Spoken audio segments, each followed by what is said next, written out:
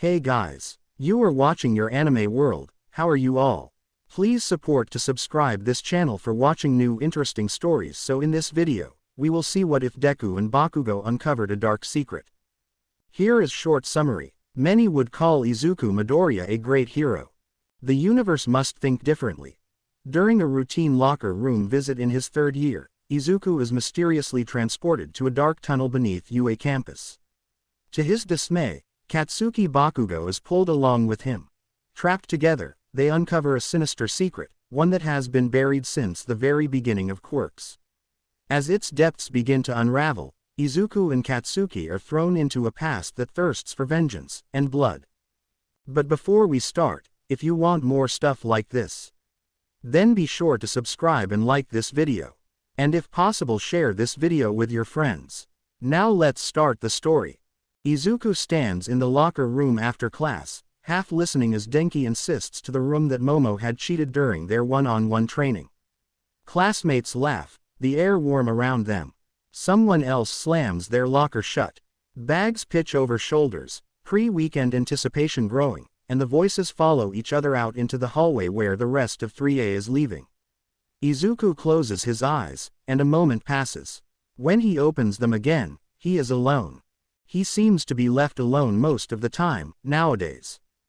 Not by anyone's preference, of course, it is only an observation that has become more noticeable the closer his classmates reach graduation. As their midterm begins, so does the anticipation of going pro, of choosing to either partner up with friends or, in Izuku's case, remain independent. In a way, his solitariness is his own choice. Standing with no one beside him is completely and utterly his own doing. Eventually, he will come to terms with the decision. Today, however, the empty locker room still echoes with his classmates' laughter. He leans forward to pack his bag and ignores the ache in his chest, but as he reaches down for his dropped towel, bracing a hand against the wall for balance, he is suddenly tumbling forward. The concrete and stucco vanish beneath his palm, and he slips through the air without anything to balance him. His head hits the floor with a startled yelp. The hallway voices cut out completely, and in their place is darkness and silence. For a time, Izuku blinks and tries to shake his vision back into focus. On his hands and knees, green lightning splinters as he charges up One for All. It is the only source of light but bright enough to get some faint outline of the area. He turns onto his back and freezes. Where the locker room had once been is a solid, slimy stone wall. He pushes himself up to his feet and ignores his legs when they start to wobble from his blooming headache. A villain attack is his immediate thought amidst the other hundreds of questions filling his mind. He prepares for a fight, ducking defensively, eyes still unadjusted to the dim. When nothing comes at him, when he feels nothing from danger sense indicating an upcoming brawl, his shoulders dip slightly. He steps forward. He explores every inch of the wall with his fingertips. It does not budge. There is no door, no lock to pick, even if he had anything but lint in his uniform pocket. There are no glimmers of afternoon sunlight slipping through the stone. No torches in this damp tunnel. Just more and more darkness and slippery walls. He smells the air in the hopes it might indicate something. The location, the distant scent of food or overused quirks from training. The air is stale, wet, cold. He charges up a bit more of One for All and punches. The rock crumbles beneath his fist, denting the wall in a spider-webbed fracture. Beneath, there is only more gray stone. He reels backward to the other side of the tunnel. The passageway is 2 meters wide and immeasurably long on either side of him. If he were to jump, he'd be able to touch the ceiling. His tennis shoes echo when he takes a few steps to his left. Hello. His voice seems to hit some invisible void, branching out with no apparent end. Nothing responds back. Izuku tucks a lip between his teeth and holds out his palms to the opposite dark ends of the tunnel. Black whip flies from his arms, shooting in both directions.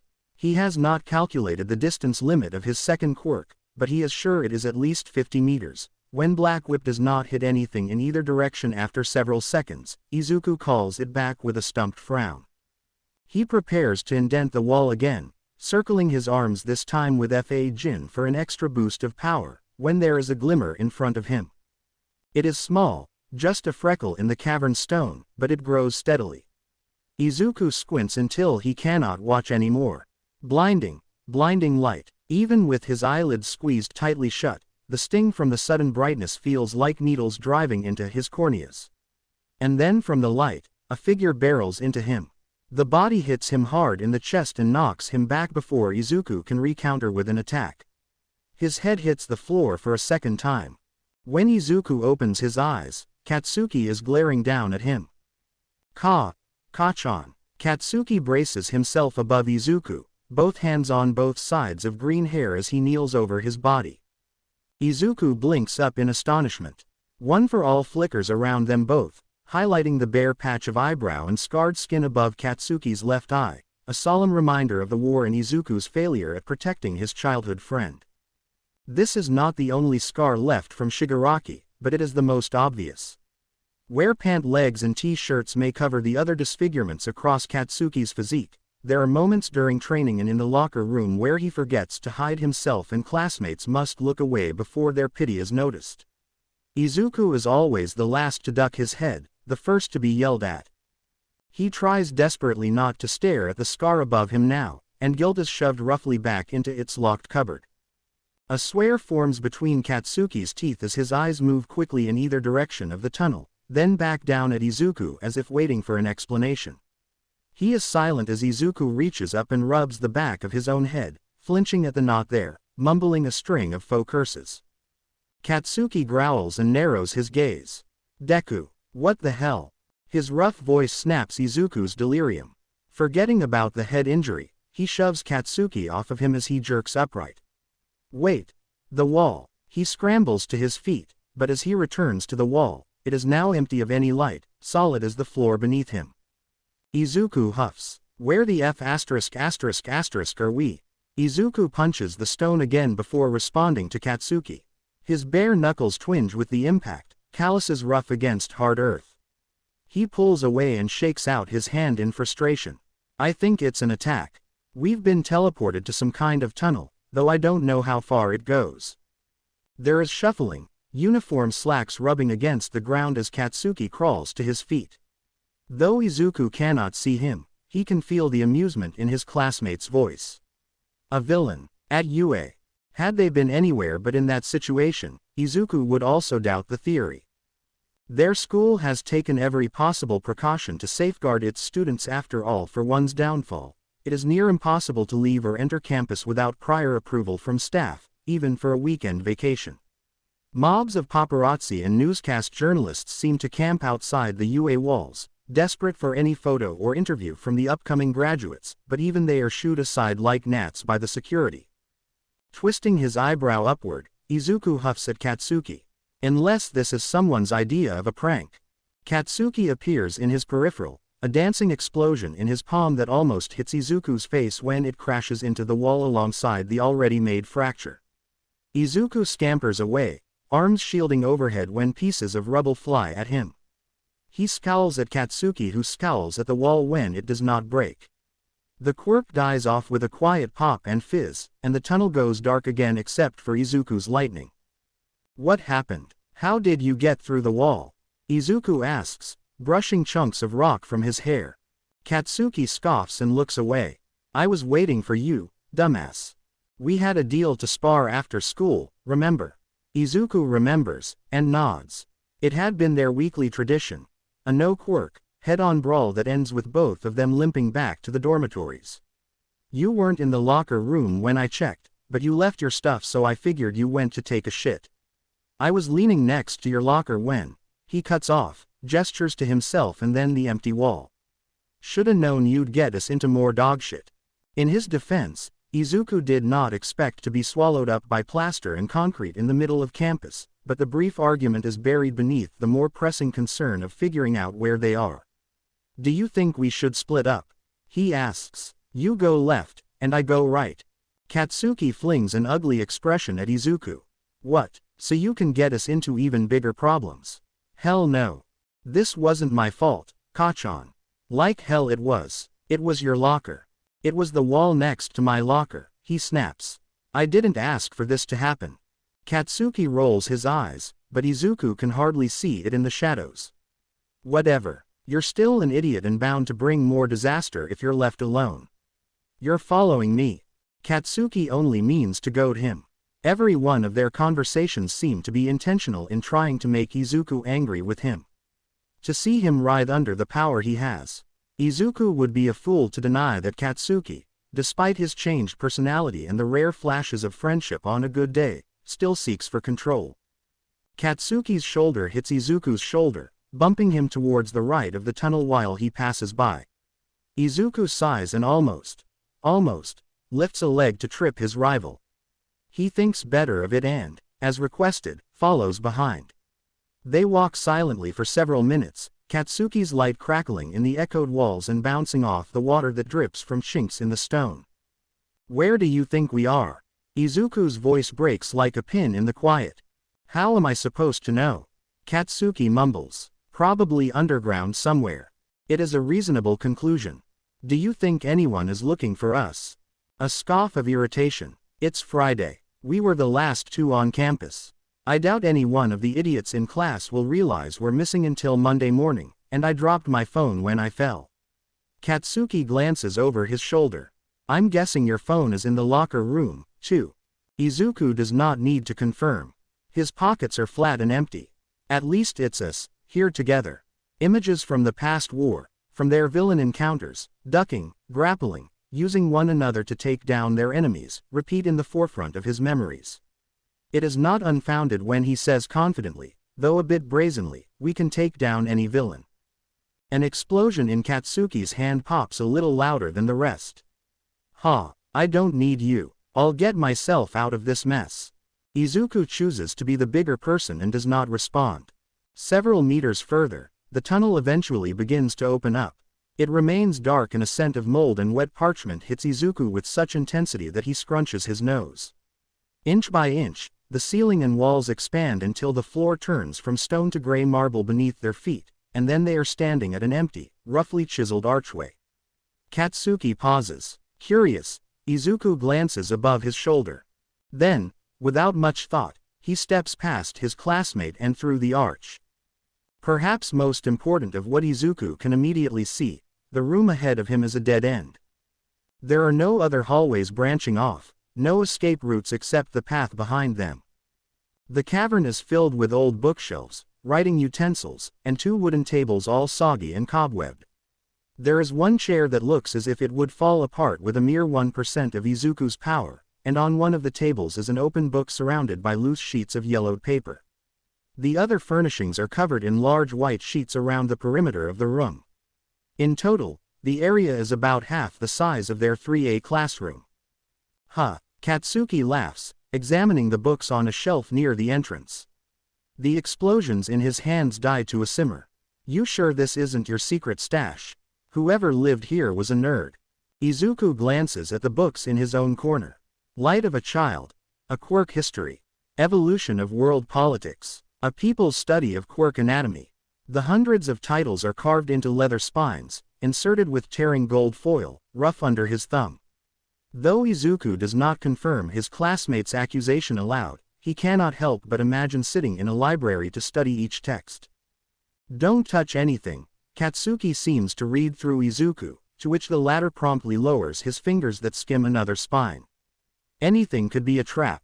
They continue searching in their proper areas until they end up in the middle of the room together, scanning the table with several unorganized sheets of paper. Notes, it seems, conjugate around the wood in swirling handwriting. The ink is faded and difficult to make out, even with Katsuki's sparks dancing mere centimeters above. Izuku accidentally kicks something beneath the table, and he bends down. This might help. He brings up a thin, white candlestick. Katsuki hisses and yanks the candle from Izuku's hand. I told you not to touch anything. It takes several seconds for the damp wick to light, but once one of Katsuki's embers catches, Izuku allows his tottery quirk to flicker out. The room spreads with a warm, steady glow. In the light, Izuku takes a moment to fully appraise everything around him. He notices small things that he had not caught with his green lightning, a few empty candelabras, an unlit chandelier hanging from the ceiling, half-opened crates stamped with Yuuei's logo. Kachan, these are from our school. Izuku rushes over to one of the wood-planked crates. From the gapped lid, Izuku can make out glass beakers and other breakable science equipment. Do you think this is a storage room? Why the F*** would you expect me to know that? Katsuki says, more invested with the notes on the tabletop than Izuku's discovery. He places the candle in one of the nearby brass chamber sticks and his eyes shine in the light. Over here, there are dates on. I think these are journal entries. Izuku returns to where Katsuki has picked up one of the loose papers. His eyes squint over the letters. October 2094, Izuku reads over Katsuki's shoulder. His brain churns as he considers the date, and he gasps quietly with realization. Almost 50 years after the first quirk appeared in China, these are more than 100 years old. There's other entries, Katsuki continues, picking up another sheet, and they're all written by the same dickwad named Kalo. Sure enough, at the bottom is a signature. What are they about? Katsuki sneers over the writing. Everything is waterlogged, but from what I can tell, they're just biased philosophies about the quirkless. Read them yourself. Something tugs inside Izuku, an electric displeasure beneath his skin. He has witnessed bigotry against the quirkless in too many scenarios, endured it himself from another person, in another classroom so many years ago. Izuku takes one of the better preserved papers from Katsuki's outstretched hand, careful not to touch skin. September 2094. During psychology class today, I was asked for a comment regarding the quirkless. Miss Okana was unable to counter my argument that the quirkless will one day cease to exist, bred out until complete extinction because of their lack of contribution to society, though she sure sputtered like an idiot trying to form a response. Most of the instructors at Yuuei do not share my opinion, but personally, I look forward to that day when we are no longer hindered by the weak.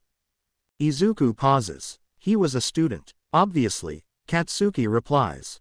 The matter of quirks is inconclusive in the eyes of politics, and many have accepted them as a mere step of natural evolution in the human gene. While it may be evolution, I believe only the strongest should ever acquire powers. Quirks were created as a sort of precursor to Darwin's theory, to strengthen society and rid of the waste. Izuku swallows. The theory of strengthening society directly through quirk use is shallow at best, even if the direction is not completely misguided from an educational view. It feels impossible to picture a world without superheroes, but even more horrific is a world dictated by the strength of one's power. He keeps reading. I wish to do as quirk evolution intended from the beginning and prove the importance of strong quirk inheritance. This is my proposition. Let us get rid of the waste. Persons who are most likely to benefit the world, who are deemed deserving for superhuman manifestation by an elected council, are selected to pass their genes on to the future. They will be able to marry, repopulate, and add their footprint to evolution. Those who remain quirkless are those whose quirks do not benefit society, or are threatening enough to destroy society, will thereby be duds, unworthy in the feat of progression. They should be unable to reproduce. We will cull out the weak and create our own society where the strong survive. Prepare for further research. Kalo. Izuku feels faint with shock. He rereads the entry, and again, until he smacks his hand down on the table. This is ridiculous. The paper lies flat atop the other notes, and nausea churns his insides. His teeth grind against each other, tight in his jaw. This guy wants to control who is allowed to have quirks. Who is allowed to have children. It is all terribly, horribly dystopian. Some nightmarish dream from a blockbuster film, a page ripped from a fictitious comic. Even if this student, Kalo, never had his petition heard by government officials, Izuku cannot help but blanch at the small possibility that this could have been their society today. Katsuki is standing a couple meters away, looking through the crates, and does not seem to notice Izuku's increasing displeasure. I already read the bloody letters, Izuku. No need to regurgitate everything. Izuku leaves the page where it lies beneath his fingertips and reaches for another. And another. Each of the writings that he is able to make out between ink and water splotches have the same premise. Kalo's blunt opinion of the weak, how he intends to study human evolution, mixed with irritated, pompous ramblings that Izuku cannot help but spit at. At one point, he even finds a page filled with different signatures, though he cannot clearly read any of their names. Kalo, As much as Izuku scowls at the idea, was not alone in his consensus. "We should leave," Izuku says suddenly. That same vile nausea creeps up his throat and he tastes it on the back of his tongue. "I don't like this place." Katsuki snickers, head dipped into a large box. "What, are you really afraid of some old dead guy spitting dubious opinions?" Izuku says nothing and heads for the tunnel, fingers pressed into palms.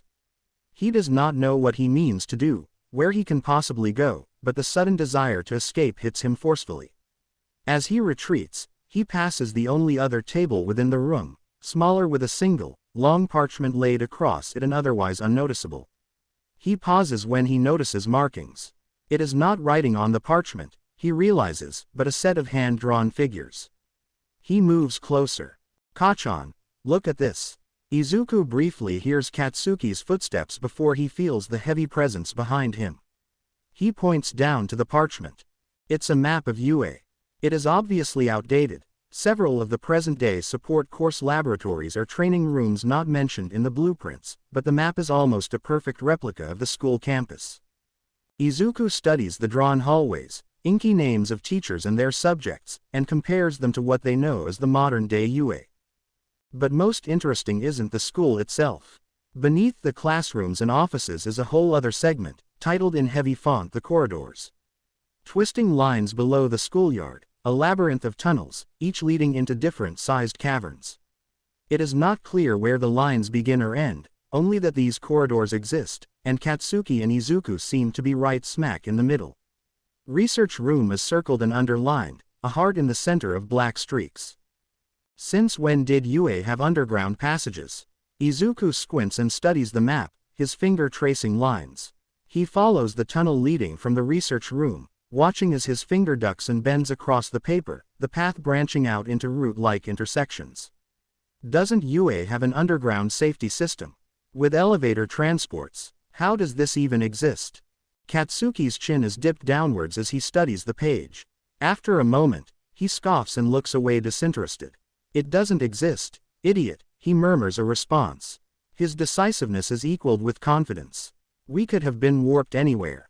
This map is just a bunch of bullshit scribbles." "Wrong." The unexpected hiss, a voice, abruptly interrupts them from behind and, without pausing to consider anything, Izuku wrenches himself in front of Katsuki.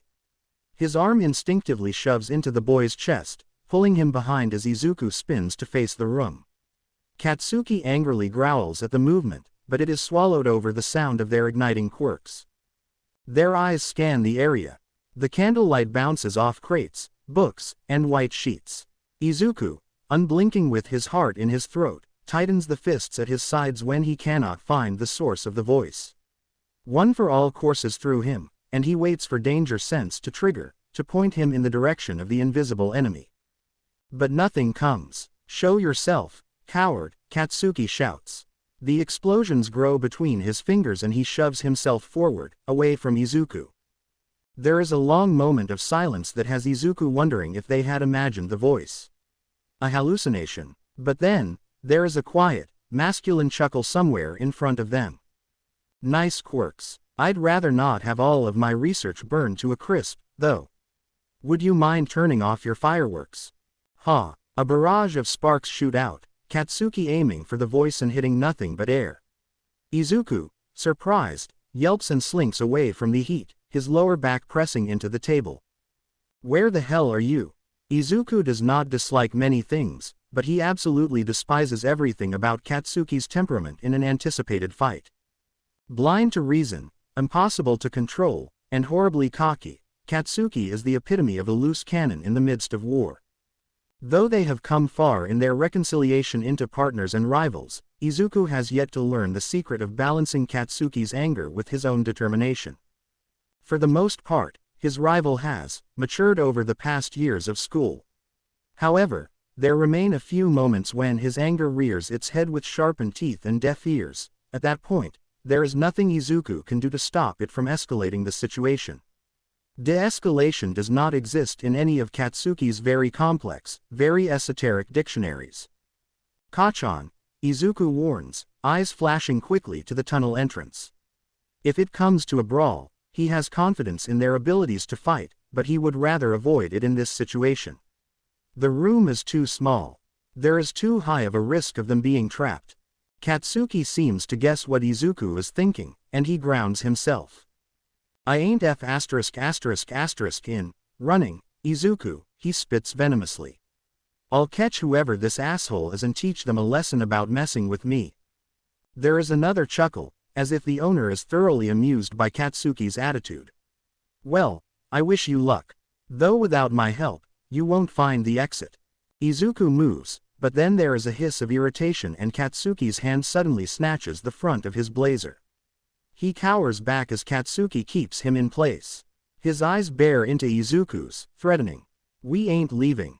Izuku is not stupid. He knows fighting an invisible opponent is difficult. His spars with Toru Hagakure confirm this enough.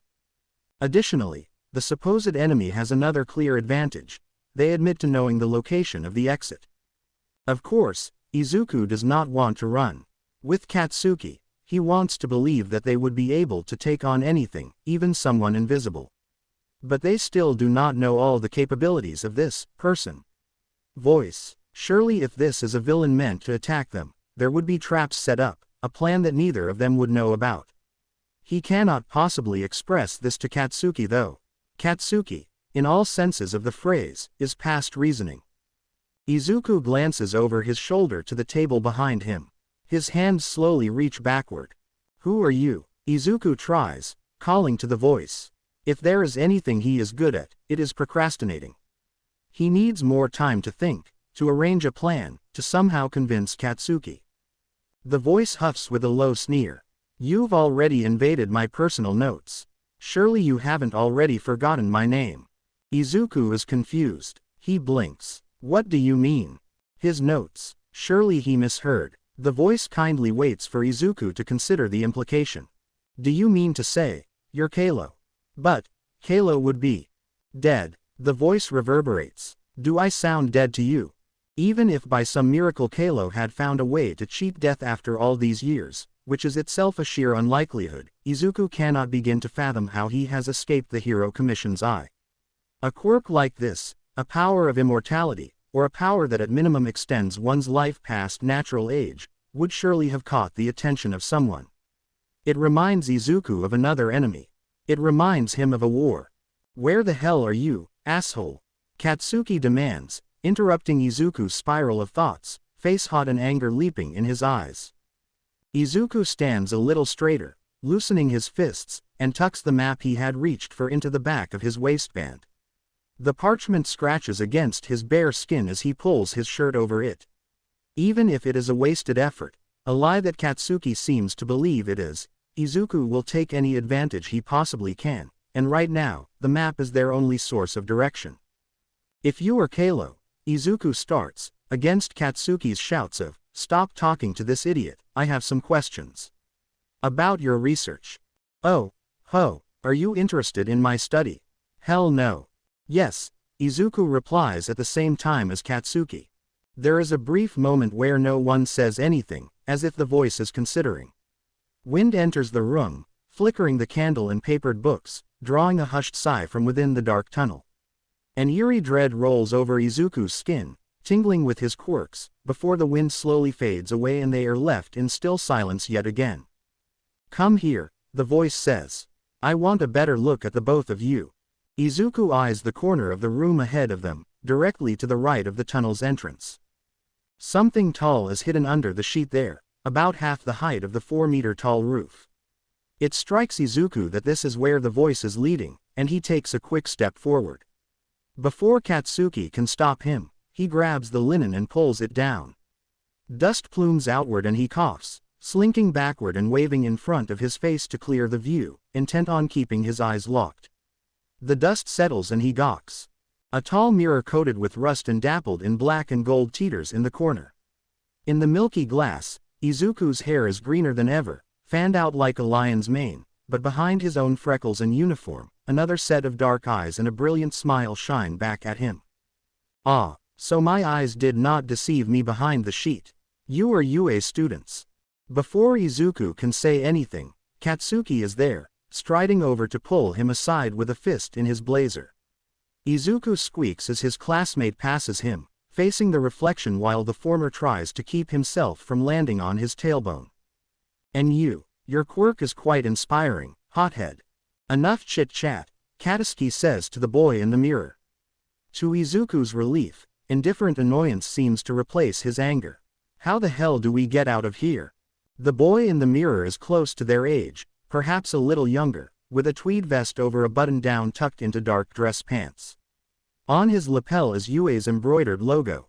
A flat cap, something Izuku has only seen in vintage commercials and ancient greeting cards, sits atop his hair and flattens it against the back of his neck. Rather, he looks like a well-dressed schoolboy. Kalo is as unassuming as one of Yuuei's own, starry-eyed freshmen. It is almost comical in the way the low, purling voice does not match the boy's exterior. I thought you wanted to fight me. Kalo's eyes flash to Katsuki, who scoffs, and then to Izuku. And aren't you curious about my writings? Don't act as if you haven't read them. Izuku blinks. Well, yes, Izuku admits, trying to stay focused despite his surprise. He stands straight and glances to the table with Kalo's notes. Keep talking. The last thing he wants to do is undermine a potential villain, no matter how inconspicuous Kalo appears. Your theory about controlling quirks to redefine society is interesting. And, well, it sounds a bit like quirk marriages, where people get married with the intention to create specific, stronger quirks in their children. Kalo's eyes sparkle, a small smile appearing beneath his upturned nose. Of course the future would be so smart. However, Izuku interrupts, turning back to Kalo, quirk marriages are not typically viewed as a morally good thing. Izuku does not miss the way he emphasizes, typically. Because then he would be calling Shoto's parents hypocrites. Shoto Todoroki is arguably the most morally good thing the world has ever seen. In fact, the entire practice is outdated. You are not only suggesting these types of pairings exist, but that relationships between the quirkless or the less strong users be controlled. Or, even completely restricted. Kalo hums, unimpressed. It is unpromising that the quirkless still exist in society. Given, I haven't exactly had the opportunity to leave this room and catch up on world politics. That surprises Izuku further, though he does not show it. Tell me, what are the current odds of being born without a quirk? He has not studied the exact ratios or statistics of users and non-users in quite some time, especially since he has no intention of passing on one for all. His quirk has fulfilled its purpose. AFO dead, a memory rotting in an unmarked grave along with the majority of other war criminals. Though they have remained mostly silent after the war, the former users have mentioned their weariness. Sometimes in his dreams, Izuku glimpses their pasts, the bitter memories and desperate cries that won't die, even after Izuku has woken up. He never wishes to shove his broken heart into someone else.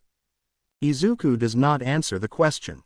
I was quirkless, he starts instead, which quiets even Katsuki's sideline grumbling. I was quirkless and the doctors, society said I would never be strong. Growing up, I truly thought I was a useless nobody without a future. Trash on the side of the road, as you compared in one of your entries. When I was in middle school, though, I inherited a quirk from a friend. We won a recent war with it. Now that I look back, I realize how stupid I had been for thinking I couldn't have been a capable hero without powers. I still could have achieved my dreams, maybe not to the extent of, but, Izuku shakes his head, frustrated. Anyone can be a hero, with or without a quirk. The quirkless are not any less strong than a quirk user. Kalo studies Izuku. His gaze seems to sink into his soul. The quirkless are nothing. Plain and simple. But how did you inherit this quirk in middle school, so late in age? Suddenly, Katsuki groans loudly. I'm leaving, he announces, waving over his shoulder, and turns for the exit. You two have fun catching up on worthless shit. I have better things to do. Wind enters the room again, stronger, and catches Katsuki mid-step into the tunnel. He squints his eyes through the gust, his hair flickering back, and hesitates. Izuku shivers. I told you, Kalo says sternly through the air. You cannot leave without my help. Before Katsuki can respond, he turns again to Izuku. Now answer my question. Izuku debates whether to follow Katsuki, but damn it, he is already invested in the conversation. Mere conviction steals his heels to the floor. Kalo, who has apparently not interacted with anyone outside this room, would not know the history of One for All and All Might like the rest of the current world. It is only fair that Izuku tells him, right? My friend gave me the quirk after, he pauses. He saw me do something heroic. Without powers. Who is this friend? What is his name? Izuku pauses. You probably wouldn't know him, but he's called All Might. He's another hero who graduated from Yuuei. Something perks in Kalo's features, but he is quick to hide it beneath a passive turn of lips. So he gave this power to you after you did something heroic. And were you successful? What? Successful? Kalo repeats. While you were still quirkless, were you successful acting as a hero in that moment? Or did someone else have to help you? I don't see the point. The idiot should have died. Katsuki calls over his shoulder from the archway, eyeing both Kalo and Izuku. But before anyone grew the balls to do anything, quirkless Izuku was the one who stepped up and tried to save my life. It inspired All Might to finish the job. I'm still in standing, so I consider it bloody successful. The sludge villain had been a turning point for Izuku's life, in more ways than one. Some nights, he still dreams of on-site heroes and civilians rightfully screaming at him to get back, the monsters gurgling laughter, and Katsuki's eyes as they watch Izuku from beneath the mound of muck. He had been stupid, no doubt, jumping to Katsuki's aid without a plan, but it was through that stupidity that Izuku is now able to stand proudly as one of the history book heroes. As if predicting his exact answer, Kalo addresses Katsuki with a smile. But ultimately, it was this All Might, a hero with a quirk, who saved you. Not your friend. Izuku flinches and Katsuki rounds on the mirror. You understand, don't you? Kalo's reflection flickers. You cannot be anything in this world without a quirk. I doubt you would be able to survive 2 days without your fireworks.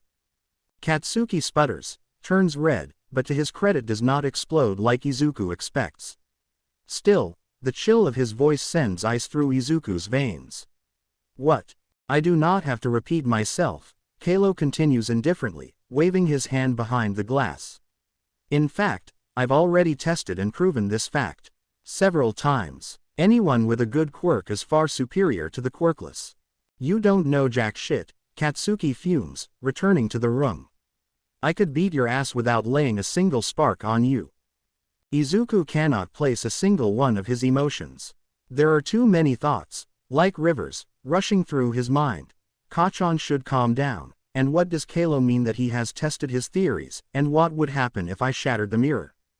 He tries to focus on something other than the stupidly self-deprecating guilt that, perhaps, Kalo has a point. If he were to sit and think, he might agree that he never saved Kachan from the slime monster all those years ago. It had been All Might, after all, who pulled Kachan and him loose. But he does not want to think about that right now. What is your quirk, Kalo? Izuku asks sedately. Keep talking, keep talking. You said you've been trapped here all of these years, so you'd be well over 120. Do you have an immortality quirk? Kalo seems to relax from Katsuki's outburst and tips his head to the side. You're finally asking the right questions. Again, the strange gust of air builds in the room, and the candle threatens to go out. Izuku keeps his eyes on the reflection, even as the cold breeze brings sour sulfur to his nose. Instead of telling you my quirk, Kalo says smiling, his own hair in the reflection moving with the wind, why don't I show you? Finally, the candle flickers dark. It does not stay dark for more than a second while Katsuki relights his explosions. In the fire's light, the boys twist together, back to back, an instinctual pose that runs deep in their blood. They have defeated villains like this. They know what sorts of maneuvers to use. They eye their surroundings, unblinking. Kachan. This isn't the same room. I have eyes, Deku. I know. They stand alone in a new cavern, much smaller than the previous, bare of tables and books, heads almost at the ceiling. There are no cracks, no exits.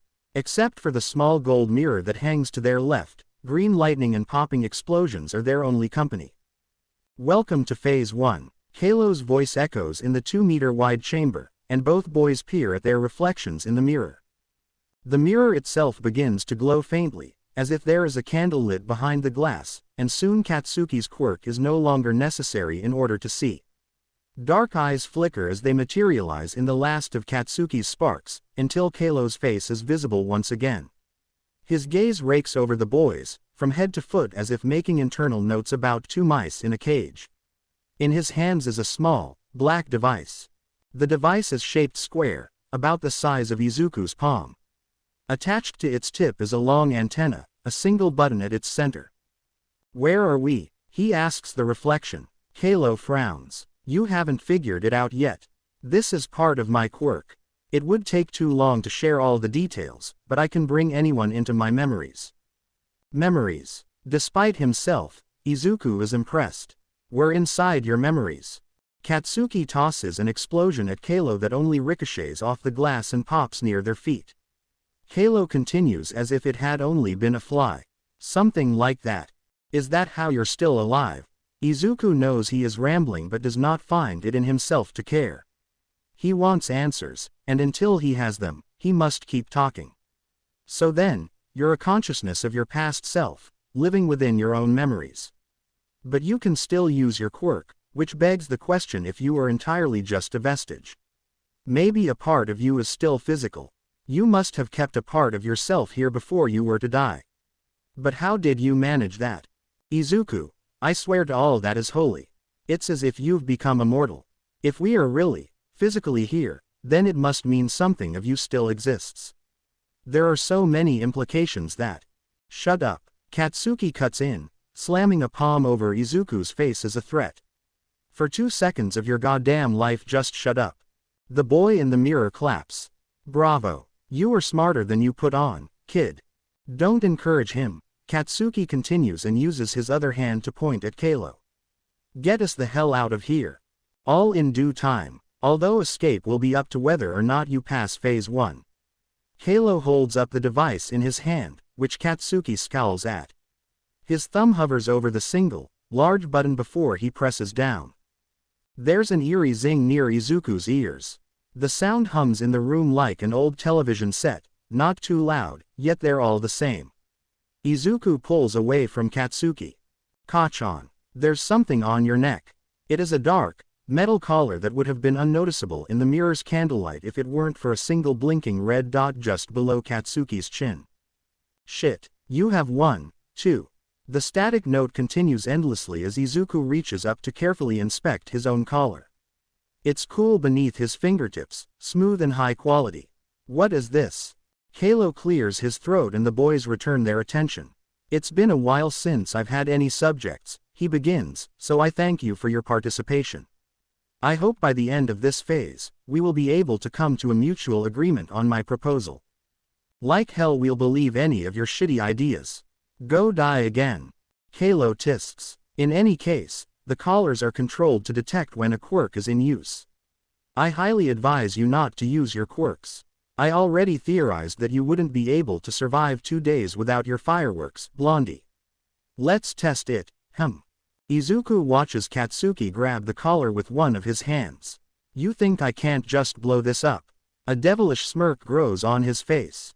Izuku wants to warn Katsuki to be careful, but when Katsuki steps ahead of him, nose inches from the mirror, and begins to burn the collar around his neck while staring Kalo dead in the eyes, Izuku clamps up. The buzzing grows beneath his ears. And then, he cannot speak. Izuku's voice turns to a cut whisper, and he grips his neckband as it tightens around him. Katsuki, unaware of Izuku, continues the small explosions against his own collar. Something is not right, Izuku slowly realizes as he adjusts his fingers into the steel brace. He tries to catch his breath but he cannot. He cannot breathe. Choking. Hot. There is something hot around his throat. It hurts. Sharp, little needles, piercing, boiling. It sears into his nerves, and he bows to the pain until he falls to his knees. His mouth gapes open and closed, soundless. His vision spots. Until he collapses onto his side in a heap, Katsuki does not notice him. Wah! Katsuki finally stares down at the withering boy, eyes wide. Izuku cannot hear him. His shoulders and neck begin to spasm violently, muscles burning beneath the live wire. He arches over the floor. Katsuki kneels quickly and cuts off his explosions to shake the half-conscious classmate. What the hell? He shouts. Hey!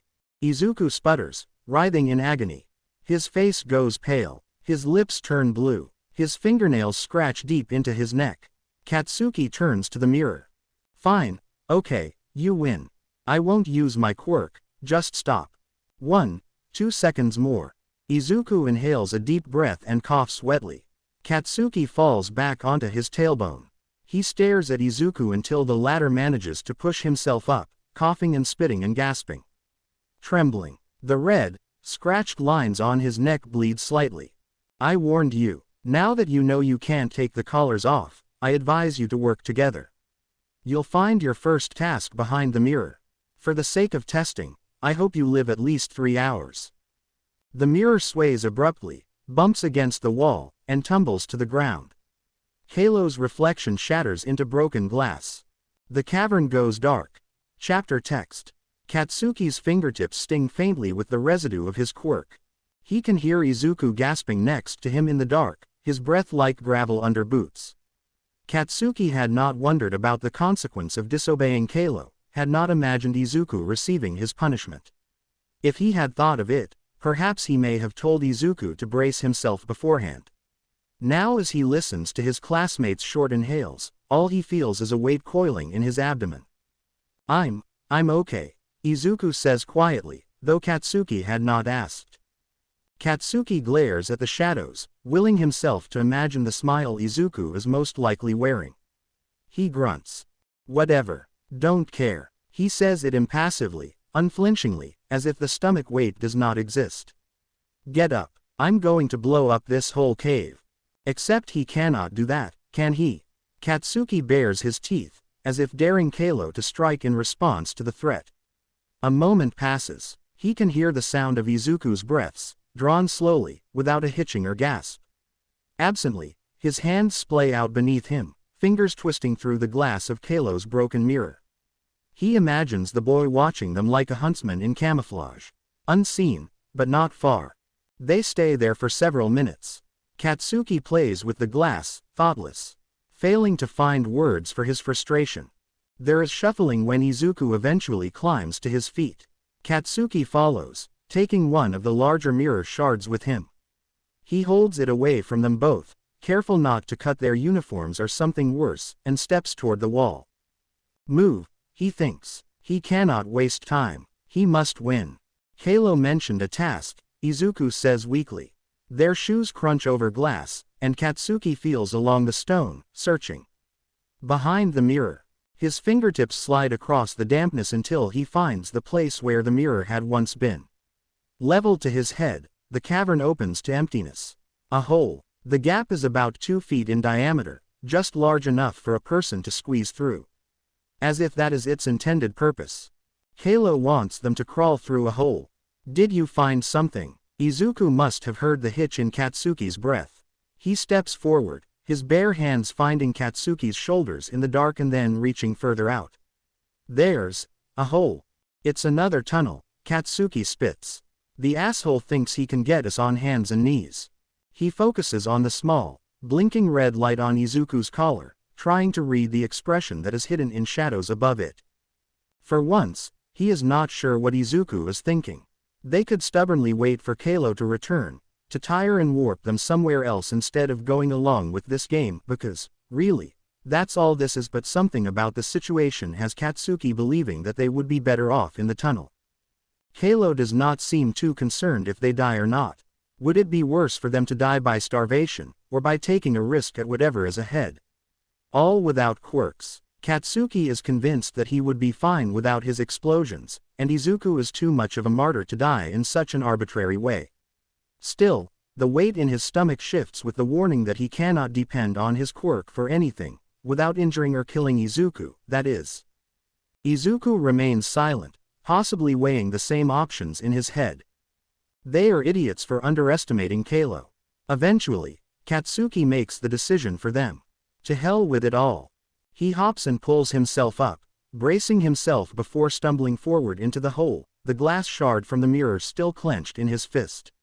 Izuku squeaks behind him. Wait, shouldn't we? Upon realizing Katsuki is not in fact waiting, Izuku sighs and clumsily climbs after him. Rough stone clips Katsuki's shoulder blades and knees, bearing him down.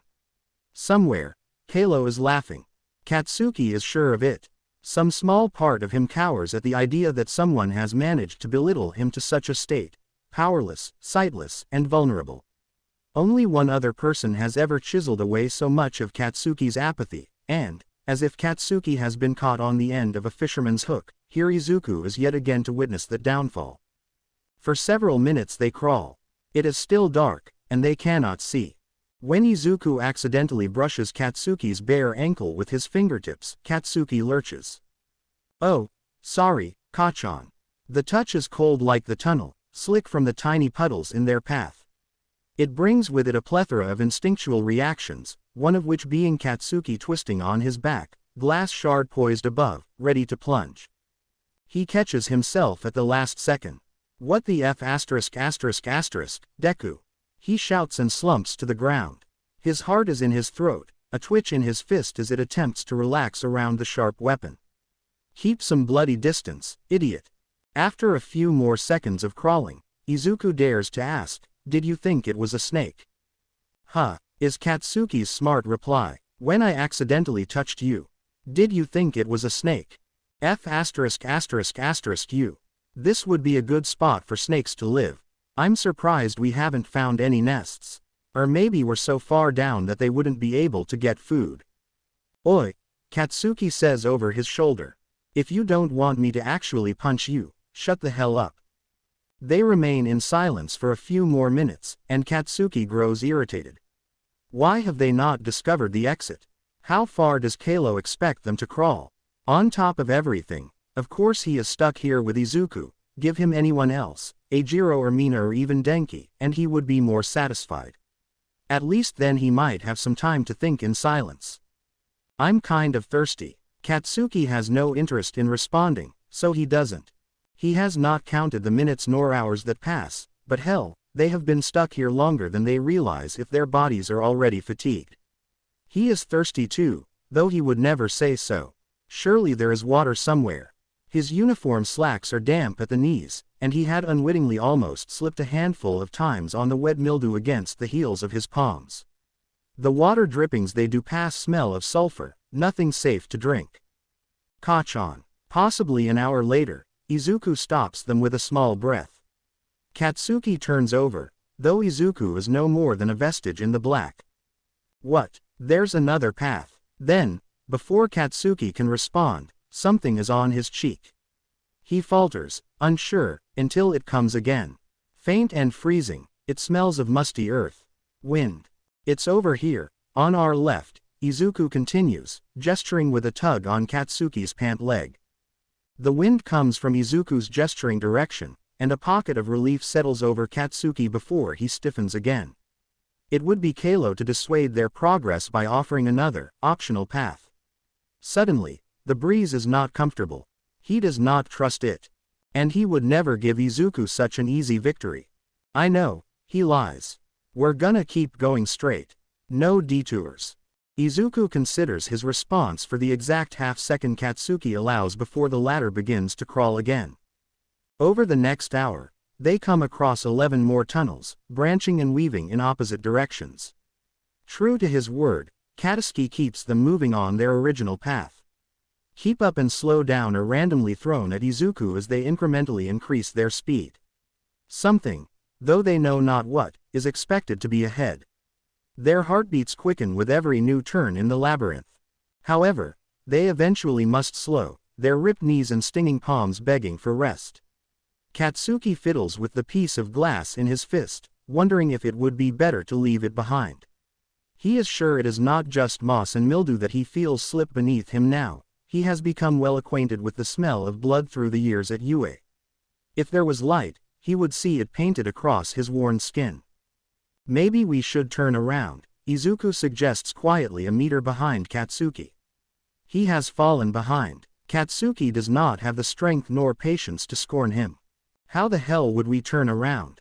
The tunnel ceiling has lowered, its walls closer, not by much, but it would be near impossible moving their bodies in any direction but forward. Oh, Izuku responds, as if just realizing. They continue dragging themselves on. The splits in their path cease to exist and they are left with no other option except forward. Pushing, pulling on their achy muscles. Katsuki is not claustrophobic, but the tight cavity chokes him. It is worse in the dark. Without anything to see ahead, without some clear indication that they are not just moving in an infinite circle, the tunnel is a trap for nightmares. When the ceiling lowers another inch and he is forced to his forearms, he swallows dryly. You'll have to duck more, he tells Izuku, who does not respond. Katsuki's stomach gurgles, and he hopes the other cannot hear it. Thirsty, hungry, fatigued. Pathetic. He has gone longer without food, has exercised for 9 hours continuously without feeling this type of exhaustion.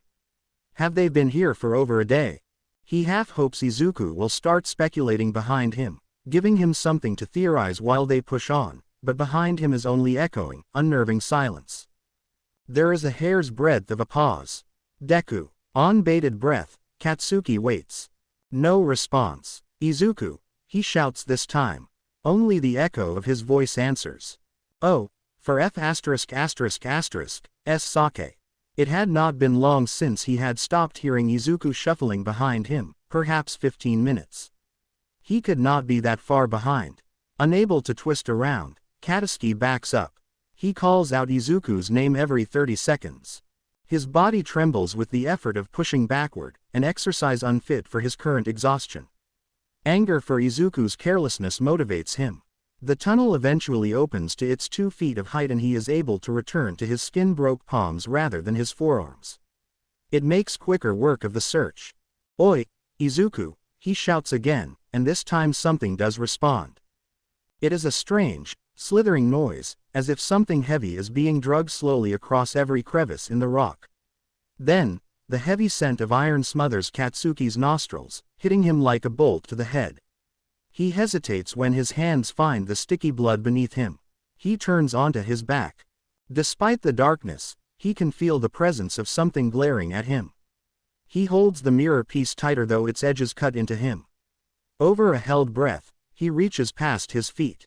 Fingertips follow the trail of blood on the rock bed until at last he touches something familiar. Disheveled fluff. He moves lower, feeling along the side of Izuku's knotted hair to his ear to his jawbone, then his mouth.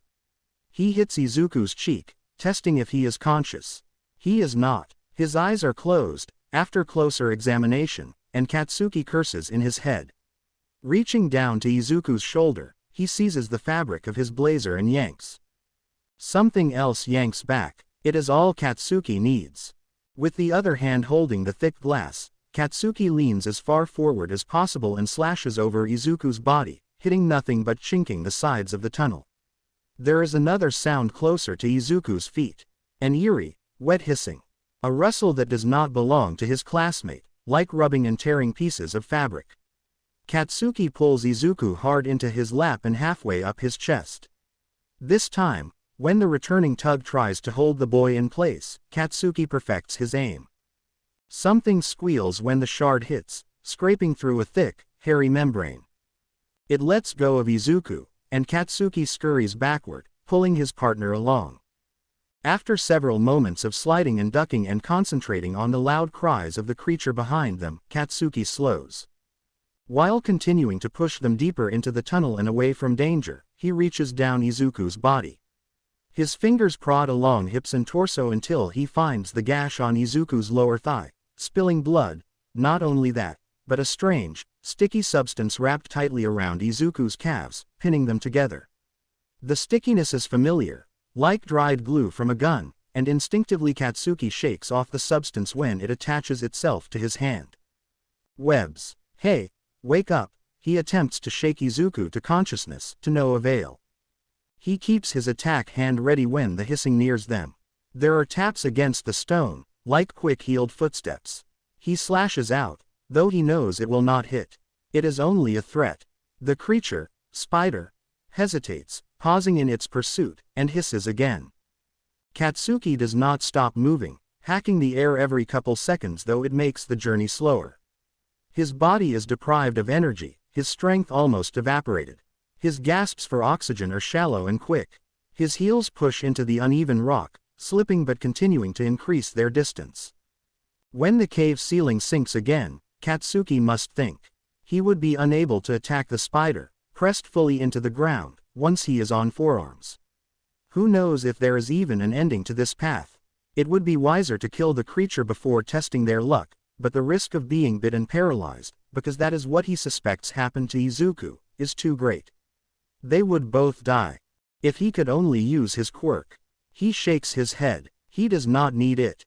Before he pulls them into the tighter space in an army crawl, Katsuki slashes once more into the dark, placing as much distance between the creature and the two of them as possible. When the taps back up several meters, Katsuki shifts onto his chest, adjusting so he is able to reach Izuku's arm from beneath him, and shoves forward. It is a slow and meticulous procedure. His muscles ache as if dragging 2 tons of weight rather than a scrawny, bled-dry classmate. His trousers and white button-down are shredded. The forearm braced beneath him as he tugs Izuku along feels as if it will come loose from its joint at any moment. The walls continue to close until his chest, back, and hips are squeezed. The taps pursue behind. The path comes around a hitched wall, twisting after a rough patch of rock that cuts deep into Katsuki's skin, and some old spark of hope flares in him. It appears all at once, as if a veil is yanked off. Soft blue light, beckoning and waiting, at the far end of the tunnel. He cannot see the cause for the light, but he is relieved nonetheless. He pulls Izuku with more vigor. The tunnel opens slightly, and the next time he glances back, he can see the glow of 8 beady pupils following Izuku's body. Hairy, thick legs stretch towards them.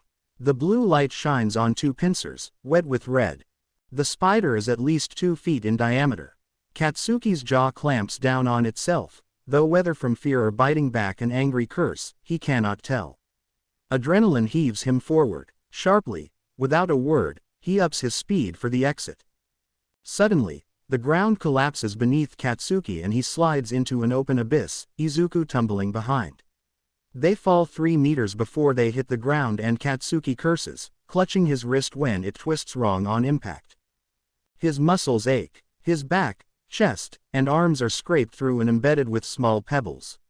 His fingernails are black. A few feet away, Izuku's face is pale, lips dry and his left leg and ankle a bloody, webbed mess. The ankle looks as if it was bitten right into the muscle, tearing off flesh. Just above, his thigh has a deep, oozing hole. Katsuki looks up from where they had fallen.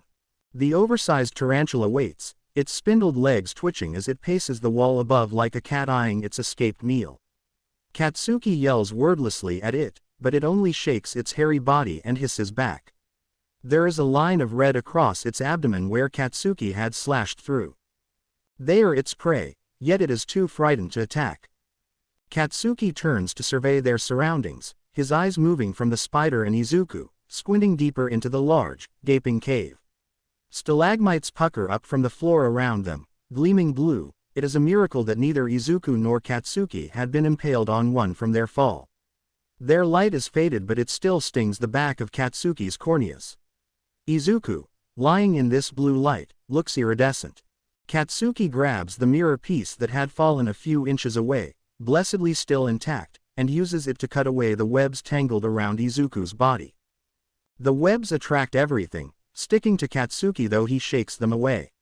When Izuku is finally free, Katsuki then cuts up the length of the pant leg until he is able to examine the extent of Izuku's injuries. He has nothing to clean the wounds with except their dirty clothes, and he tears a piece of Izuku's trousers to tie tightly around his thigh. The temporary tourniquet does not stop the blood flow completely, but it will help when Katsuki moves them. Which is what he must do next. His body smarts when he stands, burning and achy from their who knows how long trek in the tunnel. An involuntary groan slips past his lips when he bends down for Izuku. Keeping an eye on the threat still attached to the ceiling 5 meters up, he carries Izuku like a wounded soldier in his arms, carefully favoring his hurt wrist. Blessedly, the spider does not follow. Back on his feet, Katsuki continues to regard the large cavern. The tall stalagmites light their path, stone walls catching their sharp blue and gleaming. Murky air gags, but it is not as constricting as it had been in the tunnel. Bumps from the cold rise on his skin. Every footstep echoes, every kicked pebble like dropped porcelain in a silent room. It is not until he has stumbled for several more minutes that Katsuki hears a low humming ahead. 10, 20, and then 50 paces more, there is a babbling sound, a dripping of something hitting the rock face. His fingers clench tight around Izuku. Another step, and another, eyes scanning the shadows and divots in the grotto. He turns a corner. In a scuffling, strangled mass, Katsuki lurches into a run. He lowers Izuku first before diving to the stream's edge and cuts a hand across its surface. He licks his wet fingers, tasting. The water is cool and fresh. Safe. He cups his hands together and drinks. The stream pours from the wall, mingled among the stalactites and stalagmites, and flows further down into the cave. Katsuki's throat throbs sharply when the water is swallowed and he can feel it slosh in his stomach as he drinks his fill. It is the closest he has ever been to dehydration, and he sits back, panting when he can no longer hold his breath to drink more. There is a tiny, dry cough next to him. Red eyes dart to Izuku, who is still seemingly unconscious, watching. A single finger spasms, indiscernible if Katsuki had not been paying attention. "Oi!" Katsuki calls, immediately sitting over Izuku and shaking him by his shoulders. "Wake up." Like hands prying on a door that is far too heavy, Izuku's eyelids open. He is unfocused, pupils rolling left and right and up and down, until he seems to notice Katsuki. "Ka. There's water," Katsuki explains, setting Izuku's shoulders down on the rock. He slaps a hand through the stream and sprays Izuku across the face. Izuku shivers and scrunches his forehead in delirious confusion, but does not rise. Slowly, his eyelids begin to lower again. "Oh, no you don't," Katsuki scowls, soaking Izuku for the second time. But Izuku does not even flinch, just settles himself deeper into the stone. "For the love of," Katsuki mumbles. "I really have to do everything for you, huh?" He cups his hands in the water. "Open your mouth or I'll drown you." Izuku, of course, does not react. Katsuki drips the water from his hands over Izuku's chapped lips, aiming for the small space between teeth. He does this twice before Izuku's body seems to notice and his lips gap instinctively, opening to allow more access. Katsuki helps his unconscious partner sit up, braced against his chest as he drinks properly from his palm. Izuku's eyes remain shut, but his breathing returns to normal, and by the time he has finished drinking, the whites of his cheeks have returned to a normal pink. Bending over and gently probing Izuku's ankle, Katsuki decides it will eventually need stitches. He washes it in the stream and tears apart his own shirt, which is the least filthy of their combined garments, to wrap tightly around the injury.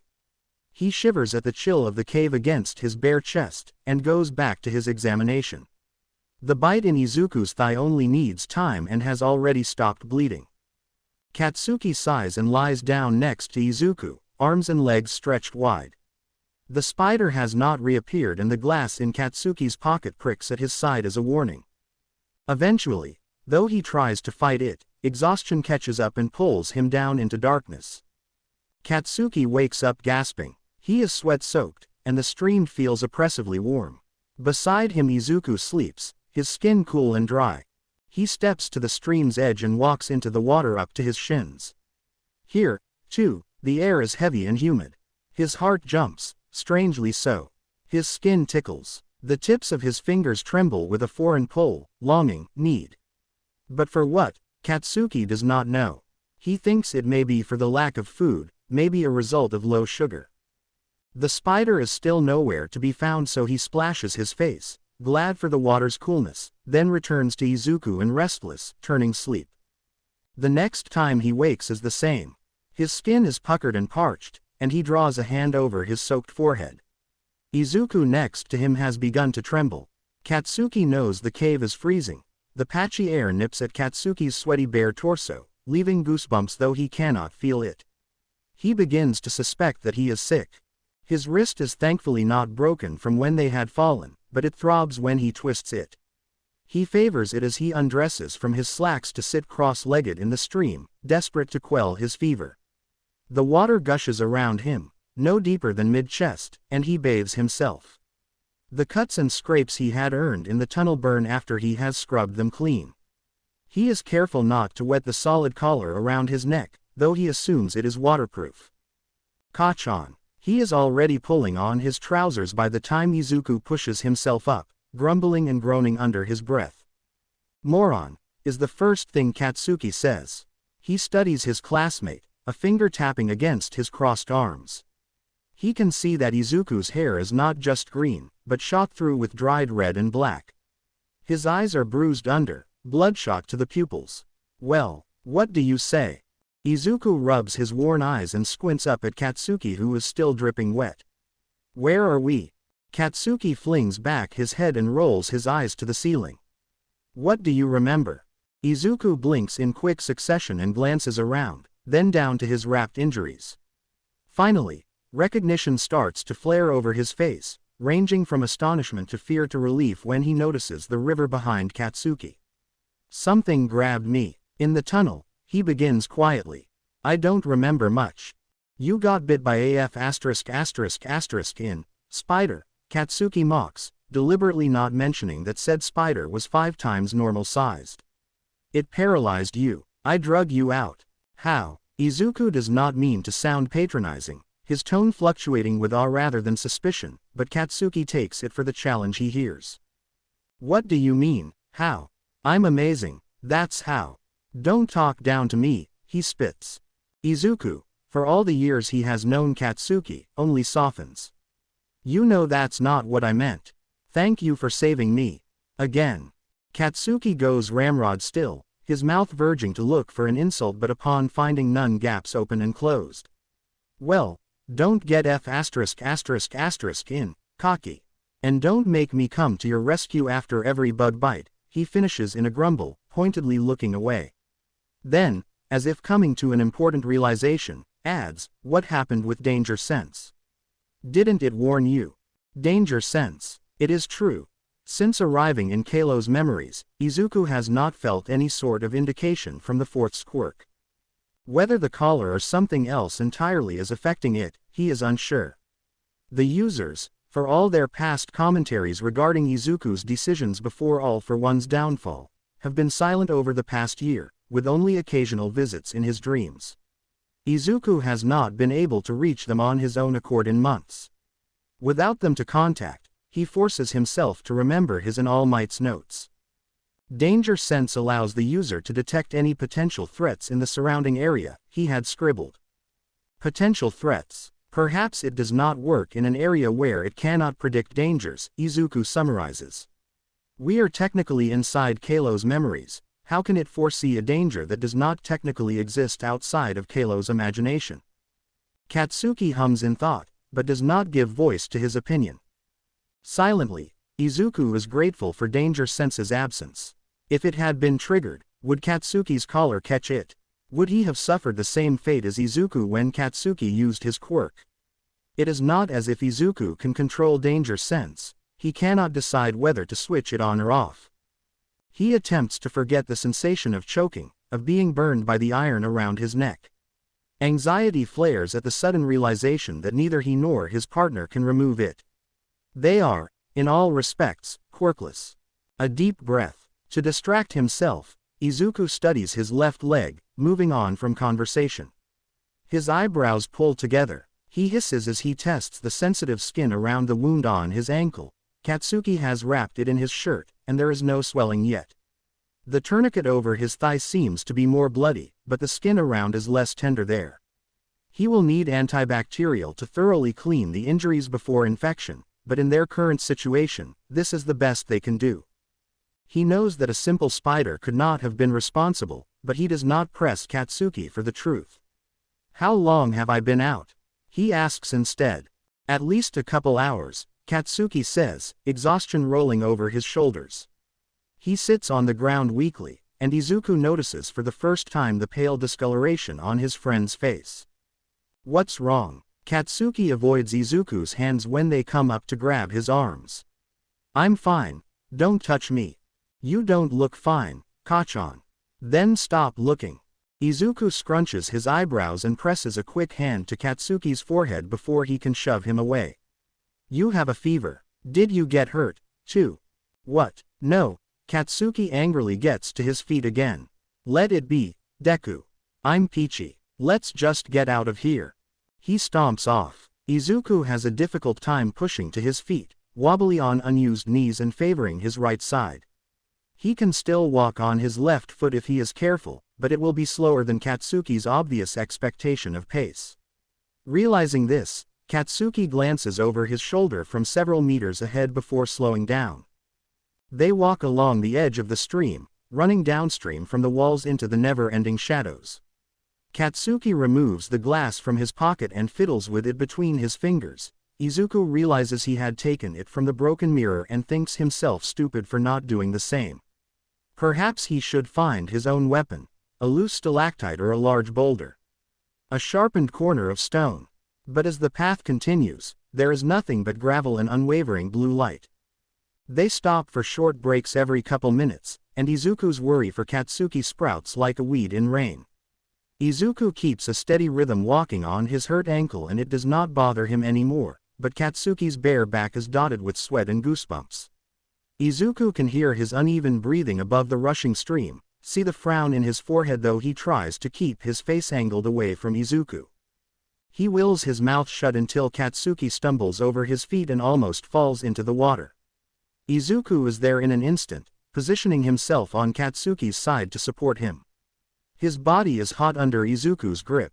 Katsuki does not realize he is being forced to the ground until Izuku is sitting in front of him, bracing his shoulders to meet him head-on. Okay, you are not fine. Katsuki says nothing, only snorts in his face and refuses to meet his eyes. If he were stronger, he would shove Izuku into the stream. Perhaps realizing this, Izuku plants himself hard on his tailbone. You have a fever and can't walk straight. Izuku checks off internal boxes in his head. Health is one of his poorer subjects in school, but he hopes the most important class notes will come to memory. You are breathing heavily. Are you sore anywhere? This. It does not come with nearly the same vigor as Katsuki intends. He stares into Izuku, compelling his threat through glare alone. Stop playing the stoic hero for one damn minute and tell me where it hurts. Izuku shoves back, meeting Katsuki's eyes. You can't walk, Kachan. Izuku grabs Katsuki and pulls him back down as he attempts to move away. No, he speaks again, clearly. I'm not letting you get us killed because of your pride. You won't be able to fight Kalo in this condition. He hopes by bringing up the possibility of a future fight, Katsuki will see reason. It is carved into their very souls. Peak physical condition is absolutely necessary for any fight against a villain, if they do not want to risk the death of their teammates. It works. Katsuki sighs. Shit, fine. It's just my hands, alright. Happy. Izuku grabs Katsuki's hands. He knows them well. Compliant, sparring, throwing, or flaming. Izuku would know them anywhere. He looks for subtle differences in the skin or the beginning of an infection, but there is none. They are perfectly normal. How do they hurt? Katsuki yanks them away. They're sore and itch. Or something. Hell if I know. He hides them in his pockets. Itch. Izuku tries again. His health notes are no use to him, after all. He is positive that Aizawa has never mentioned this condition. For bloody sake, Izuku. Forget it. Worry about your damn self. Izuku gives up, grumbles and lays back. He watches from the floor as Katsuki leans over the stream and takes a sip of water. His muscles shine with beads of sweat, dripping to the edge of his waistband. Between drinks, Katsuki rubs his fingertips together and shakes his hands as if they had lost their feeling altogether. Suddenly, Izuku's eyebrows raise. How long have we been here? Katsuki slurps. Over a day, maybe 2. We slept for a while. 48 hours. Maybe it's not an illness. Katsuki wipes his mouth on his bicep and waits. When Izuku does not continue, he irritably gestures. And what if it's a side effect of not using your quirk? He has heard of the condition before, when captured villains are chained and cuffed. It is not technically a sickness, but without proper medical care it can be dangerous. He knows of the symptoms though never faced them himself. Fevers, weakness, and numb feelings over joints where quirks would normally be used. It typically sets in after 48 hours of sudden no quirk use but can happen as early as 15. Prisoner flu, Izuku theorizes. Katsuki furrows his brows and looks at his hands. He knows the name, too. He is surprised he has not thought of it himself. So it's just my quirk. Izuku nods. It's not good to go cold turkey on quirk use. Katsuki sighs and rubs his head. Whatever. We keep moving. And they do. Despite Katsuki's dizziness and Izuku's leg, they keep walking. You could try to use your quirk, Izuku suggests from Katsuki's side. Katsuki lifts an eyebrow. Do you not remember what happened? His eyes flick down to Izuku's collar. It's just for a second. I think I'd be fine not breathing for a couple seconds. Katsuki sneers. We don't know if the collar is on a timer. I could use my quirk and watch it kill you. Besides, I will not give Kalo any damn reason to think I'm a weakling. Izuku watches his feet. Why aren't you sick if you can't use your quirk, either? Katsuki asks a few minutes later. Izuku already knows his answer. I wasn't born with my quirk. It isn't technically a part of my genetics. They stay in comfortable musing silence for another half hour. The stream grows wider the deeper they go, filling with rapids and dips and small waterfalls. Katsuki does not mention that they seem to be going downward rather than upward. This is the only route they have. He must trust that the path will lead them to an exit, eventually. Their muscles ache to the point that Izuku suggests they take another break. They are both exhausted, limping, and dragging spirits.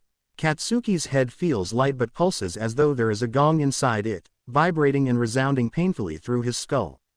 Izuku's eyelids are heavy and hard to hold up. He closes them as soon as he is on the floor.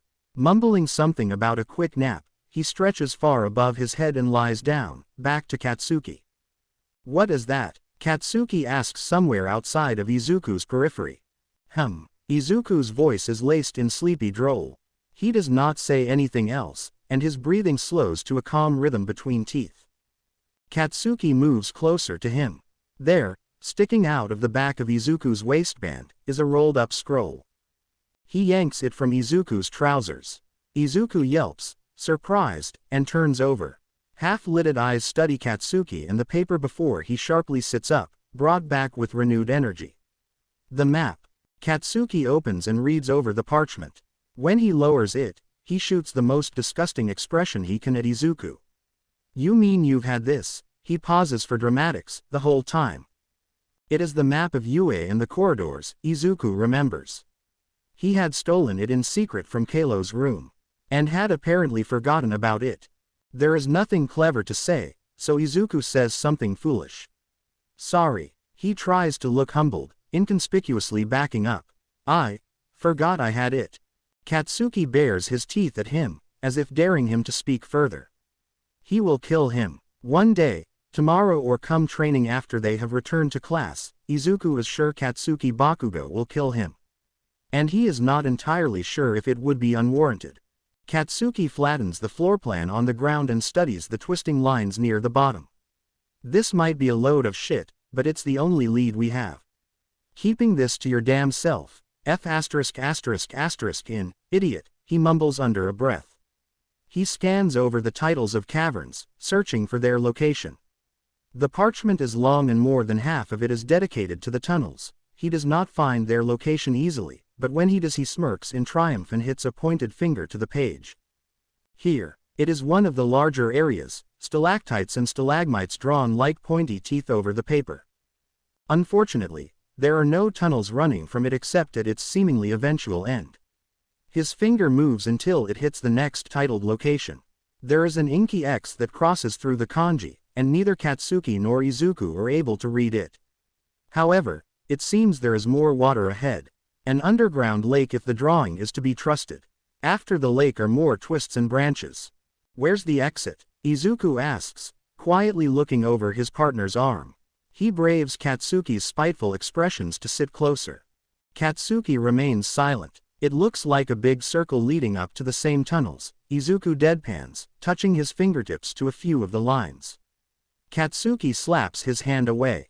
I'll figure it out, Deku. Go back to sleep. I'll take the first watch. Oh, Izuku's eyelids are already drooping again, and his body slumps gratefully to the ground without much hesitation. Thanks, Izuku says, wishing he were stronger to suggest he take the first watch instead. He yawns and stretches himself beside Katsuki. Wake me up in an hour. He falls asleep. When he wakes again, it is to the sound of small stones hitting water. It is rhythmical, and Izuku's subconscious counts the plops as he dreamily comes to consciousness. 1, 2, 3, 4. After he blinks, he sees Katsuki standing above him, reaching down for one of the small streamed rocks and throws it. 5. The rock hits the water, plopping where the others had sunk. What are you doing? Izuku asks, still coming to. His shoulders ache beneath him, his vision drunk with drowsiness despite the deep slumber. Katsuki, for all his phlegmatics, startles at Izuku's voice. You're finally awake, he says, and if he were to turn, Izuku is sure he would see him flustered. He does not turn, but points upward with his thumb. Izuku follows his gesture and gasps loudly. He almost convinces himself that he is still dreaming, and that the massive spider stuck on the wall is only an image drawn from his imagination. But that is not the truth. Katsuki chucks another stone at it. It bounces off its twitching back and falls to the stream below. It caught up. Izuku gawks at the too large arachnid and springs to his feet. It caught up. What does that even mean? Are there more? Izuku grabs Katsuki's bicep and reaches down for his own stone. He throws and it hits the rock face next to the tarantula. Fangs point and the monster hisses mockingly. That's what attacked you, Katsuki says, eyes never leaving the wall. It won't get any closer, though.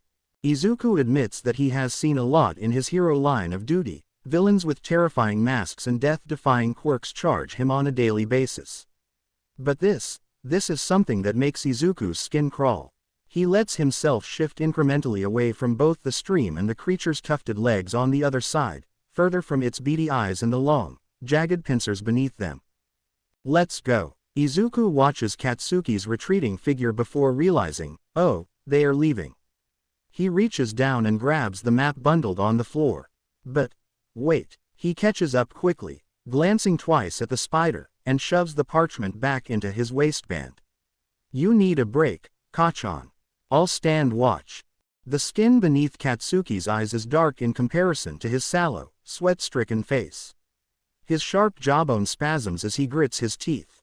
I'll take a break once we get out of here, he says. I'm done with this shit. The spider follows them, to Izuku's nauseated dismay. It creeps along the tall ceiling, between the junctions where the walls turn sharp and angled, around the dripping stalactites and through dark shadows. The floor becomes more uneven the further they go, and a few times they are forced to hop or climb down short ridges. Izuku attempts to help Katsuki when it seems he is unbalanced, though he is immediately pushed away. Their stream has grown into a sizable river, loud and echoing. Izuku almost does not hear the strange, additional hissing and humming over its splitting rapids. When he does, he pauses. Katsuki hears it, too. He stops a few feet ahead of Izuku, head perked and twisted. What's that sound? They scan the empty cavern ahead for the source of the noise before realizing it is coming from behind. Katsuki turns first, and Izuku watches the air around him slowly transform. His eyes darken then widen at something over Izuku's shoulder. Dreading every second, Izuku faces back. The tarantula has abandoned its ceiling, lowering itself down on a thick, white web a couple yards away. Izuku does not question its sudden bravery. From the crevices and cracks in the walls which had previously gone unnoticed by the boys, something moves. Izuku must allow his vision to focus. When it finally does, hundreds of black, shining eyes emerge from their rock camouflage. Move, Katsuki yells, grabbing a handful of Izuku's uniform to yank him. Izuku catches his balance and they both take off down the cave. Izuku's ankle smarts, but he ignores it. The ceiling seems to drop, but not by rock. Spiders lower themselves on webs, each at least a foot in diameter. They crawl from invisible spaces and cracks, surrounding the boys and attempting to cut them off. Hissing and spitting and gurgling, Katsuki and Izuku do not stop. The waves of black and brown legs and shining pincers chase them. One tarantula the size of Izuku's torso spits a thread of webs that does not directly hit the boys, but gets caught in Izuku's shoes. Izuku trips. He yelps in pain when he collides with the floor. Katsuki is there in an instant, mirror shard glittering.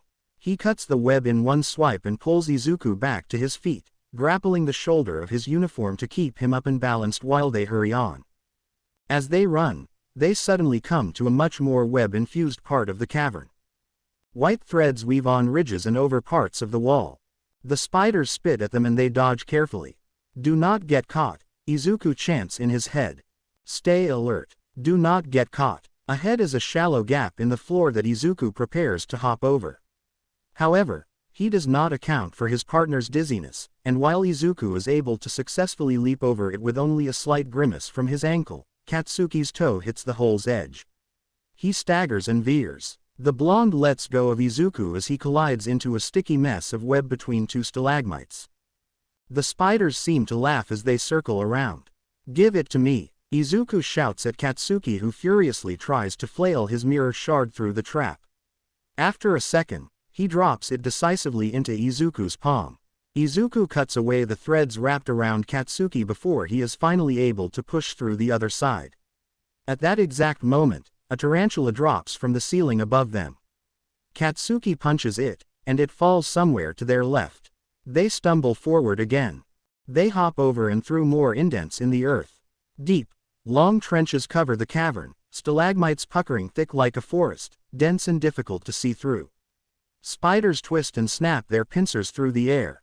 20 paces more, a clearing. They spot where the running river empties into a dark lake, and they skid down the last small slope. The water reaches from wall to wall and far into the distance. The blue stalactites shine over its black surface. Can spiders swim, Deku? Katsuki asks, dragging them towards the lake. I don't know. Katsuki swears. The one time we could actually use your brain, and you don't know. It is not the time to pick on Izuku, so Katsuki focuses ahead. Damn it, we'll have to risk it. They are 3 yards from the shore when Katsuki feels a sharp prick on his ankle. Kachan. Izuku watches it all. The moment the spider bites down, the panic in Katsuki's eyes when they turn to him, and the collapse of his strength when he drops like a heavy boulder into Izuku's awaiting chest. Izuku kicks the spider away and smashes his heel down onto its head. It twitches, but does not rise a second time. Kachan, Kachan, Izuku calls uselessly. Katsuki is unresponsive, eyes shut tight and dead weight in Izuku's arms. Izuku pulls them forward before dropping Katsuki at the water's edge. There is no time to swim. Izuku assumes a defensive position, ready to fight. He will make a gap. The mirror piece shimmers in his fist. Suddenly, there is a screech. Like fingernails on a board of an empty classroom, the sound reverberates through the grotto. Everything stills. And then, the army of spiders disperse, abandoning their meal and scampering quickly up the walls and into the cavern holes. Izuku stands, too stunned to move. In the drifting of silence and Izuku's heartbeat, 8 monstrous eyes emerge from the darkness. Chapter text. The eyes sees Izuku as he stands, terrified, waiting. Immensely long, hairy legs crawl forward below a pair of shining black pincers the size of Izuku's body. In the blue light, the massive spider takes up almost the entirety of the 7-meter-tall cave. A hiss turns into a gargling shriek, and it leaps. Izuku has just enough sense to duck and roll. Fangs pierce the hard stone where he had been only moments ago, cracking the floor. In the spider's moment of scrambling distraction, Izuku tugs Katsuki away. He braces protectively over his unconscious classmate when it charges again. Izuku grips the shard of mirror tightly, and the edges sink into his skin as he thrusts it outward. The glass rips through one of the giant spider's front legs, flinging red when it cuts in and out. The creature screams and scampers backward. In the residue of Izuku's thoughts, which are mostly comprised of profanities and nervous hiccups, the boy manages a half-cocked plan. Attack, dodge, swim. He trembles in his knees, his back to Katsuki's limp body, and wishes himself braver. The monster bashes its uninjured legs against the rock cavern like an angry bull. As it thrashes, stalactites shatter in its rampage. Holding his breath, Izuku reaches down and throws Katsuki over his shoulders. In 2 seconds more, the spider has pinned its anger again on the teenagers.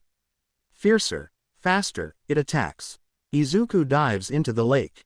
His first thought upon hitting the water is, it is shallow. His second, after trying and failing to get his balance, is that it is slippery. Had he been able to stand, the water would reach mid-chest, but in his lack of stability and with the extra muscle of Katsuki on top of him, Izuku struggles to keep his head above the black liquid. He frantically pushes himself further from shore, his worn tennis shoes slipping on the lakebed. To his horror, the spider follows. It hisses and spits behind him, struggling to catch up on its spiny legs. It slaps the water and the waves smash into Izuku's back.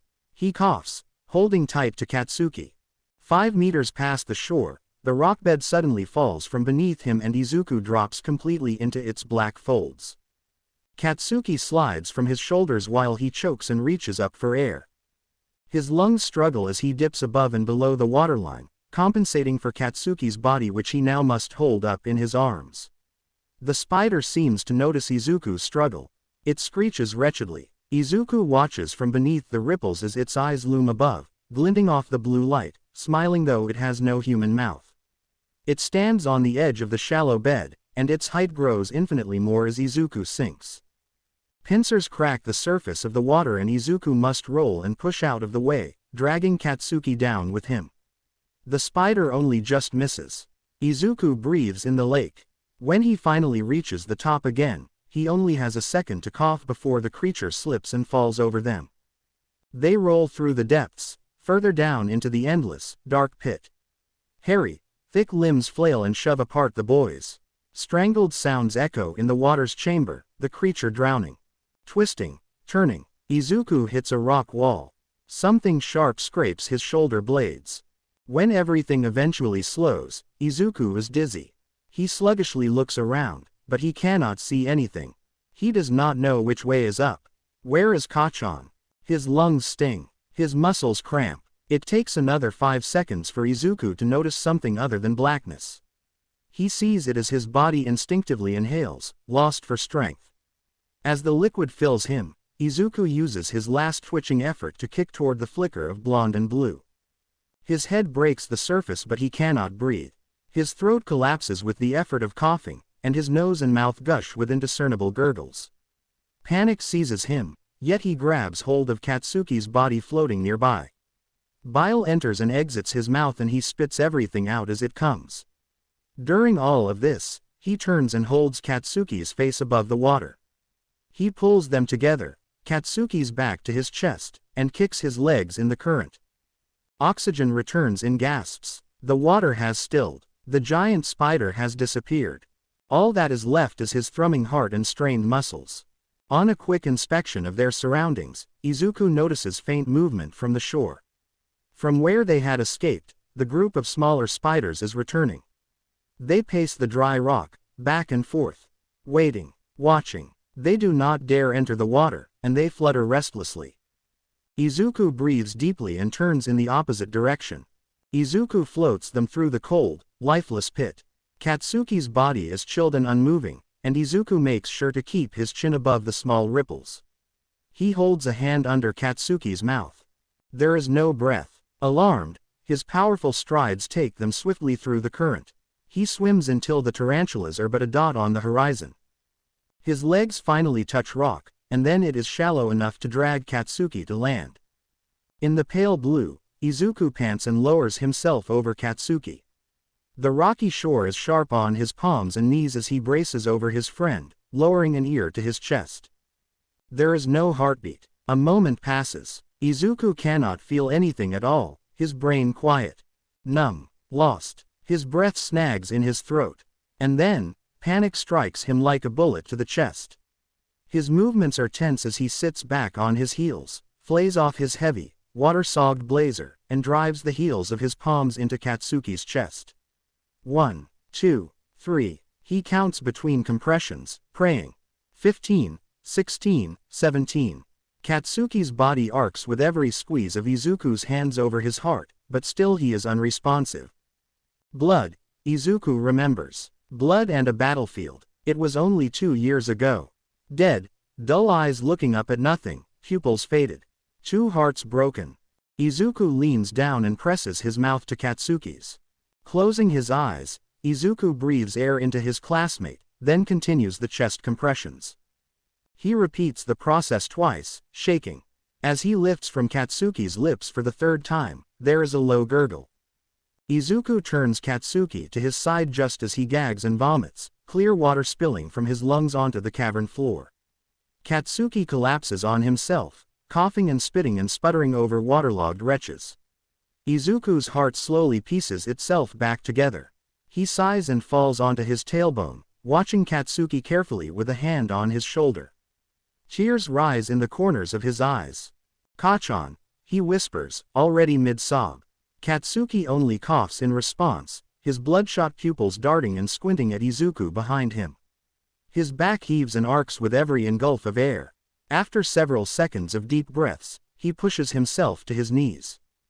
Katsuki is trembling, Izuku realizes. Izuku sits a little closer, grabbing both his shoulders, and before he is swat away, pulls Katsuki to his chest. He wraps his arms around the boy's body. Katsuki tenses. "What the hell are?" Katsuki's voice is devoid of pitch, rough like tree bark. Had Izuku not been pressed so close, he probably would have never heard him. "You need to warm up," Izuku says, rubbing his arms. "You're freezing." "No, I'm fine." But Izuku can feel the shift of Katsuki's muscles relaxing as he continues to hold him, rubbing warmth back into his limbs. Tears continue unstopping and silent down Izuku's face. When they were 5, the 2 boys gave each other a hug at the end of kindergarten. It would be the last hug they'd ever share. Izuku had pictured swinging his arms over Katsuki throughout their Yuuei years, after winning wars and besting villains, but always held himself back. This, sitting in a cold, dark cave, is not the reunion he had imagined, but he is glad nonetheless. Katsuki scoffs and weakly tries to pull away. Izuku only holds him tighter. After many minutes, Katsuki is strong enough to shove Izuku backwards. "I'm fine," he repeats with more potency, hand over Izuku's face. "Get off me, already." Izuku falls away, flinching when his shoulder blades hit the floor. He lets out a small, pained grunt and slowly sits up. Ouch. His back hurts, he realizes, and he instinctively reaches behind him to test the throbbing, sore areas. He finds his shirt ripped in multiple areas. What is it now? Katsuki prods Izuku when he notices the boy screwing in discomfort. Izuku pulls his hands away from his back, forcing on a mask and trying to wipe away the red on his fingertips. "Ah. Nothing. I'm fine." Katsuki roughly grabs Izuku's shoulder and flips him onto his stomach. Izuku yelps. He has no idea what Katsuki is able to see, if anything, but the sudden quiet unnerves Izuku. "Kachan." Katsuki seems to be holding his breath. Izuku tips his chin to look over his shoulder. Katsuki is squinting at Izuku's back. What the hell happened? Oh, it must be worse than he had thought. He remembers parts of the water battle, though he had been blind through most of it. Something had struck and scraped him when he and Katsuki were ripped apart. He is not exactly sure what had happened, but, well. "You missed all the fun," Izuku says with a droll. "A 20-foot spider appeared from nowhere and we almost drowned." Katsuki yanks his hand away. In his eyes is a type of red that does not match his natural, burning crimson. "What?" Izuku clears his throat and turns around to face him. He gestures toward the lake. "I swam from the other side. Figured the spiders wouldn't follow us here, but," he rubs the back of his neck. "I wasn't particularly expecting a monster to show up. It made the journey a little more difficult." "You fought it," Izuku shrugs. "Without using your quirk." Izuku lifts an eyebrow. Tentatively, he responds, "Of course." The red in Katsuki's eyes finally explodes and he grips the front of Izuku's shirt. "You idiot," he shouts, ripping seams. "You could have gotten us both killed." Izuku intends to swat him off, but is too shocked to do more than grip the fist over his collar. What do you mean? It drowned, Kachan. Nothing happened. Why didn't you use your quirk? Katsuki continues. It could have killed us both. But it didn't. Izuku goes back to prodding at the fingers tight in his collar. And you know what happens if I use my quirk. Before Izuku can successfully remove Katsuki himself, the latter releases his grip and leers over the boy. Noses near touching, Katsuki's eyes narrow to slits. Humor me then. What happens if you use your quirk? I stop breathing. Seems like a low risk if I was already in that state. Izuku's stomach drops, and he shakes his head, looking down. That's not fair. You should have used your quirk back in the tunnel, too. I wasn't facing a 20-foot monster, Deku. Still, Izuku mumbles. If we are comparing mistakes, we've both made plenty of mistakes out of desperation. I didn't know the giant spider would follow us into the water, and it was drowning before I even had a chance to think of a countermeasure. I don't think my decision was incorrect. We're both alive now, aren't we? He meets Katsuki's glare again. There is a moment between their gazes where an unspoken challenge rises. Izuku does not want to be the first to pull away like he typically does, and instead freezes when Katsuki leans closer. You got hurt again, Katsuki sneers quietly. At this point, I'll have to carry you out of here. Izuku swallows. I'll be fine. It's just a scratch. Something snaps in Katsuki. Izuku spots the flash of avidity in his face before it is buried beneath a smirk. You don't even know what it looks like, idiot. Your back is gouged open. Flayed like AF **** in fish. I've felt worse, Izuku says. The hilarious part is that it is true. Katsuki rolls his eyes. Masochist, he scoffs. Slowly, almost indiscreetly, he sits upright.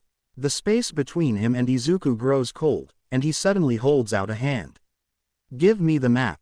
Izuku breathes again. It's probably ruined. Still, he takes the soaked parchment from his waistband, depositing it in Katsuki's waiting hand.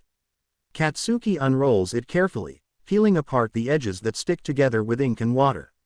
When he lays it flat on the rock, there is nothing but a big, black smudge across the page. Well, shit, Katsuki sighs. By memory it is, then. How are you feeling? Izuku asks as Katsuki crumples the paper into a ball, throwing it haphazardly into the lake. Izuku can see the faint growth of goosebumps along his bare skin.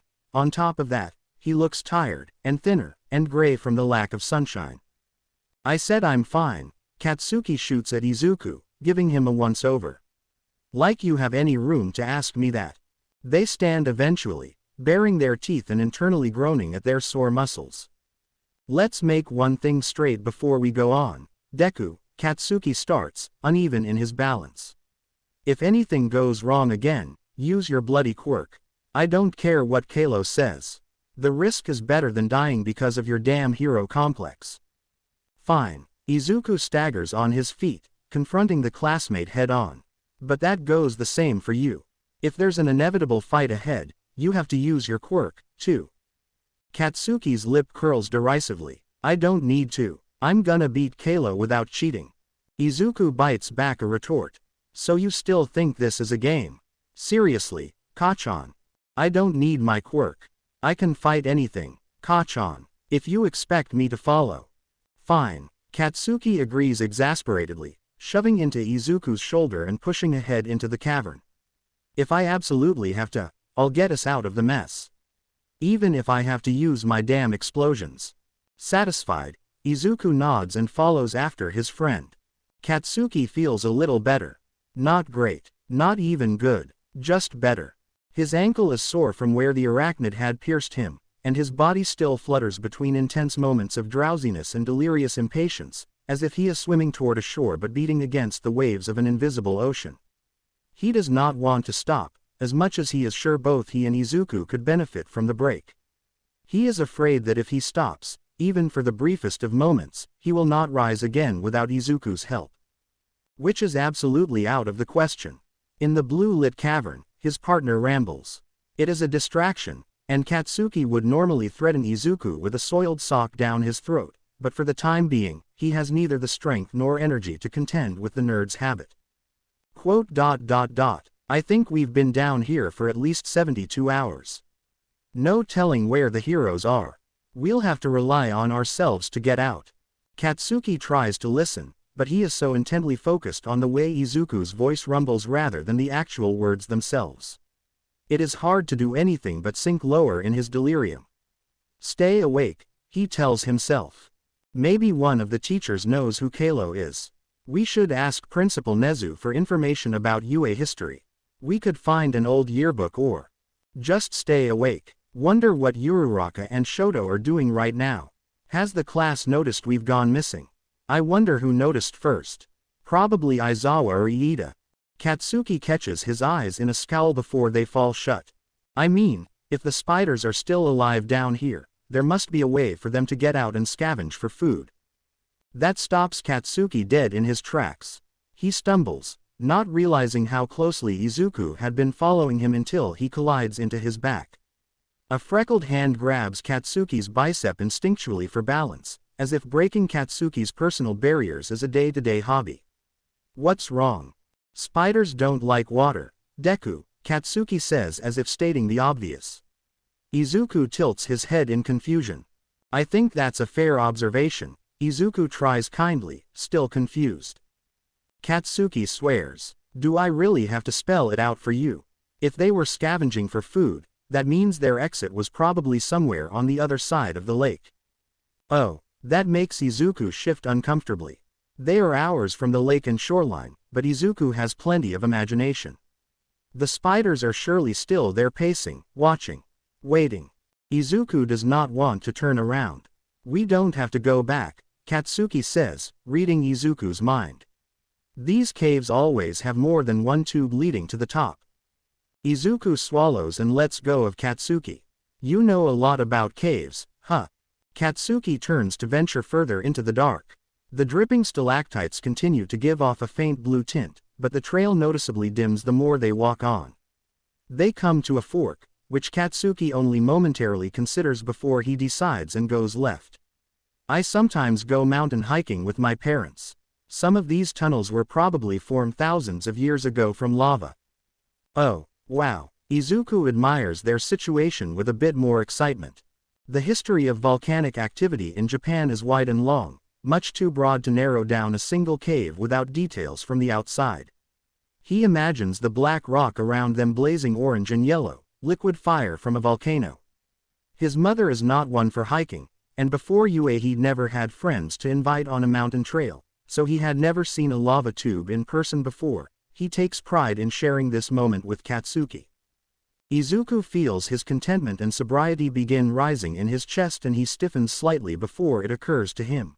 Katsuki has taken a lot of first moments from him. His lips throb and embarrassment burns his skin. Oi, keep up. That obviously doesn't count, Izuku tells himself as he hurries, stumbling, back to Katsuki's side. It doesn't mean anything. It was a necessary aid and completely professional. Somehow, that does not help his awkwardness. Katsuki is his best friend and rival, plain and simple. There are hardly any other words to define their relationship, and if pressed, Izuku would only certify the truth. Best friend rivals. Deku and Kachan. Izuku and Katsuki. Nothing more, nothing less. Katsuki seems to notice Izuku's quiet mumbling behind, to which he walks a little faster. He throws his hands into the pockets of his school slacks which are mostly dry from the lake. His shoulders hike to his jawline, as if to cover his ears from the insistent blubbers of his childhood behind him, and he shivers when a cool gust of air brushes through the tunnel. You're cold. It comes out as a statement rather than a question, and Katsuki can feel Izuku's stare piercing him in the back. Congrats, Sherlock. Want an award or something? He jumps over a large boulder infused into the black wall and curses when the path starts to descend. Even though I hiked a lot, I never liked caves. They're always cold. Izuku listens intently, a smile appearing on his face, eager for whatever sort of normal conversation Katsuki could give. I always had my quirk to keep me warm. Something heavy and slightly damp drapes over Katsuki's shoulders. Surprised, he turns on his heel. Izuku is no longer holding his blazer in his arms. You can use that, Izuku says quickly, ducking out of Katsuki's peripheral. You left yours in the locker room. I'm not cold. Katsuki rips off the uniform blazer and chucks it at Izuku's face before storming ahead. A few minutes later, Izuku silently places the blazer once more on his shoulders. This time, Katsuki leaves it on and says absolutely nothing. Another day passes. Katsuki has fully claimed the blazer as his own, though he is starting to suspect that Izuku will ask for it back soon. Next to him, the ball of nerves and green hair shivers whenever wind blows past them.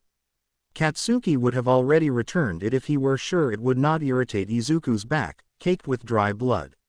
Izuku would have scars, no doubt, from the lake attack.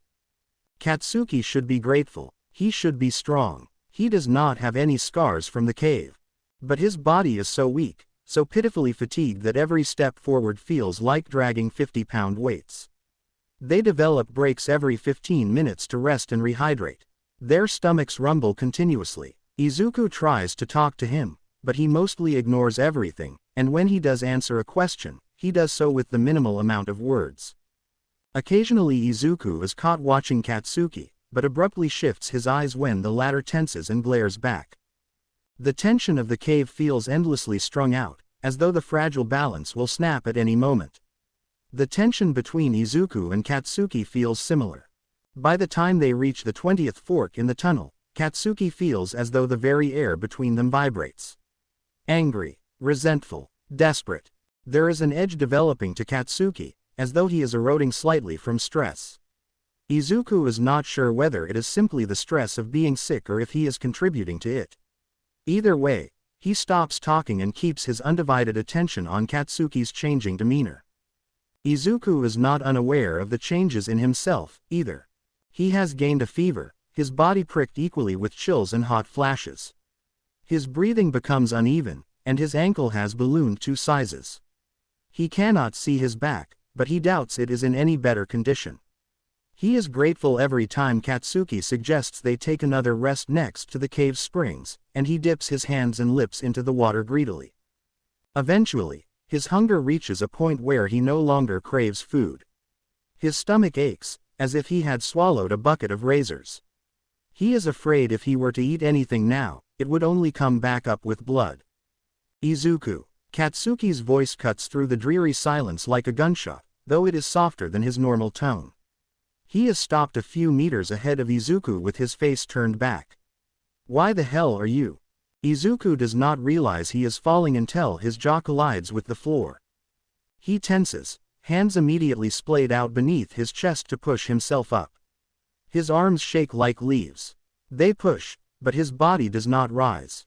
When Izuku blinks, Katsuki is in front of him, eyes judging from crouched knees. I can't move. Katsuki studies him. No shit. You look like you're on death's bed. What? Izuku tries to push himself up again, but fails miserably. Trembling, he returns his cheek to the cool rock. What do I do? I'm too tired. Katsuki says nothing, but reaches out a hand. Izuku takes it. It is a struggle, but Katsuki drags him up for a second time before Izuku's legs wobble and collapse beneath him yet again. He sags like a puppet with cut strings, held up by only Katsuki's grip. Are you, seriously? Katsuki lowers Izuku until he is on his tailbone, legs stretched out in front of him. Why didn't you say anything about this? Izuku is about to ask what Katsuki means until he grabs Izuku's left foot, lifting it a few inches above the floor. He aggressively begins unwinding the bandage from the ankle, and Izuku stiffens and tries to yank back. It's okay. Kachan, ouch. Katsuki does not seem to hear him, or chooses not to. He rips the old cloth from the wound, and Izuku has to bite back a cry when the open injury touches the cool air. He hisses, and Katsuki swears. Nasty, angry red, blue and purple, the gap between flesh where the spider had literally eaten Izuku festers a rainbow, veins popping and dark. White pus leaks from muscle, sticky and infused with thick blood. Katsuki knows an infection when he sees one. This is worse. Izuku is panting and shaking, too shocked and cold to react. Katsuki feels stupid for not realizing the situation sooner, and more stupid for ever feeling weak himself. Prisoner flu be damned, he should have checked on Izuku's wound. He should have known a martyr would never take care of himself. We have to take off your shoe, he says eventually, already gripping the edges of Izuku's tennis shoe. Izuku's head tips and his eyes droop, his only reaction before Katsuki begins to pull. Suddenly, the boy flushes white. His mouth opens with a hoarse cry. He yanks from Katsuki, scrambling backward and taking his foot with him. He twitches between a heavy breath, and collapses in a ball, shaking his head. Sorry. It hurts. Katsuki stares, stunned. Why he had not expected that reaction he does not know, but perhaps it is because he only remembers Izuku's bravery and seemingly lack of conception to pain. Something hurts behind Katsuki's chest. Maybe it is guilt. Where's the piece of glass? He asks a few seconds later, his tongue heavy. I can try to cut it off. Izuku's breath hitches. I dropped it in the lake. Katsuki huffs. Well, that is settled. The shoe stays. We have to keep moving, he says, climbing to his feet unsteadily. He holds out a hand. Guess I'll have to carry you out, after all. Once Izuku is properly on Katsuki's back, arms locked over shoulders and legs loosely around his waist, Izuku begins to drift in consciousness. Katsuki struggles to move them. It is a meticulous pace, but he clenches his jaw and keeps going. He feels Izuku's eyelashes on the back of his neck, closing, opening, and then remaining closed. You don't have to worry about me, Kachan. His voice is so far away, though his breath is at Katsuki's ear. Worry, huh? Don't think so highly of yourself, Katsuki responds, his hands clutching Izuku's forearms around his neck. They are warm and flushed, sweaty with fever. Are we almost there? Izuku asks, eyes closed, chin on Katsuki's shoulder. He begins to slide, and Katsuki shifts, twisting his arms beneath Izuku's legs to catch his weight. Are you doubting my directions? Izuku does not respond. They continue in silence, Katsuki huffing and exhausted. Izuku twitches in his unconsciousness, and at one point almost manages to knock himself from Katsuki's grip. His body tenses and loosens in equal decibels, then stills completely. Katsuki knows they need a hospital. Katsuki's own fever builds, and his bare skin slides against Izuku, both boys slick with perspiration. His breathing becomes more rapid and ragged. He is glad for Izuku's blazer that manages to dull some of the chill, though he continues to shiver uncontrollably. 3 days bleed into 4, possibly 5, Katsuki is sure of it. He stumbles more often than walking. He attempts some semblance of a map in his head, remembering what he believes to be the direction of another exit or cavern, another mystery in this damned cave of blue. He hates it. He will never go cave exploring again. He cannot wait to chew out his teachers and classmates for failing to find them after all this time. He imagines their faces, blubbering messes with guilty apologies when Izuku and him escape without their help. He is sure the pros, infatuation with Izuku is boiling over now that their mantelpiece is missing. All Might is probably distraught and destroyed, eyes sunken more into his skin than ever before. He supposes his parents are missing him. Spite helps him forward, until, at last, he collapses. He had been so certain this was the right path, but ahead of him is a dead end, rocky floor meeting wall, blocking and enduring. A wrong turn. Izuku's body rolls next to Katsuki when he falls, face passively frozen in time. Everything aches. Katsuki lays there, trying to catch his strength and breath, to dull the throb in his abdomen and muscles, to curse Kalo and swear at Izuku's stupidity for this mess. What was the point of all this? What could Kalo possibly gain from this test? For killing Izuku and him? He does not know, and he yells wordlessly in frustration. The cave grows colder. Katsuki can see his breath beyond the end of his nose. He sits slumped over, arms dead on either side of him. Except for his chest which moves unevenly up and down, Izuku remains motionless. And then through the fogginess of his brain, Katsuki hears, "You got further than I expected." Drearily, Katsuki lifts his chin. The dead end is not empty. Something hovers at its corner, curtained in shadow, moving toward them. When he recognizes a tweed vest, he sits upright and bears an ugly scowl. Kalo emerges from the dark and stands a meter from Katsuki, looking boredly down at him and Izuku. He is strangely blurred around the edges, as though Katsuki is looking at him through misted glass. But there is no mistaking him. Why the hell are we here? It is not the smartest question, but Katsuki is so full of anger that he does not care. Kalo laughs, a high, cold laugh that doesn't suit him. It makes the hairs stand up on the back of Katsuki's neck. You still haven't figured it out.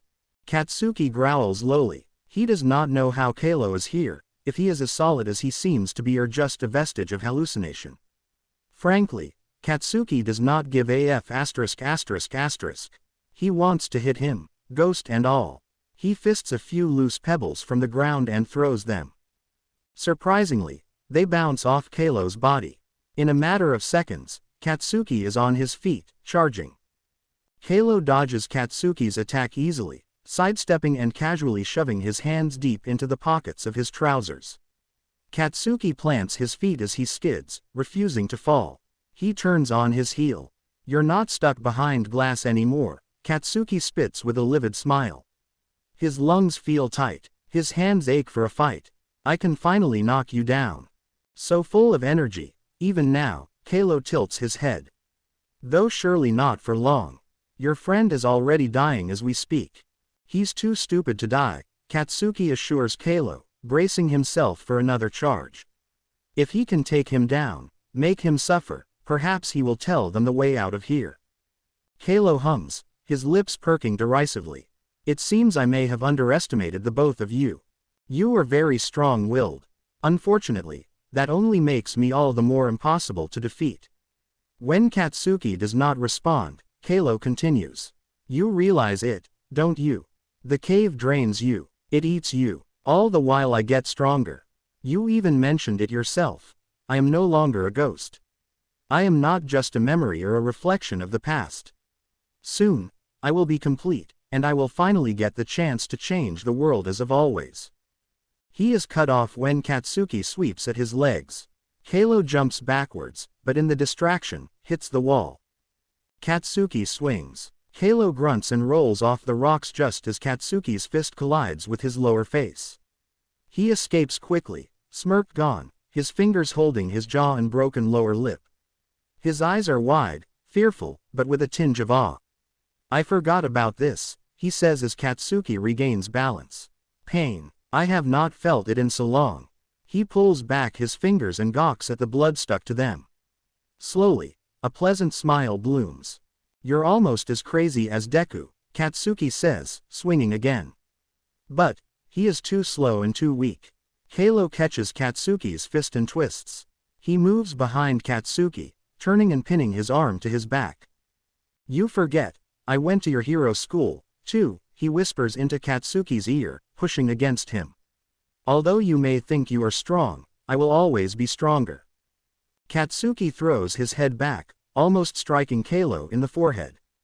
Get the F*** off me. Kalo releases him, backing away. I'm right, aren't I? Katsuki trips as he whirls, but does not fall.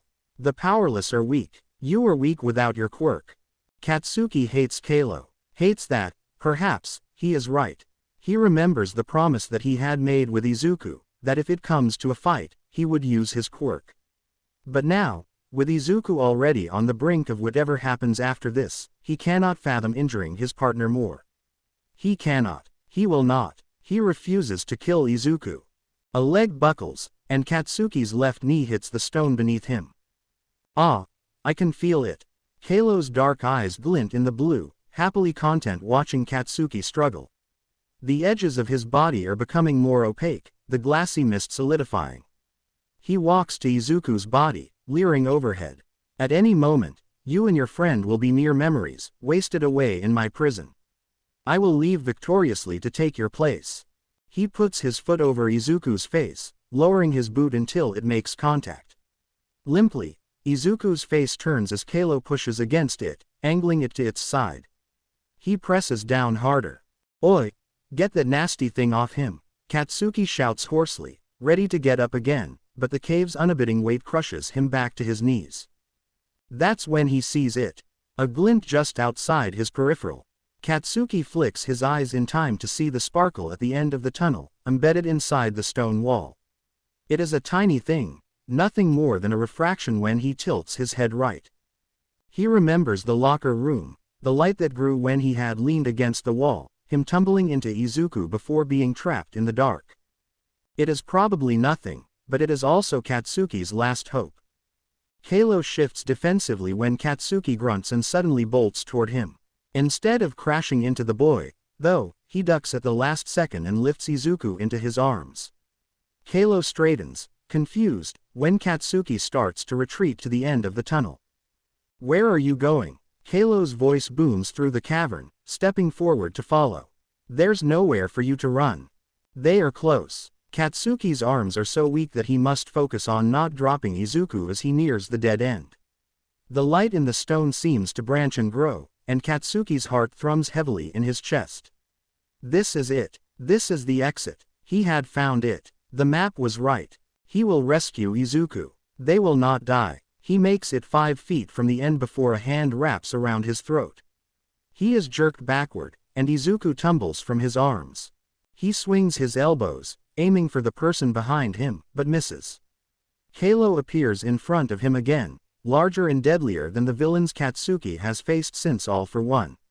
He tightens his hold around Katsuki's throat, lifting him effortlessly several inches above the ground. Katsuki grapples weakly at his fingers, gasping. "You cannot leave. There is no escape." Katsuki's collar digs into his neck.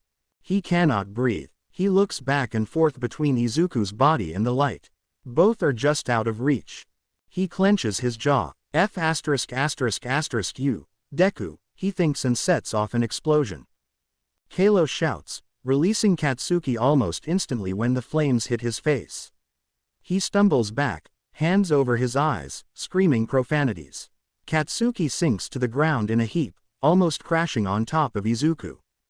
Katsuki is so cold, and everything hurts. An eighth rest of silence. The collar buzzes before Izuku's body suddenly arcs up. His eyes pop open, wide and wild, and his mouth gapes with a silent, continuous cry. The veins in his neck protrude. Katsuki is over him in less than a second. I'm sorry, I had to, he whispers so quietly that not even the wind would hear. His hands hover over Izuku's convulsing body. He is unsure what to do, how to help. He decides to try to pry off the collar. But as soon as his fingers touch the cool metal on Izuku's throat, he is shocked with a volt that burns even after jumping back. Worse than his own explosions, Izuku's collar is agony and fire. He chokes and tastes vomit on the back of his tongue. Izuku is frozen, permanently arched upward, unblinking and blue. To Katsuki's terror, the electrocution does not stop. Taking one last breath and an ounce of strength, Katsuki pushes to his knees, to his feet, dragging Izuku with him. The wall ahead is glittering, beckoning. He is exhausted. There is a shuffle behind him, an unheard shout, Kalo's voice all beneath the buzzing and beeping of Izuku's collar. "No!" Kalo roars one final time. Katsuki does not look back when he falls into the light, Izuku in his arms. Katsuki pries an eye open slowly, but everything is blurred. His cheek is on Izuku's chest, cool against fabric and muscle. There is no more buzzing, and Izuku's heart is rapid beneath his ear. Gasping, Izuku is breathing. His vision returns trickling, like a lens pulling in and out of focus until he can see something clearly. A long table. Katsuki squints. He notices several chairs beneath the table. Familiar. Everything is so familiar. There are no overhead lights flicked on, but moonlight drapes into the large room from a nearby window, reflecting off marble tiles. Katsuki would know Yuuei's cafeteria anywhere. Katsuki sighs, relieved. Then he closes his eyes and returns to the dark. Chapter text. Mechanical whirring echoes through the Yuuei hallways as the security robot completes its midnight routine. It turns sharply down the last corridor, heading for the remaining classrooms on the first story. One after another, doors open and close loudly on their hinges while the robot scans for any movement. It beeps in satisfaction when nothing seems out of place. Until it reaches the cafeteria, everything is perfectly ordinary. Aizawa receives a call at precisely 1:13 a.m., 3/4 of the way through grading Eijiro Kirishima's mid-semester thesis. He has almost completed writing his final notes on the edges of the student's paper when his cell phone chimes and breaks his attention. There on the kitchen tabletop, Yagi Toshinori's name appears on the small screen. He sighs loudly. Reluctantly, he reaches across. All might, he asks into the receiver upon answering. There is no immediate response, and Aizawa stiffens. All might, what happened? It's 1 in the morning. There are movements and indiscernible voices on the other line before Yagi finally clears his throat. Sorry to wake you, Shota. I was just speaking with the nurses. Nurses, you should come down to the hospital. We have a situation. Young Midoriya and Bakugou were attacked. Aizawa is on his feet and at the apartment's doorway within seconds, a hand rubbing hard against his left temple. If they aren't dead yet, I'll kill them myself, he says back into the receiver, twisting the knob. The door clicks shut behind him. Returning to consciousness is laborious. It is as though Katsuki's eyes are stapled shut and he must remove each stitch one by one before he can see anything at all. When his eyes eventually open, the air is dry on his pupils and he must blink several times to stop the sting. He half considers returning to sleep in dreamless darkness before something grabs his shoulder. He flinches. He does not mean to, but he does, and almost falls off the edge of whatever he is lying on when he flings himself away. His eyes widen without seeing. The touch is gone instantly, and he hears someone sigh. Sorry. The voice is rough and tired. Katsuki holds his breath. Sensei. Finally, behind the white and hazy filter of drowsiness, a faint outline emerges next to him. Aizawa stands in the dim, over Katsuki's bed, and nighttime shadows accentuate the bags in his face. Bakugou. Katsuki exhales and slumps against his thin pillow. A bandage is wrapped firmly around his ankle, and he can feel it as he shifts beneath the blanket. The cot creaks when he slowly moves into an upright position, weary with a blooming headache, and he grimaces at the needles along his arm. The hospital room he is shoved into is small, barely illuminated by the moon outside the window. White walls, empty seating in a corner, a plastic plant in another. What happened? I was waiting for you to tell me, Aizawa responds. Security found you and Midoriya unconscious, bleeding to death and hypothermic on the floor at school. What the hell happened, Bakugou? Katsuki can barely crawl through his memories, as though he is mentally weighed down. It is painful, but he forces himself to think carefully. If the both of you got into another fight on school grounds, I will personally recommend your expulsion to Nezu, Aizawa says when Katsuki remains quiet. Katsuki looks up at that, scowling. There's a security breach at Yuuei, he says simply. Deku and someone warped us after Friday's class in the locker room. Trapped us in a cave.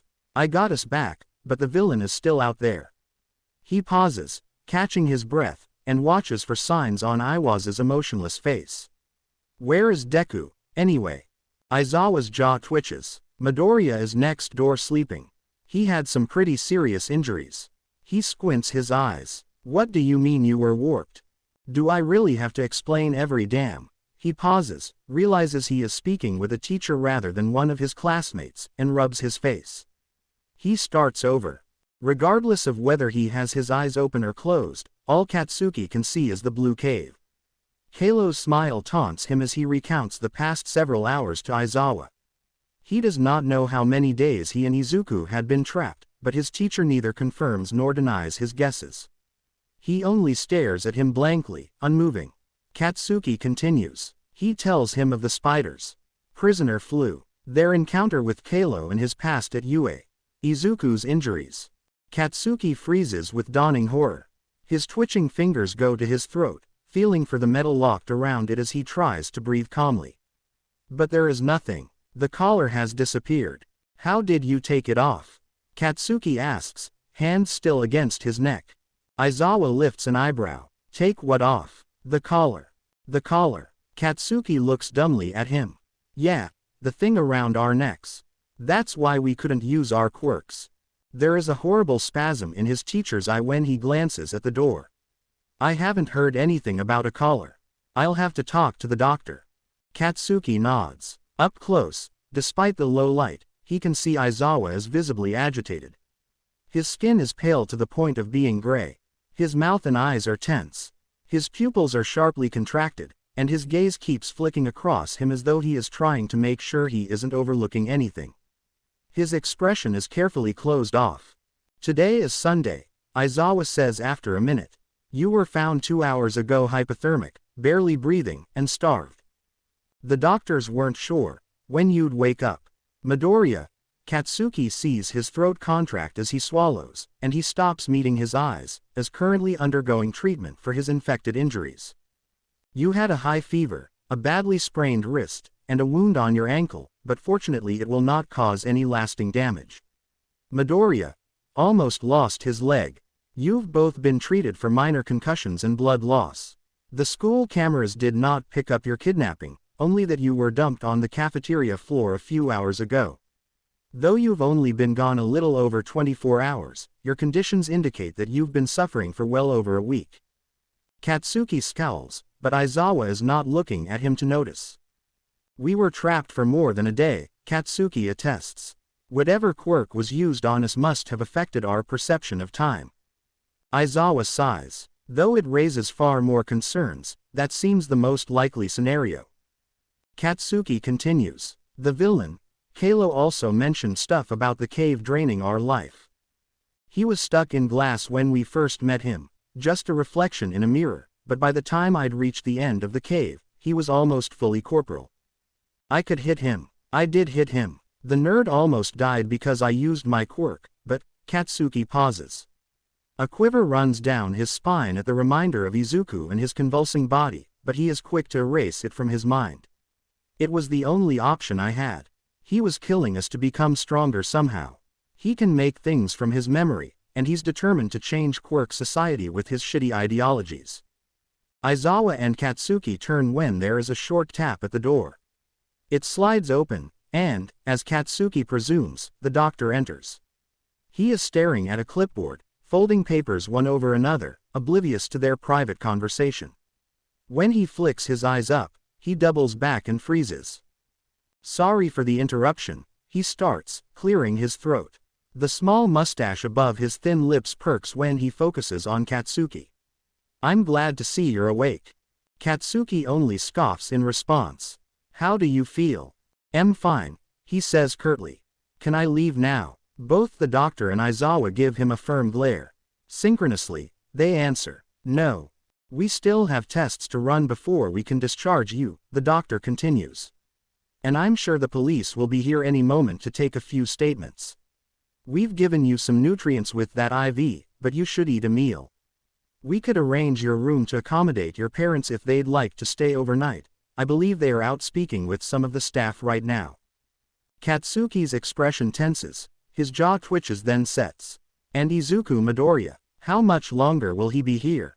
The doctor glances at the floor. "We do not know," he says simply. An icy sense of despair washes over Katsuki, something akin to guilt and anger. His head throbs. "I want to see him."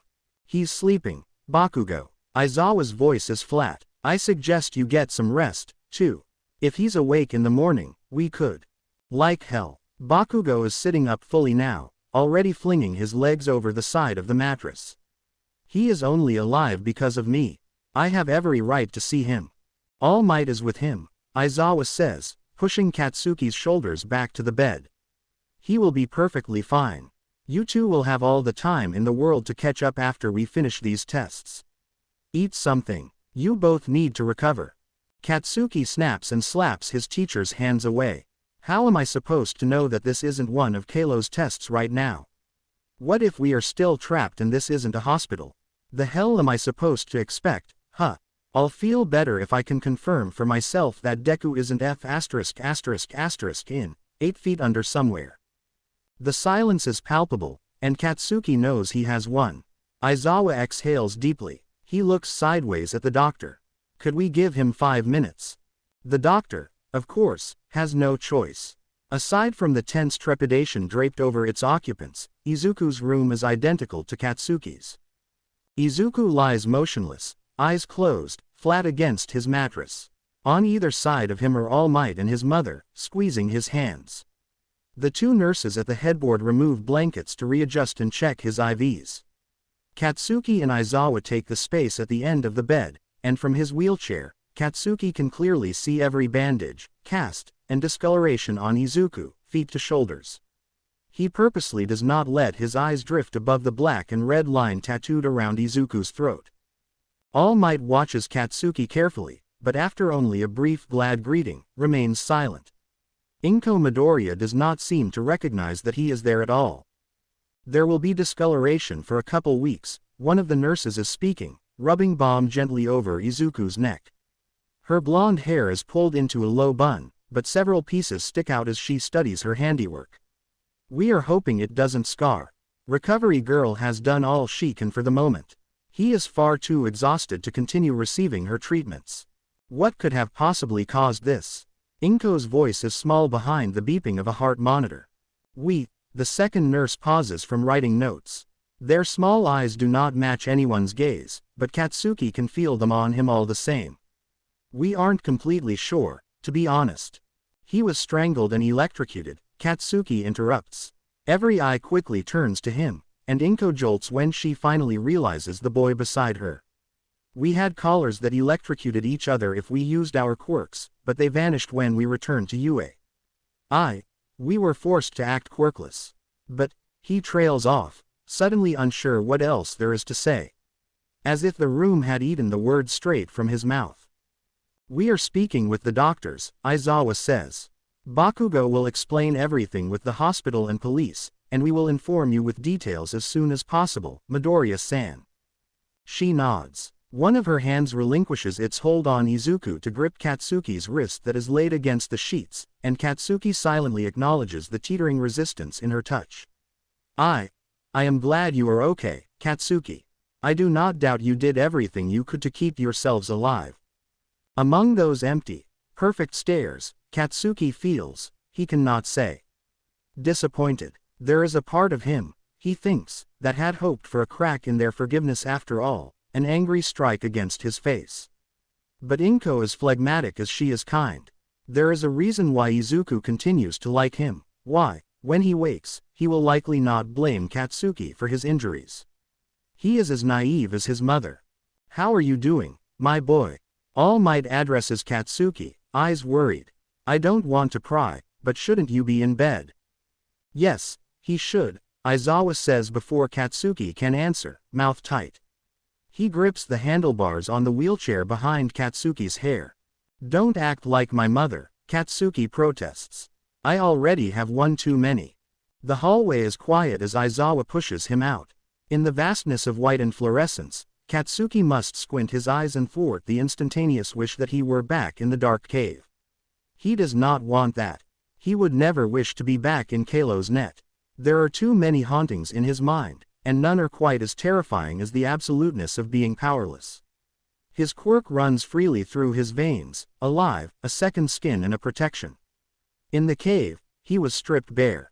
For nothing more than self-assurance, a few pops rise from his fingertips as Aizawa reaches his door, but a few seconds later, he cuts them off. Something boils in his chest. Danger, it says. Do not hurt Izuku. It is ironic, Katsuki thinks, that it is only now that he is thinking of his classmate.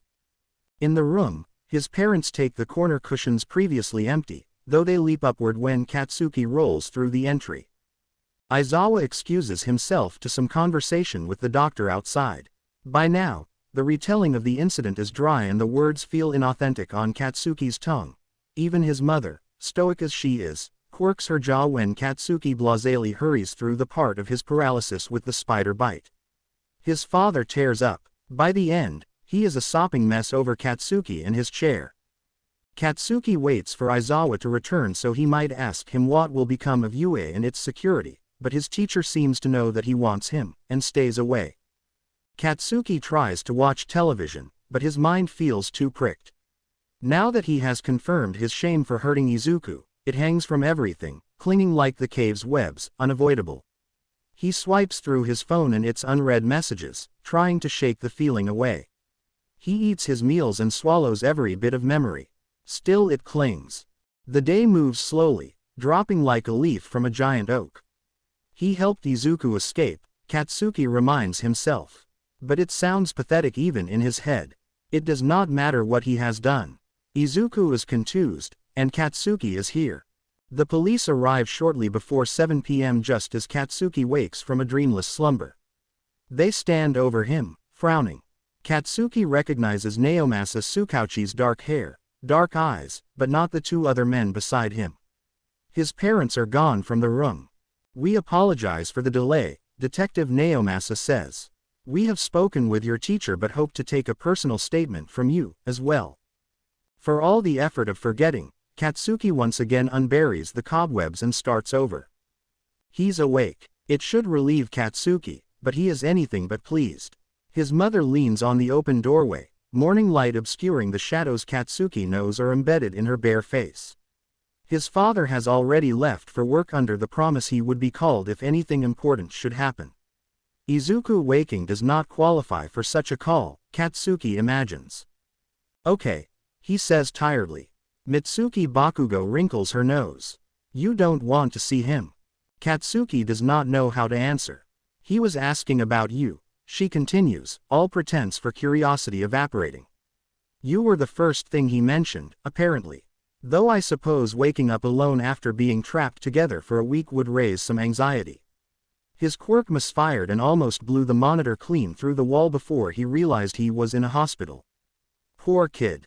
There is no need to be surprised, Katsuki tells himself. Izuku is always anxious and prone to strange behavior. "Tell him I'm fine," he says, "if he's so uptight." Mitsuki shifts her weight, lips puckered as if she had beeped on an unripe lime. "Talk to him yourself. I'm going to breakfast." Then she turns and leaves Katsuki to his own thoughts. What is there to possibly think over? Katsuki does not intend to visit his classmate, nor does he expect Izuku to visit him. He presses his shoulders into the bedding and closes his eyes. Sleep does not come. 3 minutes later, he stands in the restless hallway, wheelchair abandoned despite the doctor's beseeching. He can hear nothing beyond the heavy wood in front of him, but he becomes aware of the passing mumbles and breaths of the staff workers. The door opens. Izuku Midoriya stands breathless before Katsuki, her hair pinned into its typical bun at the top of her head. "Oh, I wasn't expecting," she begins, but Izuku's hoarse voice cuts across her. "Is it Kachan?" At the room's center, Izuku is sitting up on his bed. His skin gleams with sweat and colors, one shade for each trauma, and his throat is shockingly distended, swollen out and blackish beneath his round chin. Katsuki stands in the still air and tries to create the impression of nonchalantness while he tastes bitterness and breakfast on the back of his tongue. "I was just going to get food for Izuku and I from the cafeteria," Izuku says. "I wasn't expecting you to be up yet, but I'm sure Izuku would love it if you stayed to eat with us. Are you hungry, Katsuki-kun?" Katsuki forces his voice to stay even. "I ate earlier." Izuku nods. "Very well, I'll leave you be, then." She smiles once over her shoulder though her son is not looking, too concentrated on Katsuki. "I'll be back in a few minutes, Izuku." At last she leaves and they are alone. Katsuki hesitates, blinking. Izuku is small and silent, with roomy eyes that study and explore straight through Katsuki. They pause on the bandage wrapped around his ankle before moving up again and repeating the entire process once more. It is unnerving, and yet Katsuki cannot make him stop. "Look at me," something inside him pleads. "You are not the only one injured." It is a pitiful rationalization for those cobwebbed guilts. "What are you even able to eat?" Katsuki asks suddenly, breaking the quietness. He steps through the door and it slides shut behind him. "Your neck is disgusting." Izuku fidgets and peels his gaze away. "That's mean, Kachan," he croaks. His voice wheezes at the end, as if someone had snapped the air from his lungs. Katsuki huffs in amusement. Something good might have come from this, after all, he jokes. "I may finally have a break from your rants. You can't talk while you're broken." "I'm not bro." Whatever Izuku means to say is cut short by a discordant cough that makes both boys flinch. "You are going to permanently damage something if you keep talking. Where the hell is recovery girl?" Izuku's fingers graze the base of his throat, eyebrows crinkled towards the center of his face. "On her way," he says lowly and dry. "What? His mouth moves to continue the sentence, but no vocals come. He tries again. Katsuki's chest stings, but he does not give Izuku the satisfaction of knowing his worry. Instead he watches his classmate struggle with the barest amount of language, wanders to the counter, and picks up a single sheet of paper that had been left there by a doctor. It is already scribbled on, but only at its top. Painkillers, 3 times a day. Ointment, once every morning. Katsuki uncaps the pen beside it and marks out the words, assured that the nurses would already know, and tosses both pen and paper onto Izuku's lap. Izuku stares as if they are an unsolved jigsaw puzzle. Write what you want to say, idiot. Katsuki helps with a sneer, gesturing as though Izuku is stupid. Izuku grips the pen in his hand, a gentle smile that irks Katsuki's bravado slowly perking his voiceless lips.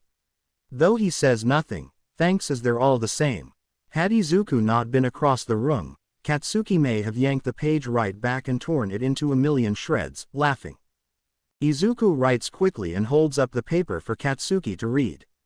What happened to Kalo? His eyes open clear, keen, as if expecting a magnificent narrative.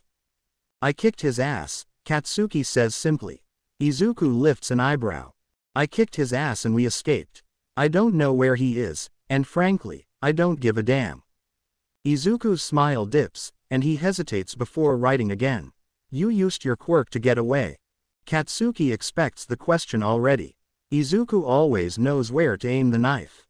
He would have killed us, Katsuki says, if I hadn't. He'd somehow escaped the mirror and was beeping the life from us through a damn straw. That cave was never meant to test us. He only wanted to steal our lives, I guess. Thoughts flash through Izuku's pupils, and if he'd had his voice, Katsuki is sure the room would be filled of words falling on his head like a great dictionary. He steps closer. The pen moves rapidly, precipitously, and it is only several seconds later that Katsuki is at last able to read over Izuku's hunched shoulders. Kalo's quirk can change the very essence of a memory to become physical. The collars were proof of that. It is similar to Kriti, though even she has practical limits. She can only create objects from her own lipids. If what you've told me is right, Kalo creates through the life force of others who were around him, which is why I suspect the trials in the cave got more difficult the longer we were trapped. Izuku scribbles out a misspelled word and carries on. While we got weaker, he got stronger. No shit, I already knew that, Katsuki says. Izuku hums and elbows him to continue reading. He was able to come back to life after someone remembered him. Katsuki stills. So by reading into his research, we were the idiots who brought him back. Izuku laughs soundlessly. I suppose so. Well, that's fine. Katsuki is leaning forward, his golden hair disheveled, embroidering the smirk beneath his nose. We can just ignore him all over. He is forgettable enough. Izuku looks up. A moment passes where red and green gazes lock and hold at a standstill. Katsuki is close enough to count each of Izuku's freckles, and Izuku his eyelashes. The curiosity in Izuku's expression runs warm over Katsuki's skin and the air feels limned in emerald around him. It is reflexive. Katsuki reaches up, swiping his finger across Izuku's jaw a millisecond before shoving him backwards onto the bed with a palm in his face. Izuku yelps gruffly and swipes at Katsuki, who is already backed away several meters. I'm going to my room, he announces, face hidden by his retreating back. The door slides open and closed, and once again, Izuku is left in intimidating silence. Being around Katsuki is exhausting. It feels as though there are endless details Izuku needs to take note of, things that he should understand, that Kachan is silently telling him, but he does not know how to decipher them. The bruising on his neck, ankle, and back fade to beige when recovery girl arrives for his checkup later that day. His ribcage, however, is still sore from the pressure of his heart. He doubts there are any medications for his frustration. Even in a world of superheroes and fanatical inventions, he must resign to an insoluble Katsuki. They do not see each other again until the following morning, when All Might and Aizawa draw them from their rooms and examinations to return them to the dormitories. They sit, side by side, side gazes never meeting in the backseat of the car. Aizawa does not have to evoke his typical non-speaking rule between the boys for fear of argument. Katsuki and Izuku remain silent on their own accord. More than once, Izuku must squeeze his lips shut from demanding that Katsuki talk to him, that they prepare for their classmates' confrontations and decide how they will explain away their absence from yesterday's lectures. Aizawa thankfully speaks for them. Tomorrow you'll have your individual hearings with the school board to decide the best course of action we should take for everyone's safety. We will need you to tell us everything you remember about the attack. The class has already been informed of your disappearance, though details were extracted. We had hoped to keep everything private between staff and your families, but of course, he sighs, there are far too many keen ears and mouths between your friends. You may thank them for the rumors. Rumors? Izuku asks quietly, looking to his teacher in the passenger seat. Aizawa kneads his fingers against his temple. Reasons why you both went missing. Thrown into an undercover mission or ditching school to attend a nearby convention were two of the most believed theories. Though I suspect you may hear others. Izuku's face stings in embarrassment. I would never ditch school on purpose, he protests with a pout. There is a flicker of amusement that only someone close to Aizawa would catch in the creases of his eyes. That is one of the least worrisome guesses. He lets his words hang in the air, leaving Izuku stunned and then silent and then completely red with distress. The conversation dies in the snap of a wolf's mouth. News of their return runs like spring rivers across the campus. Tuesday morning brings a crowd of students, both third-year classmates and those privy to have met the two well-known rivals in passing, to the front gates of the school where All Might stops the car. There are no reporters, but Izuku cannot be sure his luck will hold. One loud word from a single student would draw the journalists in, as Katsuki once so eloquently described, like a pack of flies to shit. We are still investigating the attack, All Might states before Katsuki or Izuku can open the doors, so extra security measures have been set up around the school.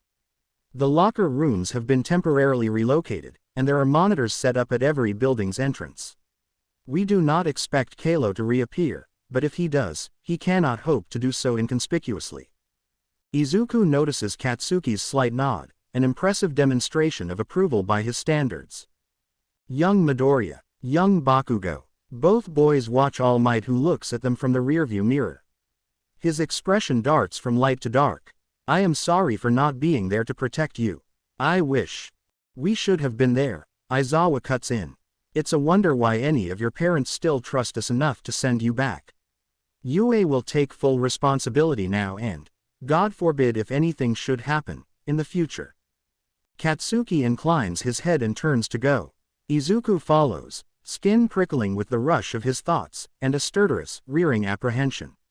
The vehicle doors shut behind them before the car speeds off again, and they stand staring at a whispering, anxious horde of uniforms. Katsuki's face is calm, as if he is not the center of their attention, and Izuku feigns equal ignorance.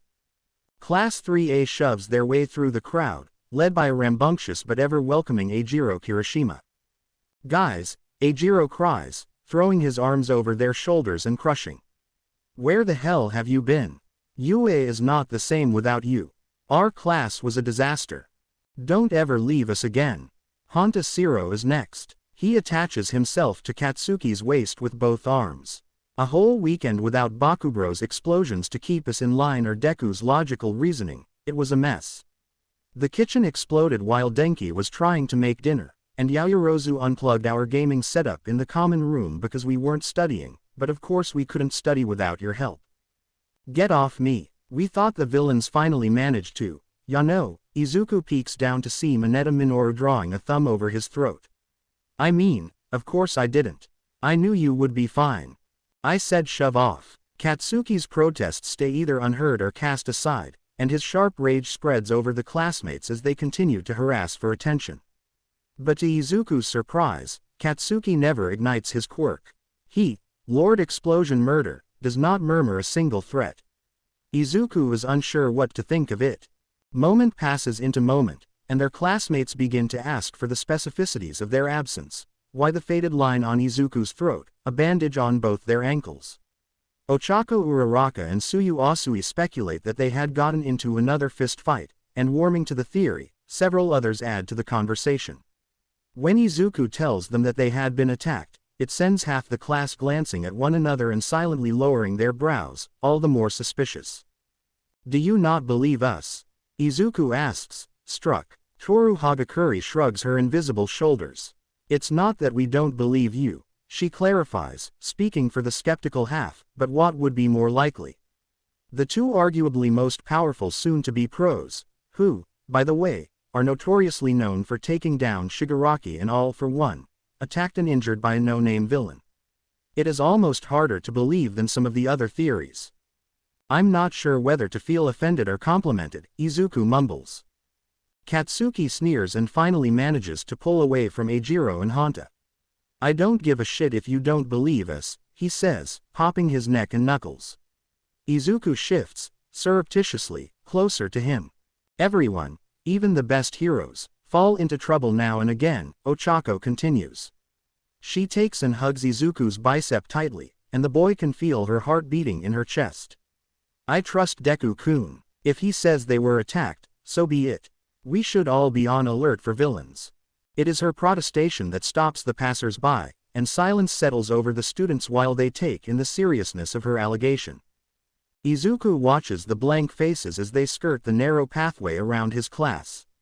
His hands busy themselves with the folds of his shirt, elbow accidentally touching Katsuki's warm arm, though decidedly does not move it away. It is more strange that Katsuki does not seem to mind it, either. Ochako catches the worried expression in Izuku's eyes and frowns. Sorry, she whispers and looks out onto the crowd. Duh. There's nothing to be worried about, really. Yuuei is perfectly safe. Her fluster does more worse than good, and the crowd slowly begins to dissipate, unsatisfied and wary. Soon all that remains in the courtyard is 3A and the rough-cut stone beneath their feet. Izuku thinks he may hear the bell signal for the start of school, but none of his friends suggest that they head to class, and so they stay. Even Tenya, in all his presidential decorum, does not shift from his stoic position at the front of the group, moving a hand through the air as if swatting away the very tension keeping them.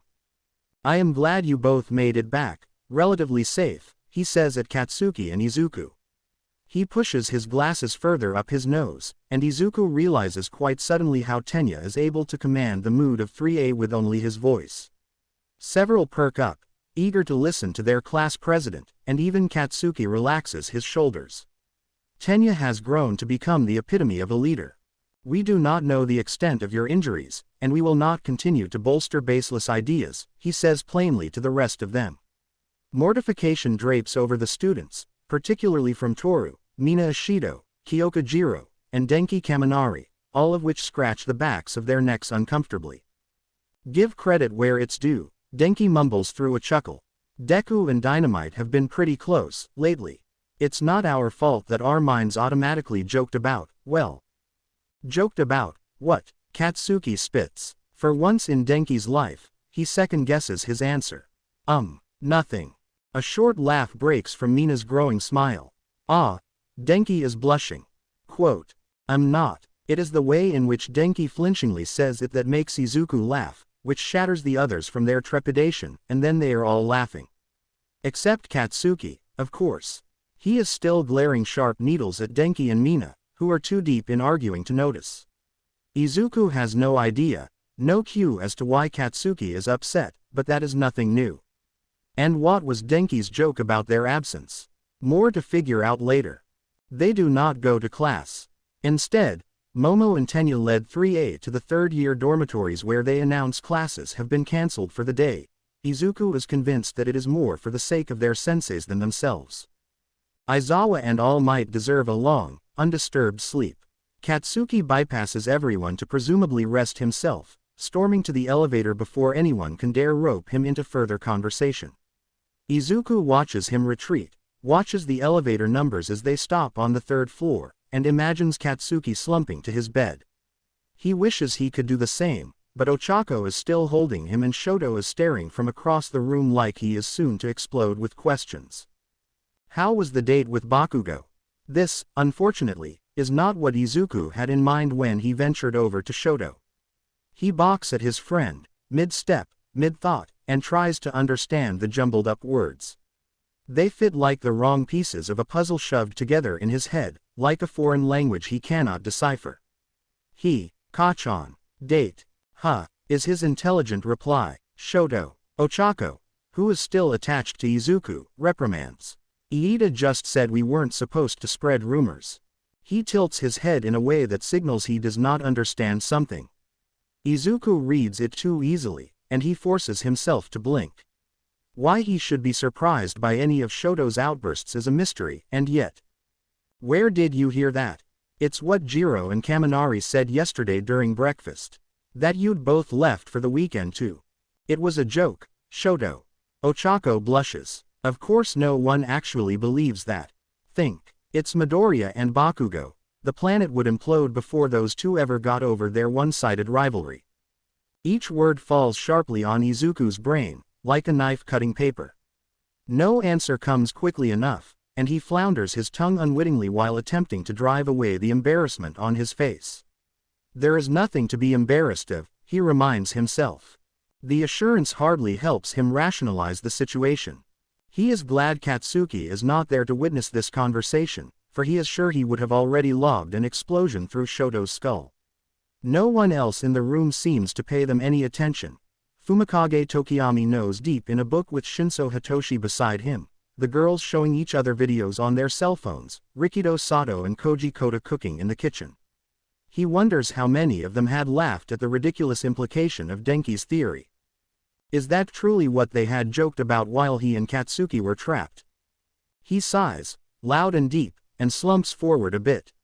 No, Shoto, he begins with a tentative smile, nothing like that happened. Shoto considers the response, then nods once. All right. Izuku should have known that it would not be the last of similar conversations.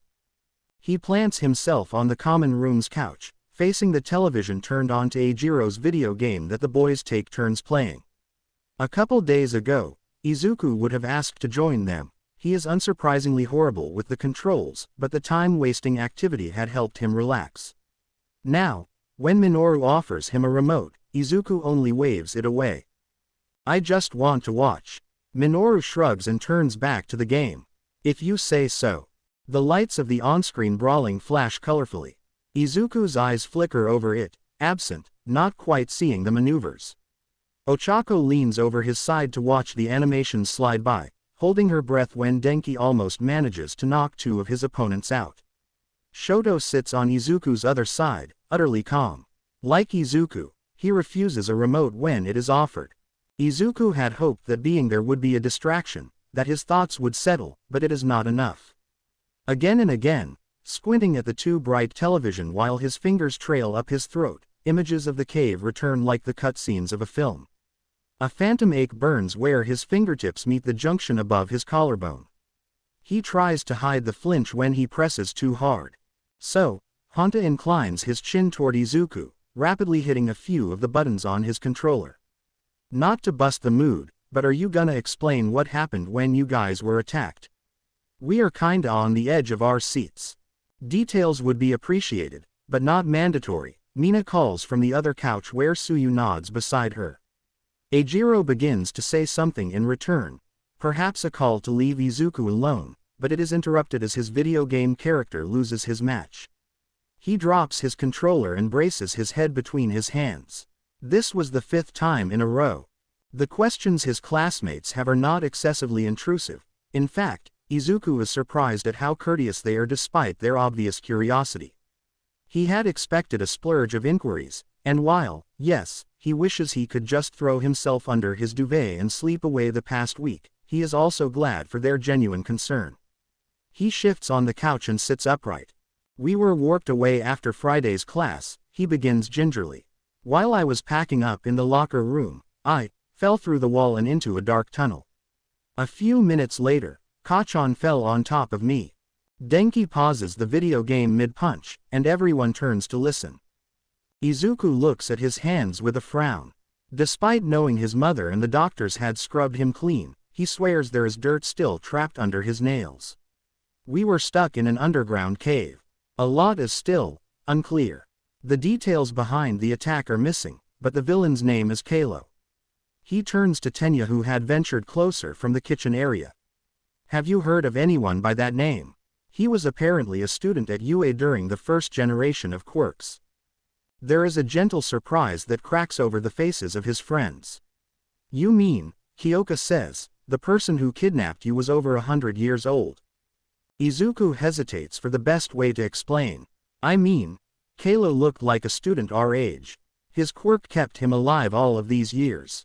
He has some kind of memory quirk that both extends his life and drags people into his mind. That's how Kachan and I were attacked. After a thoughtful moment, Tenya shakes his head. I haven't heard of someone named Kalo. I don't recognize anyone by that name, either, Momo Yaoyorozu says from over Izuku. He did not notice her listening behind him and he forces himself not to startle. But I'm sure we could find a yearbook or an early report from the library. As class representatives, Iida-kun and I have access to the history archives. Izuku smiles sweetly. That would be great, thank you. Then, with another idea, he adds, could you also look for details about tunnels under Yuuei? 3A tilts their heads in confusion. Well, we have the underground bunkers from the war, Ochako provides, touching a finger to her chin. Is that what you mean? Izuku shakes his head. No, it would be a maze of tunnels and caverns. When Kachan and I were taken, we found this map.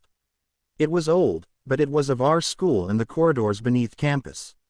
I only wanted to see if they ever actually existed, and if they did, when they were built and removed.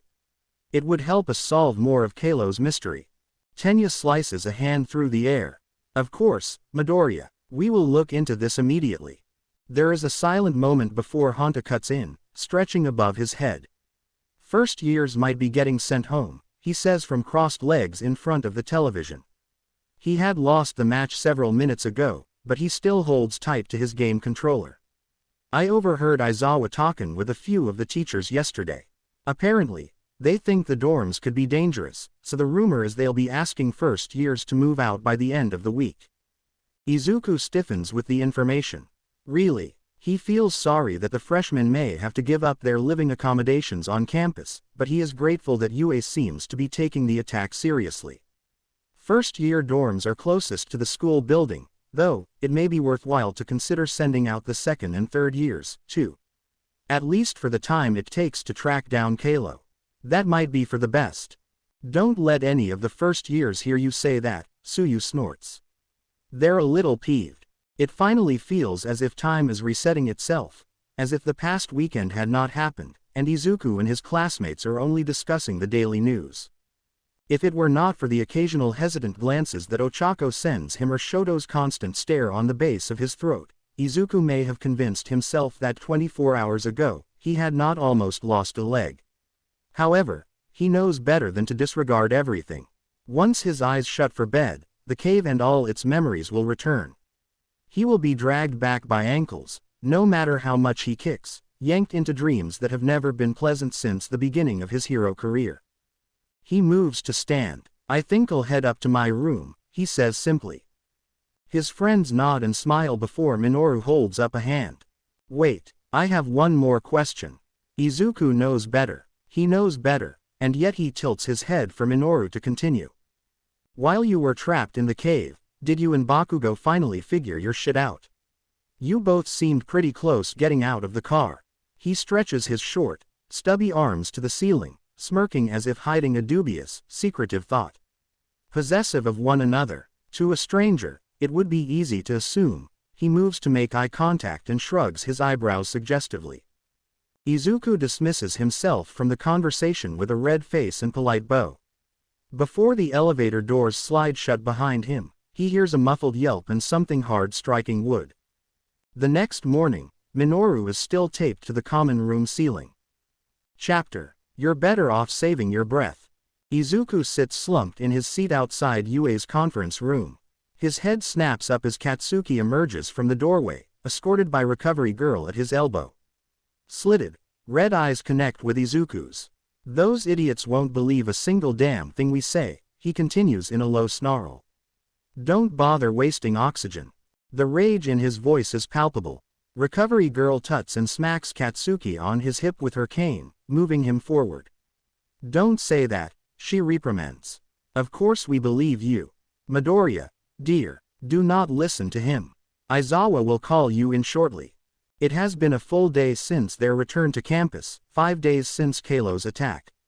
Per their teacher's warning, Izuku and Katsuki are summoned at first light, an hour before classes to discuss their encounter with the villain in front of the board members. Katsuki, as with everything else, is first. Izuku is so caught off guard by his sudden exit from the room that he has a difficult time understanding what he is being told. He stares at Katsuki's tense back as recovery girl escorts him down the hall, further from Izuku, continuously wobbling her cane as she speaks quietly to the boy. Izuku cannot hear the words exchanged, but Katsuki's shoulders do not relax. He watches them until they turn the corner and disappear. 2 minutes later, Aizawa slides the door open and invites Izuku into the room. The thumping of Izuku's heart cuts through the surreal realization that he is about to face the entire Yuuei board, top heroes, the infamous Principal Nezu, and All Might. His eyes connect with his mentors immediately, and All Might smiles something reassuring as Izuku takes center stage at the front of the room. He is not offered a chair. This is supposed to be a brief meeting. State your name, Snipe-sensei says to begin. Izuku's gaze reluctantly drifts from All Might to examine the rest of the attendees.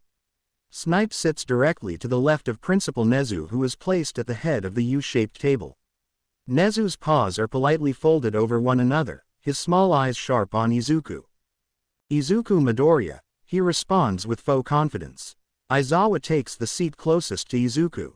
His chair squeals across the floor lazily as he pushes himself in. Suspiciously, Aizawa seems as equally frustrated as Katsuki had been. His eyes, unlike the 8 other pairs around the room, do not meet Izuku's. Can you tell us what happened after your classes this past Friday? Snipe asks, reeling Izuku back into conversation. Smintos, across from All Might, Vlad King, Hound Dog and Snipe, adjusts himself in the chair, leaning forward. Between him and Present Mike, Ectoplasm Sensei remains cautiously impassive. The air catches in Izuku's throat. He has already explained this very story to the police, so it comes easier when he speaks now. Even though he feels his face flush and his hands wring together with anxiety, he talks without interruption from any of the staff. After a minute he swallows and takes several deep breaths to steady himself. And you don't have that map anymore? Vlad King asks after Izuku pauses over his explanation of how Katsuki, found the exit. Tentatively, Izuku shakes his head. No, after our attack at the lake, it got ruined. The teachers nod, as if it is an unfortunate but understandable answer. What about Kalo's notes? Snipe asks. Did you happen to recover any of those? Again, Izuku shakes his head. I don't think we could have managed to take anything with us outside his memories, he explains. As much as he would like to have proof of Kalo's existence outside of their obvious injuries, he doubts that it could have been possible. Even the collars around their necks had disappeared once they were free. For the first time since the meeting began, Nezu hums from his throat. Everyone's attention turns. I appreciate you telling us all of this, Izuku-kun, he says, mild-mannered. He smiles brightly at the boy, and the scar across his eye wrinkles. Izuku does not react to his casual, first-name use. It will help our efforts to fortify the school and reassure our students that this threat is no longer a concern. Izuku blinks. He stares at the small creature dazedly. No longer a concern. He asks, confused, had they already captured Kalo? Nezu nods, inhales, and pushes his seat out. Hopping from the chair, he comes around to the front of the table and stops before Izuku. Izuku belatedly notices Aizawa tense in his seat. Nezu reaches out a paw, and gives Izuku a sudden thumbs up. I promise, young Izuku, he says, his smile reaching from eye to eye. You do not have to worry about this threat anymore. Let us handle the cleanup. Hope runs like a spring through Izuku's veins. So, Kalo is captured. He cannot help clarifying. The thumb drops to Nezu's side, the smile faltering only slightly. No. Izuku's brows scrunch up together. Aizawa huffs loudly. He rotates and rubs his neck, and the muscles pop through the room. What Nezu is trying to say is that you shouldn't concern yourself with this, anymore, he drolls. The villain won't be attacking again. Case closed. Focus on your classes and graduating. That still does nothing to satisfy Izuku's complete confusion. What do you mean? How can the case be closed if Kalo is still out there? He isn't, Nezu says, regaining his facade. This time, both thumbs come up. He isn't here anymore, so everything is perfectly safe. We will, however, be adjusting our safety measures around campus to assure nothing like this ever happens again. So trust us. Izuku's voice unintentionally breaks over the principal's. There is an annoyed buzz in his head, piercing the back of it, and a twitch beneath his eye. How can you just dismiss this? There won't be any investigation. His throat feels tight, not unlike the pinching of a collar. He cannot help his growing anger, and he tries not to think about the consequences of arguing with the principal. How can you be sure Kalo is not here? Yuuei should be in lockdown. His face is twisted and his fingers clench and unclench. How? Why would they? We cannot simply shut down the school, Aizawa says, gazing at the ceiling. Why not? We would have to go through the Hero Commission, and God knows what they would do to the school. We would have to extend the year for a thorough investigation.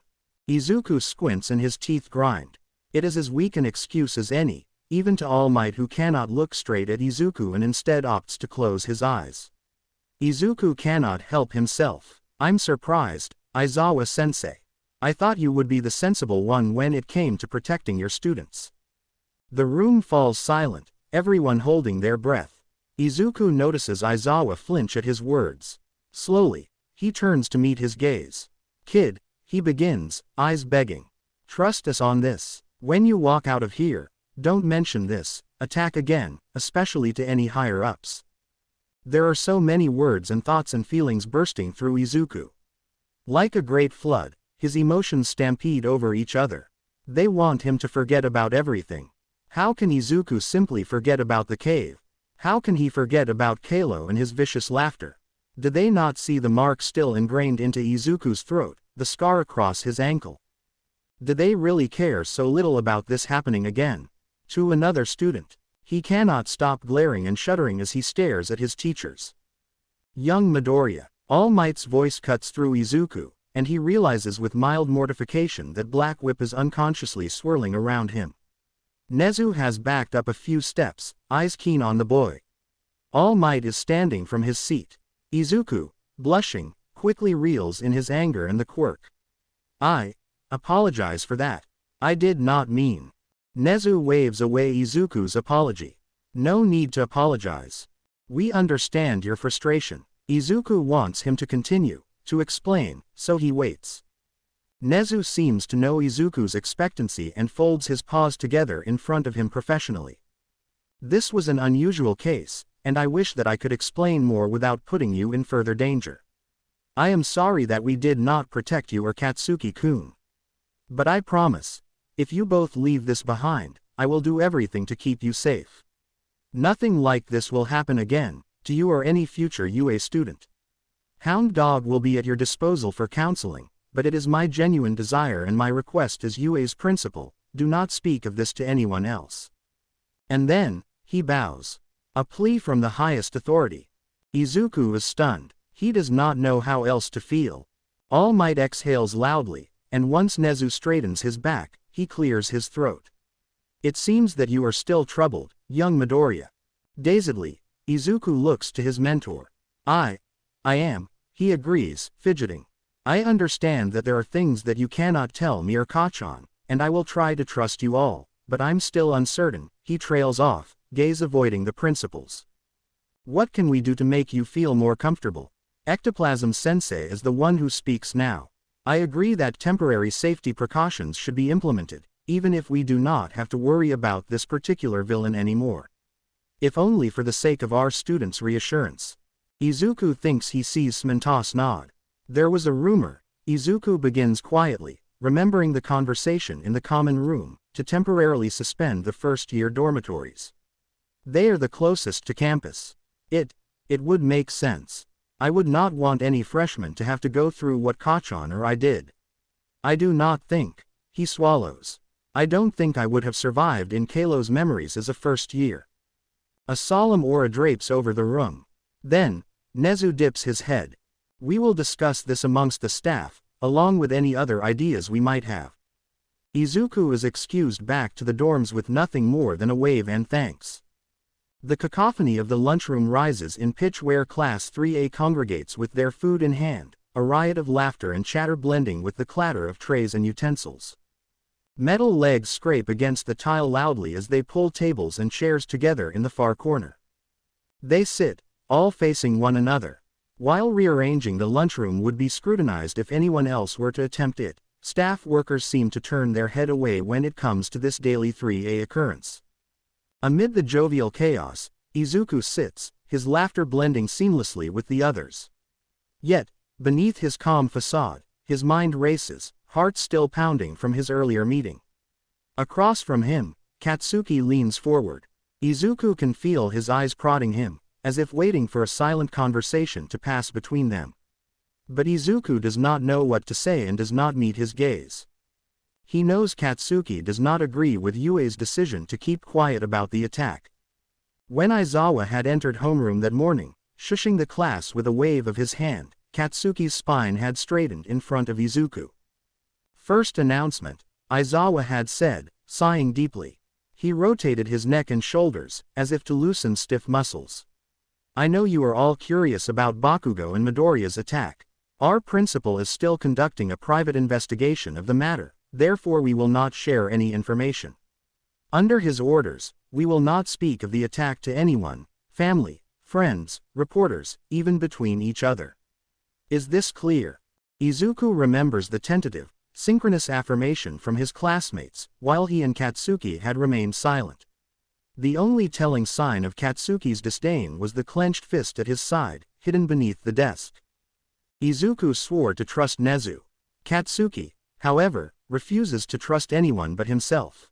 Hey, Bakugou, Ochako speaks suddenly from Izuku's side. Her chopsticks are halfway to her mouth, rice spilling over their edges as she studies Katsuki in front of her. Are you okay? Izuku finally glances up, and is pinned by Katsuki's heated glare. He swallows. You look as if you want to tear Midoriya's head off, Denki quips, laughing from a few students away, peering over lunches and utensils. Katsuki squints further, then twists his head quickly to look at the entire class. He has yet to touch his food, and he shoves his tray back forcefully, knocking into Izuku's. No, I'm not okay, he says loudly. You are all acting like nothing has happened. Like there isn't a bloody villain stalking around campus ready to kill or kidnap someone else. The damn school should be locked up, and yet you're all acting like complacent pieces of shit and laughing. Izuku maintains his mask as the others ashamedly purse their lips. Aizawa said not to talk about it, Mina defends, reaching over Eijiro to pat Katsuki on the arm. Katsuki yanks it from her. It's not like we have a choice. There's still an investigation going on. Katsuki tisks. Investigation? My ass, he says. The rat told me personally that he has no plans on capturing the creep. That villain is still out there, and Yuuei ain't gonna do anything about it. This raises a few eyebrows. What do you mean? Toru asks from further down the table. Katsuki turns to Izuku once again. Why don't you explain, Deku? Nezu told you the same shit, didn't he?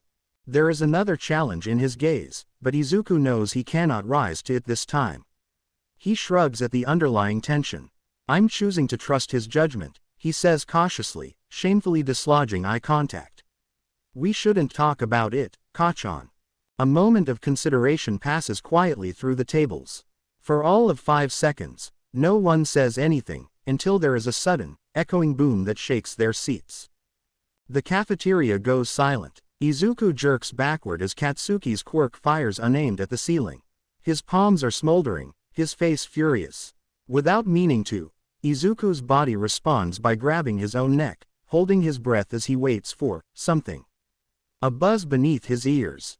Cold clamping over his esophagus. Needles digging into skin. The reaction does not go unnoticed by Katsuki, who just as quickly lowers his palms. Something passes over his face, flinchingly open and derailing his anger while he watches Izuku.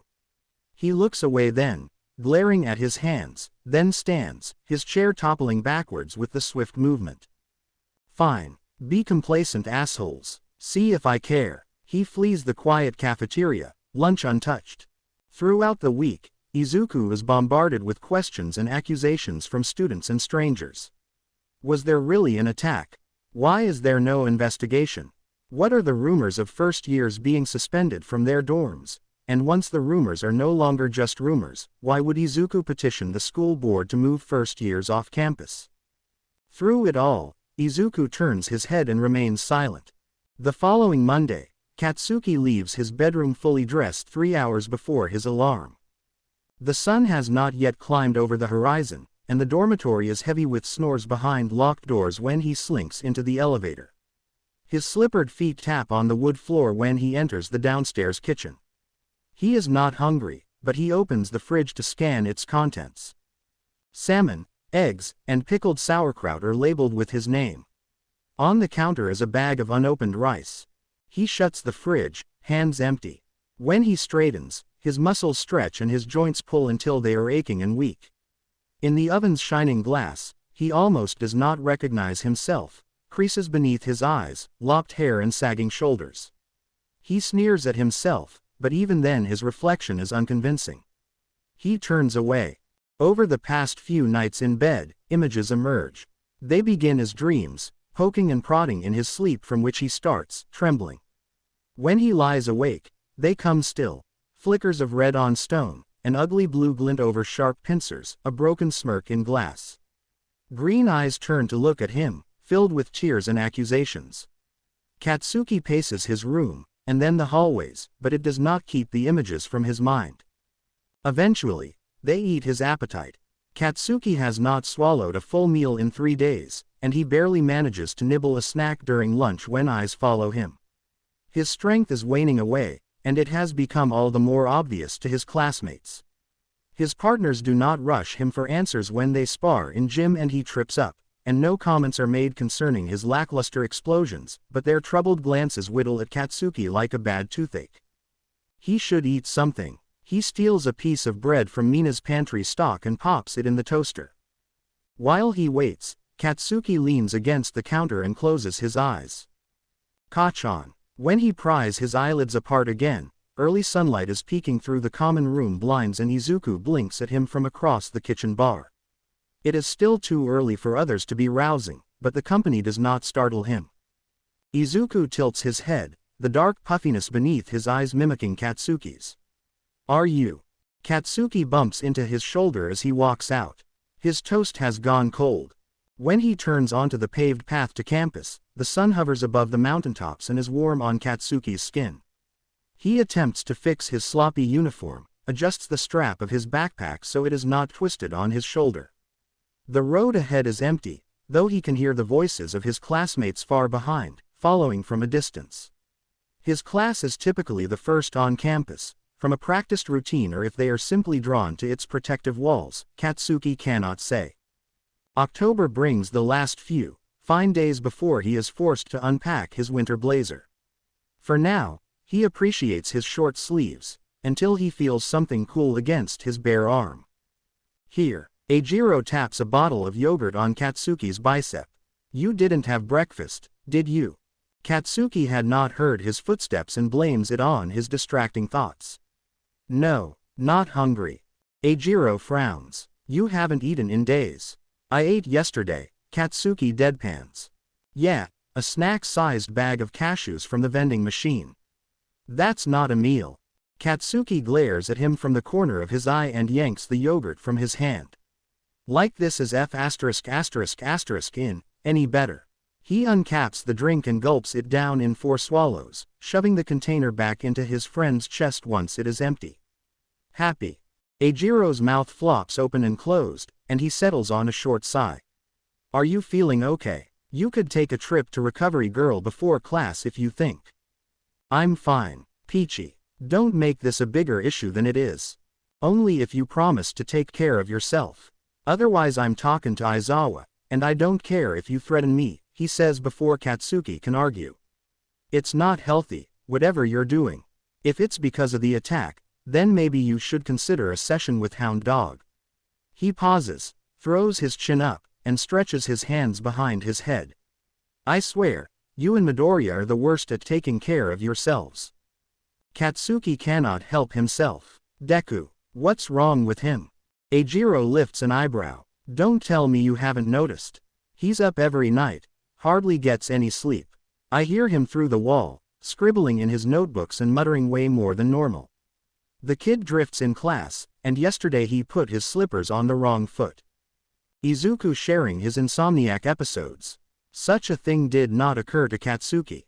He typically stays on the third floor when he cannot sleep, and he never thought to check on Izuku a floor below. Not that he ever would, if the idea had entered his mind.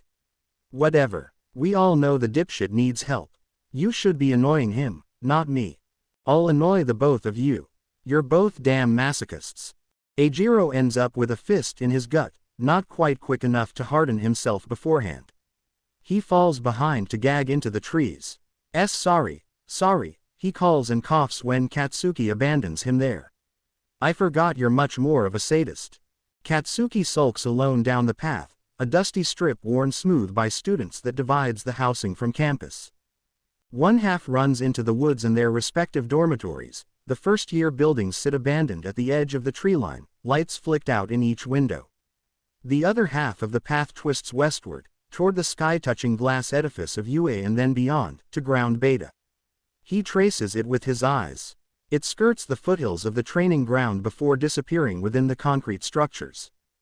His gaze lingers on the faux city. He remembers much of his first year, though sometimes he wishes he could not. A single memory comes to mind every time he passes ground beta. Fists and selfish words, lightning and explosions. It is embarrassing more than all else, and he is glad that Izuku never brings up the late-night match. He comes to the campus archway and pulls his bag from his shoulder. Two security robots at the gate roll forward, beeping. They are small and bulky, unsuspecting, but Katsuki knows better than to underestimate them. He has witnessed the heavy machine guns mounted on their shoulders in action and would never, ever purposely provoke them. This way, please. One gestures a mechanical arm toward the scan booth between the archway's pillars. Set your bag on the table. Other than suspending first-year dorm use, this is the only brilliant idea Yuuei decided to implement to prevent Kalo reappearing.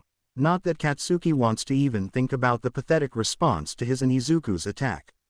The scan tests are not only set up outside campus, each classroom is equipped with a robot responsible for checking students and their belongings before classes. Frankly, it is obnoxious. Katsuki grits his teeth whenever he is stopped. As if this would prevent a dead boy and his memories from returning. He passes through the scan booth and the robots, picking up his backpack from the table after sliding it through their metal detector. It slings heavily over one shoulder while he heads for the front doors. The office secretaries look up from their computers when he enters, an instinctual welcome on the tips of their tongues before they recognize the infamous student. A few nod politely, others look quickly away. Katsuki already suspects that most of the staff doubt the credibility of his claims. More than once, someone has asked if he had any proof of Kalo's existence. Katsuki had only pointed to his bandaged ankle and Izuku's bruised neck. It shut up one no-name, second-year aide who outright denied the possibility of an attack on campus. Them. Their opinion means nothing to Katsuki. And another big middle finger to Izuku, of all people. During this shitfest of a week, Izuku has done nothing to stop the allegations that Katsuki is lying, that there was no attack, that their absence from campus over the weekend was a framed attention grab for paparazzi. So yes, Izuku, him. The hallway skirts around a bend of large windows, tinted but clear enough to make out the groups of students now leisurely trotting through the entry gates. Katsuki spots Eijiro chatting with Denki and Mina, Honda laughing at something Hitoshi says. There are a few others he takes note of. Younger classmen playing tag on the lawn, a brunette girl studying on a bench. And under the shadow of a tree, a boy in a tweed vest stares straight at Katsuki. Katsuki blinks. The boy is gone. His heart is in his throat before Katsuki can swallow it down. Crazy. I'm going crazy. He promises himself to eat a full lunch and wanders up to the third-year classrooms, trying to forget the boy's strange smile and lack of pupils. When the sun touches the distant fields, the school buzzer rings and Izuku stands to collect his notebooks. Already his class is filing out, exhausted whispers echoing through the hall. Only Ochako, Shoto, and Tenya remain behind. They mean to wait for Izuku, who is slowest to pack up, and he flashes them a grateful smile before he turns to glance out the classroom's narrow window. Below, gray and white uniforms line up like ants at the front gate, slinking through the security booth before heading either for the dorms or, in the freshman's case, towards the metro station. Aside from 3A, not many had spoken to Izuku through the week. He is used to the gushing of first and second years, an occasional heartfelt confession after school, but for days, it has been quiet. The students creep past him, never making eye contact. It is obvious they blame him for the dorm suspensions. He supposes he should be appreciative for the lull of attention, but he does not like their sour expressions and clenching jaws. He tries to ignore them. He pulls his backpack over his shoulders and his friends call to him from the doorway. He finds his smile returning. One thing he can thank for the lack of underclassmen trailing him: he is able to dedicate more time with his classmates. He follows them down the staircase to the twisting hallways on the first floor. They pass empty, open classrooms, a set of bathrooms, a vending machine that holds a variety of snacks and caffeinated drinks next to the cafeteria. While glancing at a pack of potato chips behind the glass, Izuku completely misses the large rock in his path and trips. From the floor, he curses under his breath and rubs his toe. He stays like that for a time before glancing up. One by one, his muscles tense. There, embedded into the perfect, shiny tile is a boulder. It is about the size of Izuku's backpack, glimmering slick with humidity and a faint, blue hue. His breath catches as he stares. Deku-kun. Ochako is over him in an instant, blocking his view. Are you okay? He blinks, his voice caught between chattering teeth. Why yeah, He trails off and looks out behind Ochako's legs. I tripped over the rock is missing, vanished, as if it had never existed. Ochako and Tenya help him up, grabbing his arms as Izuku blinks furiously down at the floor. Shoto shifts uncertainly behind him. Izuku bends and puts his hands on the unspotted marble, smooth and unremarkable beneath his touch. He can smell the wax and petroleum cleaner, but nothing more. His three friends watch him with huge eyes. He rises and swallows. Sorry, I thought I tripped over something. Shoto's face relaxes and he throws his hands into his pockets. It's okay. I sometimes trip over air, too. Izuku worries his bottom lip. They had not seen anything. Hey, Midoriya-kun. The four students turn as Momo runs at them from the far end of the hall. She shuffles a little when she stops in front of them, panting under her breath. Hi, Yaoyorozu. Izuku greets with a timid grin, forcing his nerves into place behind a friendly greeting. Can I speak with you? She asks. She glances between his friends. It'll only be a minute, I promise. The others, of course, turn to leave them in privacy. We'll wait at the front, Ochako says, waving. Izuku watches them go, a shared look of curiosity brushing across their faces before disappearing behind the hallway's corner. Momo puts her hand to Izuku's shoulder, pulling him close. So, she says in almost a whisper, hesitating, I know you mentioned to Iida-kun and I that you didn't want us looking into your case anymore, but, she pauses and sighs, and Izuku feels his heart hit his throat. I couldn't help myself. Over the weekend, I was doing some investigating, checking the archives and yearbooks. Nothing. There wasn't a single piece of history tracing back to your villain in the archives. But today, I finally found something. Izuku swallows. Let it be known, he had tried to keep the topic of Kalo out of every conversation since returning from the board meeting. Does that mean he is not still curious? Of course not. He hates the uncertainty and secrets. Momo seems too restless, and a hand fidgets at the hem of her blazer. At first glance, he almost mistakes her twitching fingers for a nervous tick. Yet looking more closely, he sees a purposeful tapping. Her finger moves up and down against her collar. Tap, tap, tap, tap, tap. What is it? What did you find? The finger continues to move as she speaks. You were right. There were corridors, she begins, looking around as if the very walls are leaning in, gripping to her every word. Eventually, she locks eyes with Izuku. Do not speak his name, her finger types out in Morse. We need to talk somewhere safe. Do you know the ramen shop across the street? Izuku nods. Good. Meet me at the front gates in 15 minutes, and we will talk there. I got permission from Mike-sensei to leave campus. Don't speak to anyone else. I do not trust Yuuei, is the last message she taps before heading for the exit. Izuku feels conflicted and heavy, his mind like fallen leaves stirred up from a storm. He cannot stop replaying Momo's message. There had been such apprehension in her voice, and bitterness too. Whatever she means to tell him cannot be spoken at school. Suspiciously, Izuku wonders how much of the information was ethically acquired, through legal means and open textbooks in the library. Somehow, he does not think Momo is entirely incapable of unauthorized research. He waits a moment more before following her retreat. At the curve of the corner, he spots his friends waving from the front office's doorway.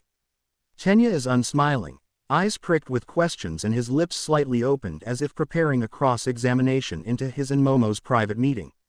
She must have passed them without mentioning a thing. His friends are not the only ones waiting. In the lobby, slunk against the wall with hands folded into armpits, Katsuki turns his head. His squinted eyes latch and hold against Izuku's, posture unmoving and mouth pressed in a firm line. As Izuku draws nearer, he does not think he will say anything, do anything but follow him with his eyes. The glare is almost a threat. He attempts to slink by, sparing distance in the small lobby to avoid an interaction, when he is suddenly yanked backwards. Gah! He staggers, surprised. Katsuki links their arms together, pulling him back down the same hallway in which he had just escaped. Kei-chan. We need to talk, Katsuki says quietly before Izuku can yank himself free. Tell your dipshit brigade to F*** off. Already Shoto is halfway through the lobby, beeline for Katsuki and Izuku. Ochako and Tenya are not far behind. Shooting a pathetic apology through a smile, he quickly gestures them away. Sorry, I'll see you back at the dorms. But, Izuku, later, he cuts in, continuing to stumble backwards with Katsuki at his side. The classmates pause and frown, and Izuku turns away to follow Katsuki properly. They say nothing more until Katsuki suddenly drags him into one of the empty staff bathrooms, clicking the lock on the door behind them.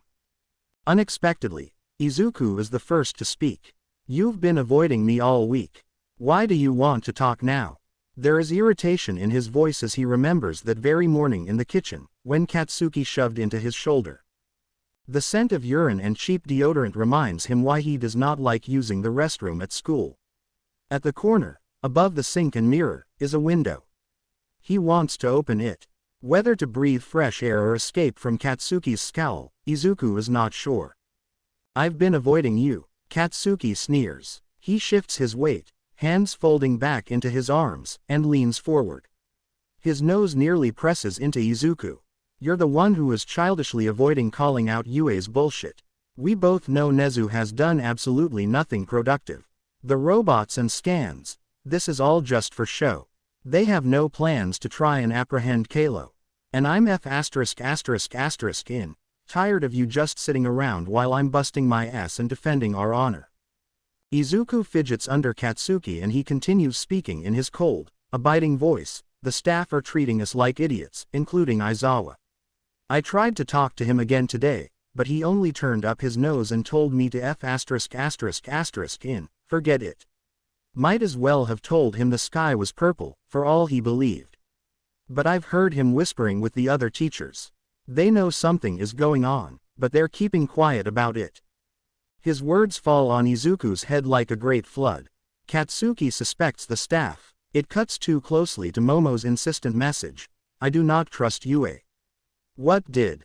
I saw him again. As if Katsuki had suddenly unveiled a rabbit from a top hat, Izuku gawks. You saw. Do not speak his name. Izuku clears his throat. You saw him. Kalo. Katsuki confirms, and Izuku winces. He was standing outside when I arrived this morning, just staring at me. Creep. I was going to mention it to Aizawa, but he woulda told me to forget about it.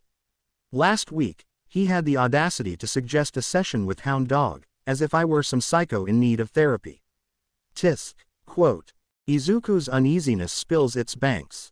He pulls back from Katsuki's leering face to think properly. Only a few minutes ago, I tripped over a boulder in the middle of the hallway. It had to have been from Kalo's cave. No one else noticed it. He does not catch himself using the boy's name until it is too late. Yaoyorozu has been trying to help with research.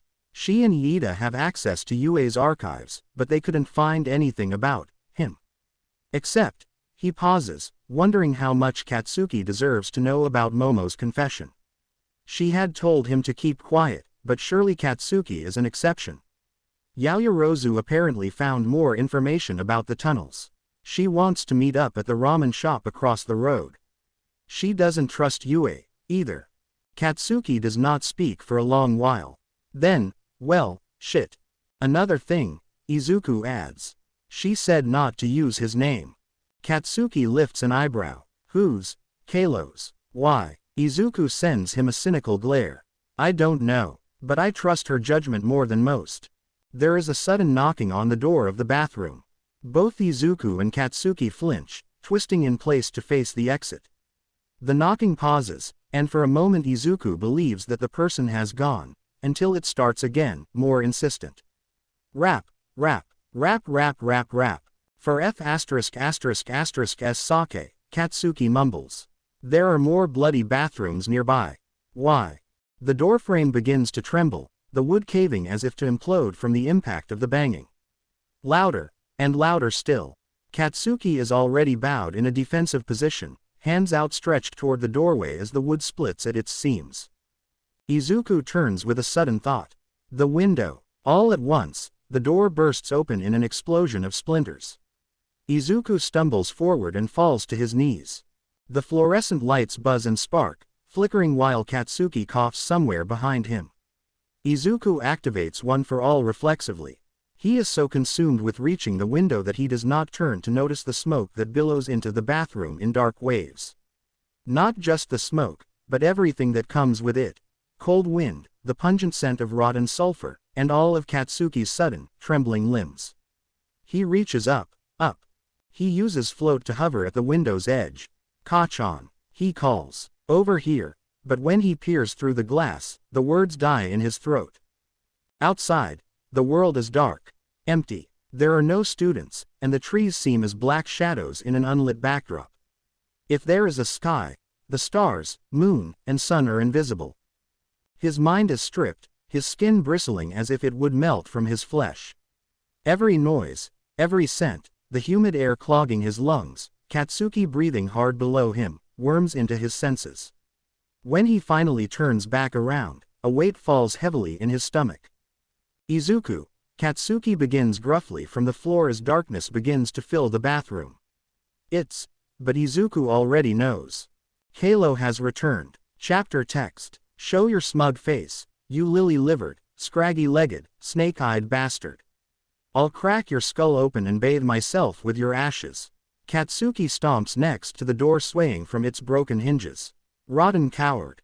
For several minutes, the overhead emergency sprinklers spray Izuku, fluorescent lights flickering rainbows in the stream.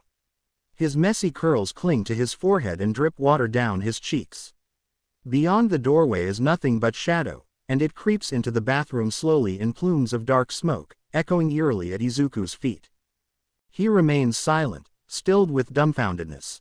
Katsuki continues shouting into the dark, picking up any swear he can possibly remember.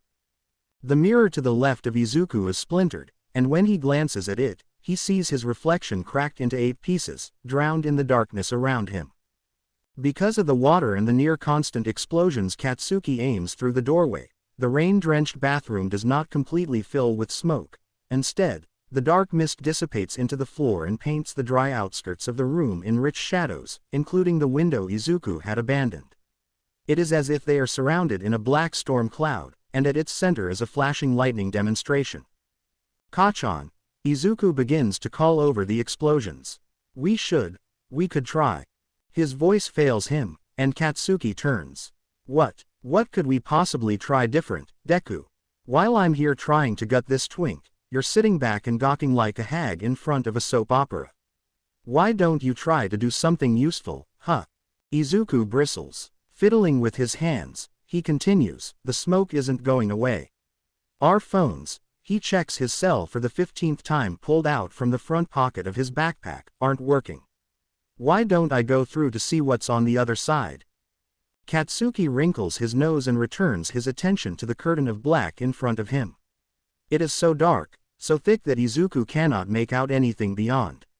Any explosion that Katsuki shoots only temporarily shifts the plumes, until another cloud reappears within the space less than a second later. We don't know what this shit is. It could turn your intestines inside out if you breathe it in. I have one for all, Izuku suggests. I'll blow it away. Katsuki takes a step back into the room, only a foot from Izuku. His fair-colored hair darkens beneath the drenching shower, tugging downward against his jawline. Try it, then, if you think you are so much better at this than me. Izuku scowls as Katsuki lowers his palms and explosions. It doesn't hurt to trust me a little, Kachan, he argues and shifts to ready full cowl. Katsuki scoffs. Trusting you would have killed me 2 years and 20 minutes ago. Izuku ignores him and flicks his finger at the cloud, bracing against the recoil of 20%. The blast of air jabs at the smoke wall, followed by the dull hiss of funneling mist as it circles outward. To Izuku's astonishment, however, the force seems to hit a wall, breaking off as it is completely engulfed by the curtain and then disappearing. He blinks. Where 20% of his quirk would have knocked down a small home, there is only a slight inch-deep gap within the smoke. Katsuki applauds him. Well done, he whistles. Ladies and gentlemen, the great hero of our generation. 30, then 50%. Yet the smoke remains, sturdy against all of Izuku's frustration. He tries Black Whip, which sinks into the cloud effortlessly and touches nothing beyond. I don't understand, Izuku says, almost pouting as he recalls Black Whip. There isn't anything there. As if to prevent misunderstanding, Katsuki speaks slowly. It's during moments like these that I wonder how All Might trusts you to take on his mantle. It is a low blow, but nothing that Izuku is unfamiliar with. In contrast to the arguments during their first and second years of school, Katsuki seems mellowed somehow, even in this dire situation. His face twitches, as if his lips want to curl upward but cannot manage a full grin against his stoic charm. Despite himself, Izuku snorts slowly. Katsuki twists in place, glaring down at Izuku, who covers his mouth to bury the remnants of his chuckle. Sorry, he coughs, clearing his throat. That wasn't a bloody joke, Katsuki swears. He jams a finger into Izuku's chest. Even after all your training, you still don't know how to use one for all correctly. Bet you can't even tie your own shoes without some written-out guide. Just move. Izuku is shoved to the side, away from the doorway, by Katsuki's hand against his sternum. At first, he thinks his childhood friend only means to begin firing at the mist again, until he catches a wry look on Katsuki's face. He stiffens. Kachan. Katsuki lifts a single eyebrow in his direction. Don't try it, Izuku pleads, knowing very well what Katsuki intends to do. You're the one who said we don't know if it's dangerous. That only seems to prompt Katsuki more. He smirks once at Izuku. You hypocrite, Izuku shouts as Katsuki sinks into the smoke, eaten by the folds of black. Izuku leaps at the doorway, hovering before the empty space. Like the time in the cave, Danger Sense remains silent, useless in his predicament. At a loss, he gulps lungfuls of air, straining to listen for Katsuki's footsteps within the hallway. He hears nothing but the dripping of sprinklers and the occasional hiss of the restroom's flickering lights. With a few calls into the dark, Izuku decides that either Katsuki cannot hear him or Kalo has somehow silenced any response. Then, from within the smoke, a single hand shoots out. It grips Izuku's forearm with bruising strength when the boy recoils, pulling him sharply forward. Headfirst, Izuku dives into the black, squeezing his eyes shut before he can react with his quirk. Instinctively, he holds his breath, cutting off a cry before the smoke can enter his lungs. He trips on his feet, but the grip on his arm does not loosen. No matter how much Izuku tests and tugs, he cannot pull away. He begins to ignite one for all, eyes remaining closed, when suddenly, "Are you done?" Izuku's eyelids flick open. Before him is Katsuki, pale under the dreary shadows around them. He releases Izuku and crosses his arms without bothering to conceal his amusement. The smoke flounders and sinks away from them, not clinging as Izuku had expected, nor contorting his insides. His vision begins to adjust to the dark slowly, and he immediately cuts off the power buzzing beneath his skin to sigh dramatically. "It's just you," he says, relieved. Then, seeming to remember the past few seconds, scowls and points. You had no business doing that. You're a hypocrite. What would have happened if this missed?" He brushes his hand through the air. "Was as dangerous as you'd said. I couldn't have done anything to save you." Katsuki only looks at him, unimpressed. And, Izuku continues, "It was my idea to walk through. I should have been the one to try it, not you. I am not helpless. I don't know how many times I have to repeat that before you actually listen. You didn't give me a single second of warning before you marched in." "Oi!" Katsuki cuts through, slapping Izuku across the head and dumbing him to silence. "I knew what I was doing. Do not treat me like an idiot." Izuku grunts as his foul temper returns on a wave of unpleasant hypotheticals, souring his pleasure at finding Katsuki safe. He wishes to continue berating him for his recklessness and grumbles a bit more before shrugging and turning his back. Then, he says, working each word around his mouth before letting it escape, "Don't act like one." Katsuki almost laughs, and says nothing more. Behind Izuku, the wall of smoke remains solid, impacted into the space where the bathroom entry would have been. The cloud does not shift from its placement, secured by some invisible force in place of a door. Izuku sticks his hand into it, just as Katsuki had done seconds prior. He feels nothing but the spray of water beyond, but is surprised that he cannot hear the sprinklers or anything from within the bathroom. He pulls back, watching the droplets weep down his skin. Then, he turns to take in the rest of his surroundings. The hallway is dark, but familiar, as if all of the lights at Yuuei have been switched off during a moonlit night.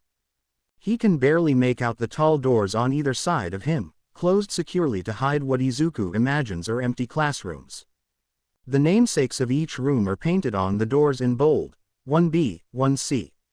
Through his study, he realizes that despite the familiarity of the place, there are anomalies. The tile is chipped in places, several wood panels on the wall have darkened with mold, and beams from the ceiling are precariously angled as if detached from the building altogether. Abandonment is clear in this version of their school, and it unsettles Izuku. Silence envelops them. He leans against the cold wall with one hand and stares down the hallway, trying to prevent his growing anxiety from overwhelming him. Seconds drag by while Katsuki paces a couple of feet away, peering into the classroom windows and attempting to open locked doors. Surprisingly, he does not use his quirk. When Izuku asks why he does not simply break down the doors, Katsuki only states he does not want to attract unwanted attention. To Izuku, the interminable waiting is as stressful as an actual confrontation with Kalo. Slowly, Katsuki leads them from the bathroom, inching around corners and staring into the shadows as if willing whatever dangers there may be to appear. It is far too quiet for comfort. Izuku wants to speak but does not dare to. They may miss something between the drowning of their voices.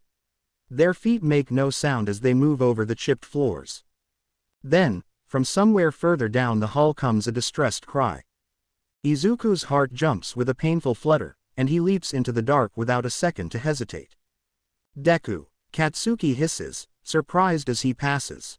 Hot on his heels, Katsuki shoots himself toward Izuku as he skirts the last corner of the school with one for all, right into the lobby.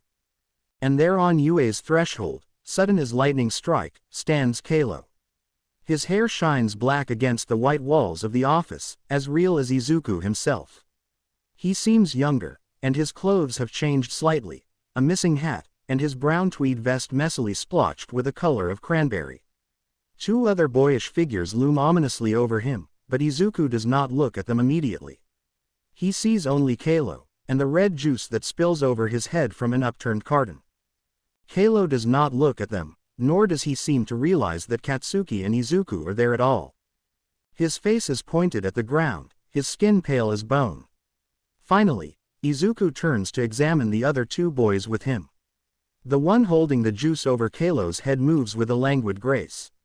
His eyes, cold and calculating, sweep over Kalo with a predatory focus, while his companion, a shorter threat, lurks at his side like a loyal hound and grabs Kalo's shoulder. Kalo lowers his eyes in fear and deference. Izuku steps forward instinctively, until Katsuki stops him with a firm hand against his chest. Hold up. Izuku glares back at Katsuki, eyes wide. But, we can't just. No matter if Kalo is a villain, Izuku cannot just stand by. It goes against his very nature. Deku, a hero, would never turn a blind eye to bullying. On cue, the boys ahead of Kalo begin to speak, backs half turned from Katsuki and Izuku. Even amidst the quietness of the abandoned school, Izuku must lean forward to hear.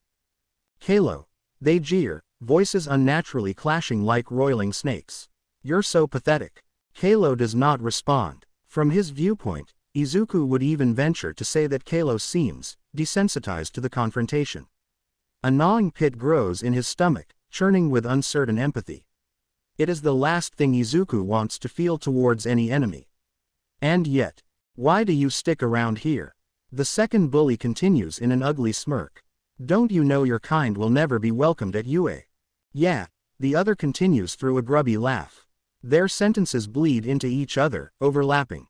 Why not do us all the favor and disappear, eh? The last question hits a little too close to a memory locked and forgotten in Izuku's mind. Before he can restrain himself, Izuku bares his teeth. Hey, he shouts, held back by Katsuki, who refuses him when he attempts to step closer.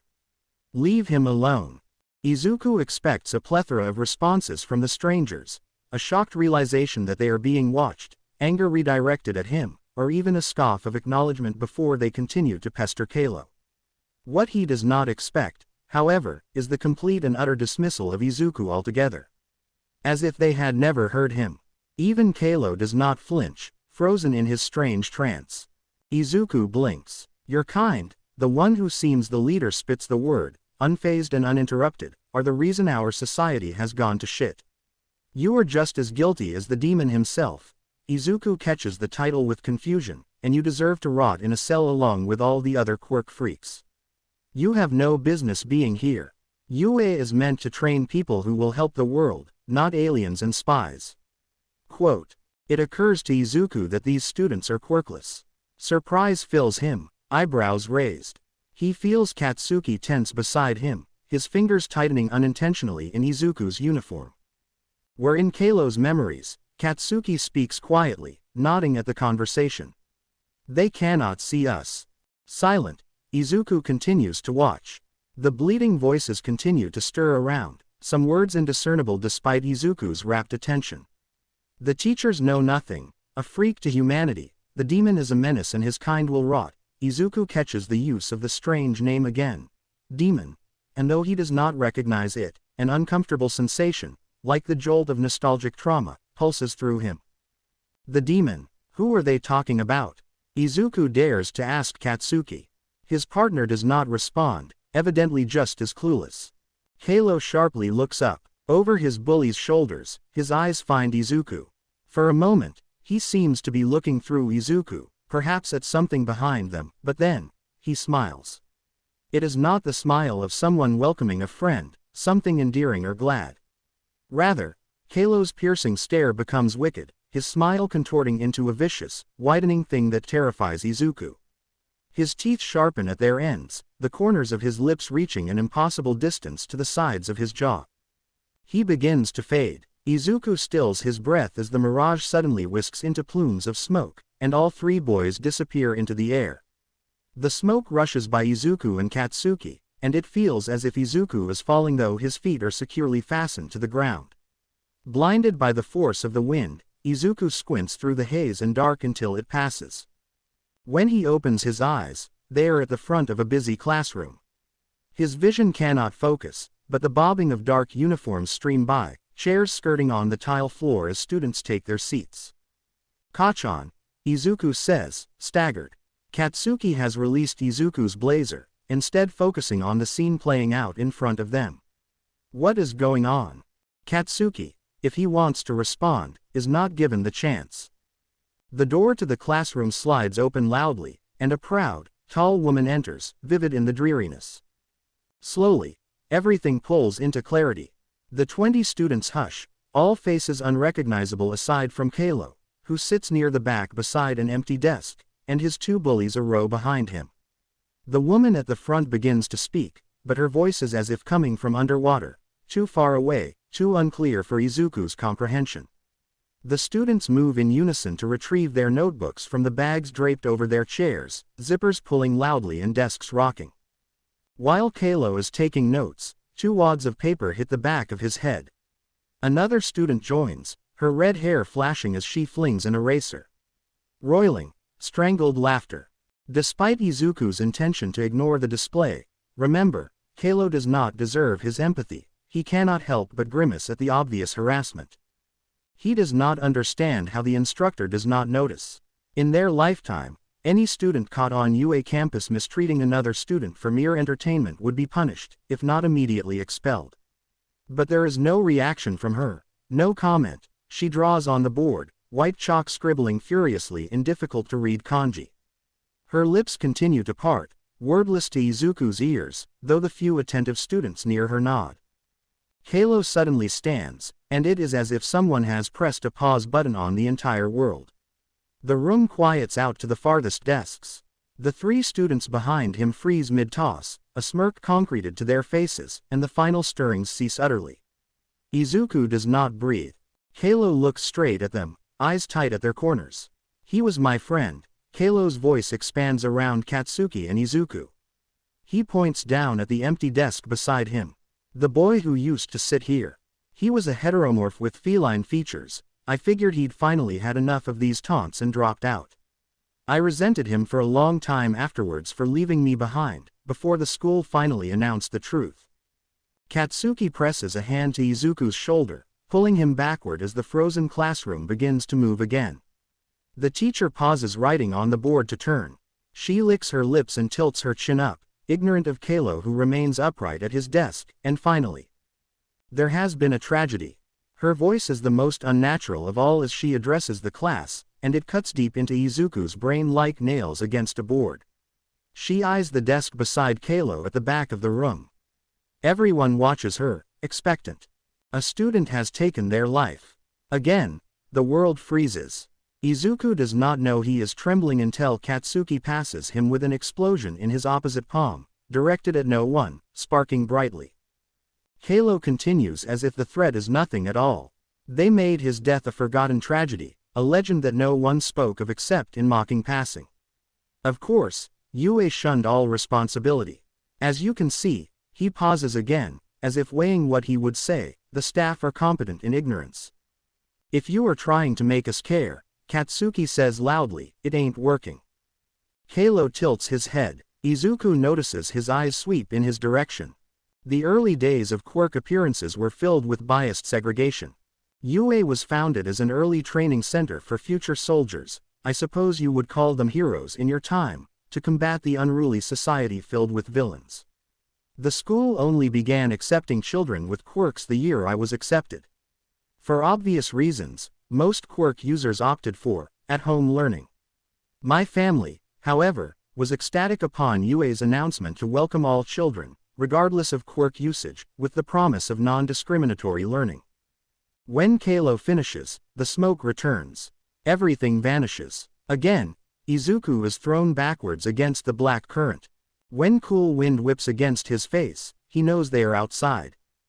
Horrible anticipation swells as he gazes out into the dark backside of Yuuei.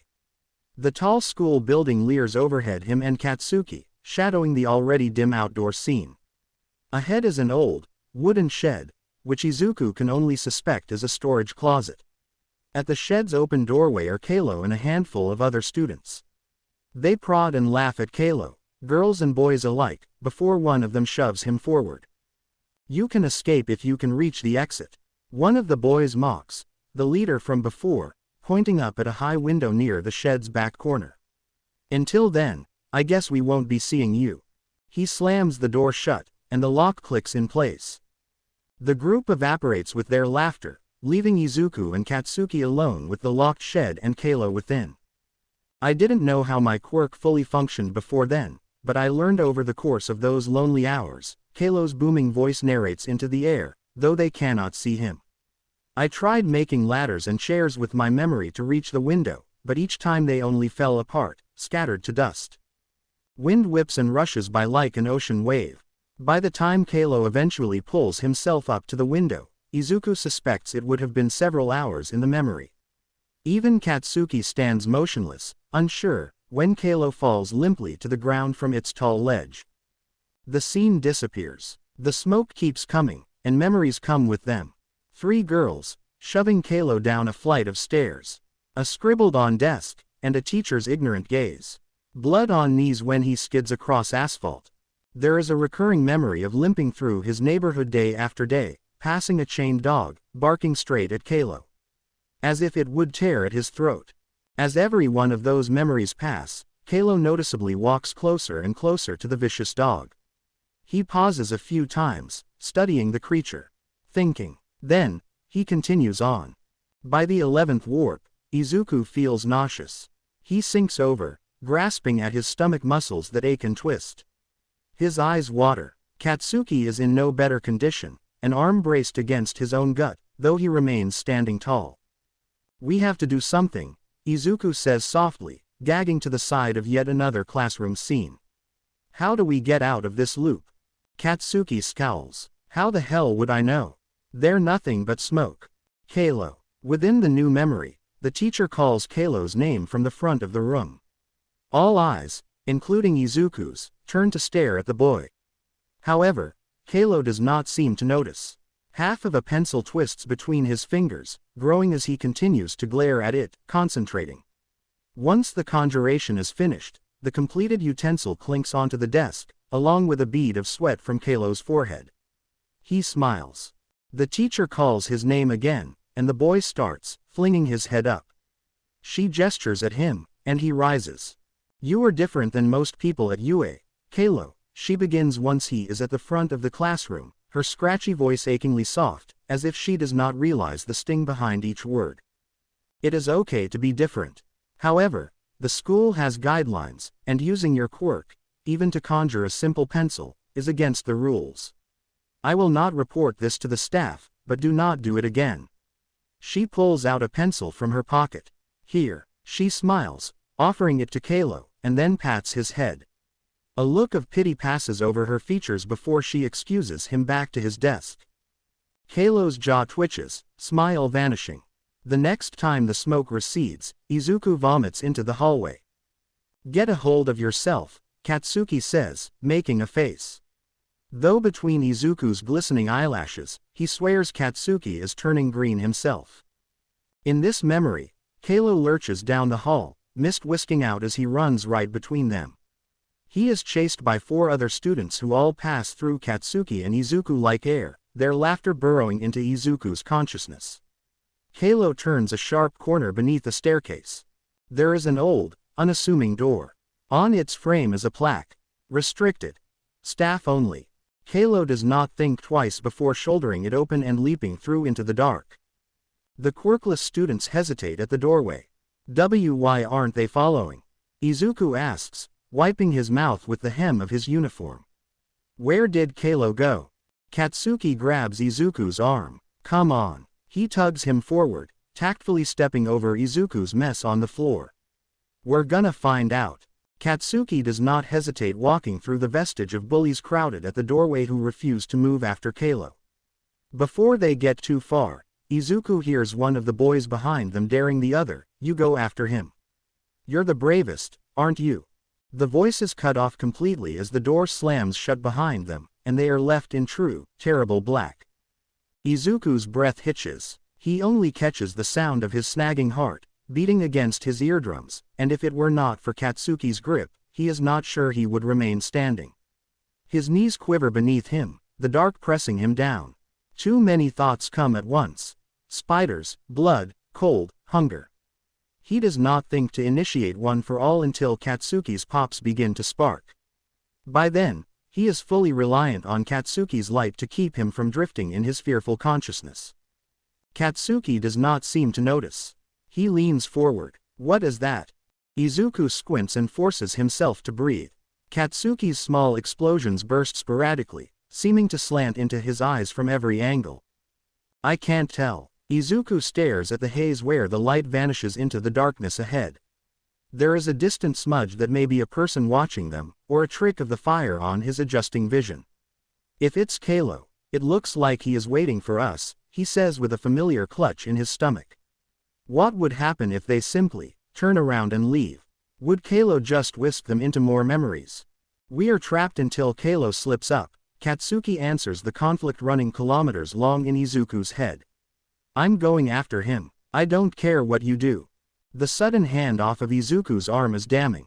He stumbles forward after Katsuki, igniting one for all on instinct to stay close. Obviously, I'm following you. Izuku hisses. I'm not that stupid to go off on my own. Kalo probably wants us to split up, anyway. Don't you dare hold me back then, Katsuki says one last time before stomping forward. Izuku cannot make out a single defining feature of the room, only that it is massive no matter which direction he turns. No walls, no furniture. Beneath his sneakers, the floor is rough. The closer they move to the smudge in the distance, the more obvious the vastness of the space becomes. And then he smells it. The humid, abrasive scent of underground. Kachan. Izuku panics, pinching Katsuki's shirt. Wait. A loose cloud of dust falls from above them, raining small pebbles and debris that hit the ground like raindrops. Izuku coughs and covers his eyes.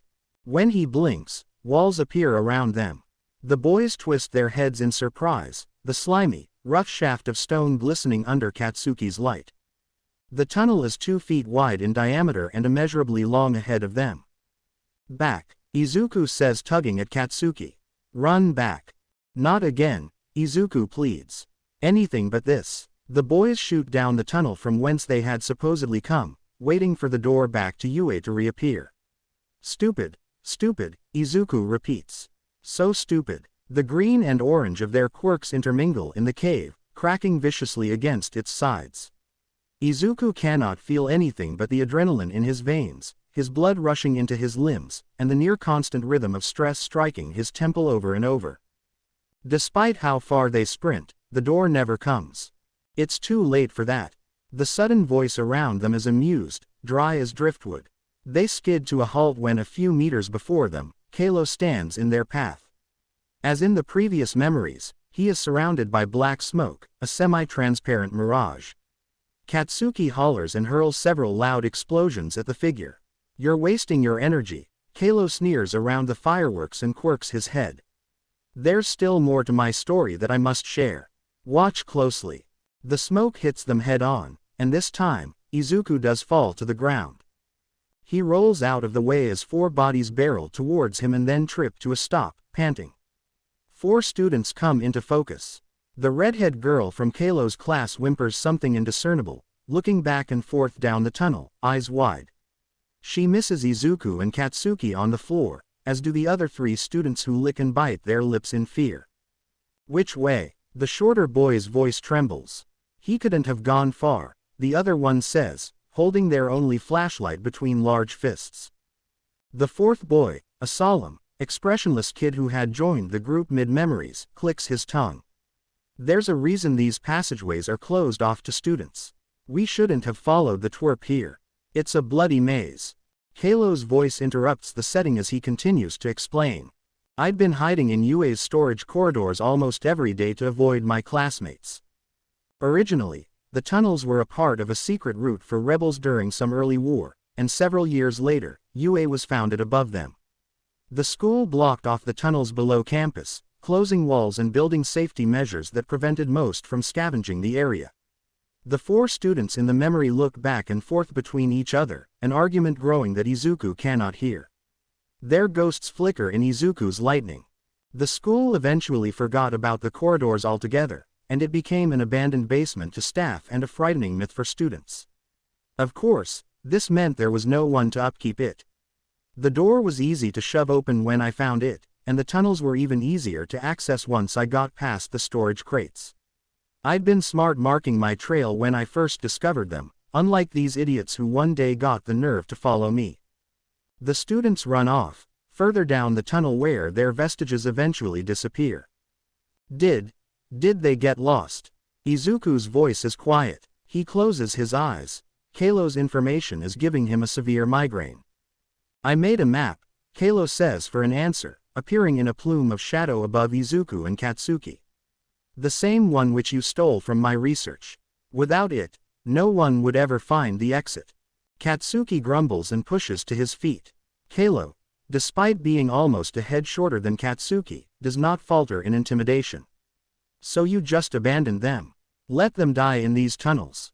I did as any sensible person in my position would do. I avoided them. I ran home that evening and did not look back. The following day at school, when they were absent from homeroom, I returned to look for them. The wind whips past, and another scene emerges. First year Kalo, flashlight in tow, walks hesitantly through the tunnels ahead of Katsuki and Izuku. In his other hand is a large, inky parchment, the map, Izuku realizes from the floor. Kalo swallows, looks down at the map, and calls out, "Hey!" Silence. The stone drips water from its chinks, each droplet resounding like a faraway cymbal. Kalo sighs and continues to walk on. Until from the dark recess of the tunnel, movement. Kalo's flashlight jerks upward. The sounds of quick footfalls grow, encircling them, sprinting. Kalo freezes, as does Izuku when suddenly in the single beam of light, Kalo's classmates materialize, eyes wild. The one in the front, the bully's leader, yells and swings. His fist connects to Kalo's chin. Kalo's head smashes against the side of the tunnel. The flashlight and map clatter to the floor. Freak! The bully shouts in his strange voice, standing over a bewildered Kalo. You left us here to die. You asshole! He swings again. Kalo, defenseless, attempts to cover his face. Izuku jumps to his feet, stunned, dizzy with nausea and instincts. Wait! He reaches out to shove the classmate off of Kalo. His hands only go straight through their bodies. The others watched from the sideline. Kalo's bored narration says over the futile beating as Izuku stares, gobsmacked, at his useless hands. The redhead and two other boys stand motionless around him, Katsuki somewhere outside of Izuku's peripheral. They could have cared less about me, despite my intention to help. I should have never even considered looking for them. But, then again, I suppose it was during this beating that I decided to grow up. Between a split lip and swollen nose, Kalo rolls away. There is a moment, just a split second, where a fire burns in his expression. He bares his teeth, red with blood, before he decisively places his hands on the stone floor. Something shifts beneath them. The bully unintentionally kicks the flashlight in his slow pursuit, and the beam spirals away, blanketing Kalo in darkness once it settles. Izuku hears the low growl before anyone else. He looks up. From within the shadow, a black dog vaults out and rips the classmate's throat. Momo Yaoyorozu slips her bag off her shoulder, letting it fall gracelessly onto the common room couch. Her mouth twists affably in consideration of what she means to tell Izuku Midoriya, of the secrets that perhaps would be better unsaid, or at least said in the presence of a trusted staff member. Her immediate thoughts turn to Aizawa, but she shakes her head. She has noticed his unusual and obvious avoidance of Izuku's and Katsuki's case. The hesitant, downcast eyes whenever her classmates ask a specific question or the outright refusal to engage in any conversation regarding their kidnapping. He knows something. Momo is unsure whether it is in her favor or not. And as much as she admires All Might, she could never go to him with information reprimanding his alma mater. No one else in the staff comes to mind. She slumps onto the cushion beside her bag, head in her hands. Everything okay? She starts, blinking up at Hitoshi Shinso from between her fingers. Most of her classmates are either outdoors with the good weather or back in their bedrooms. She had not noticed Hitoshi in the common area before depositing herself so openly. Aizawa has trained you a little too well, Shinso, she sighs, sitting back. I may need to put a bell on you. He smirks and takes a seat on the edge of the coffee table ahead of Momo. Ashido already tried that. She ended up in the swimming pool, fully clothed.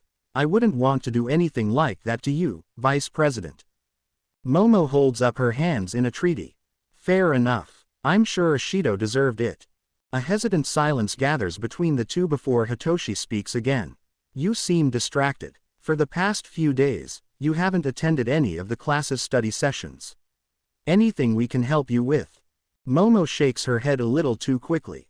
Hitoshi raises an eyebrow. Really, it's nothing, she says, sinking further into the couch. I just have a lot on my mind, is all. It doesn't have anything to do with a certain pair of troublemaking idiots, does it? Momo flings her eyes up.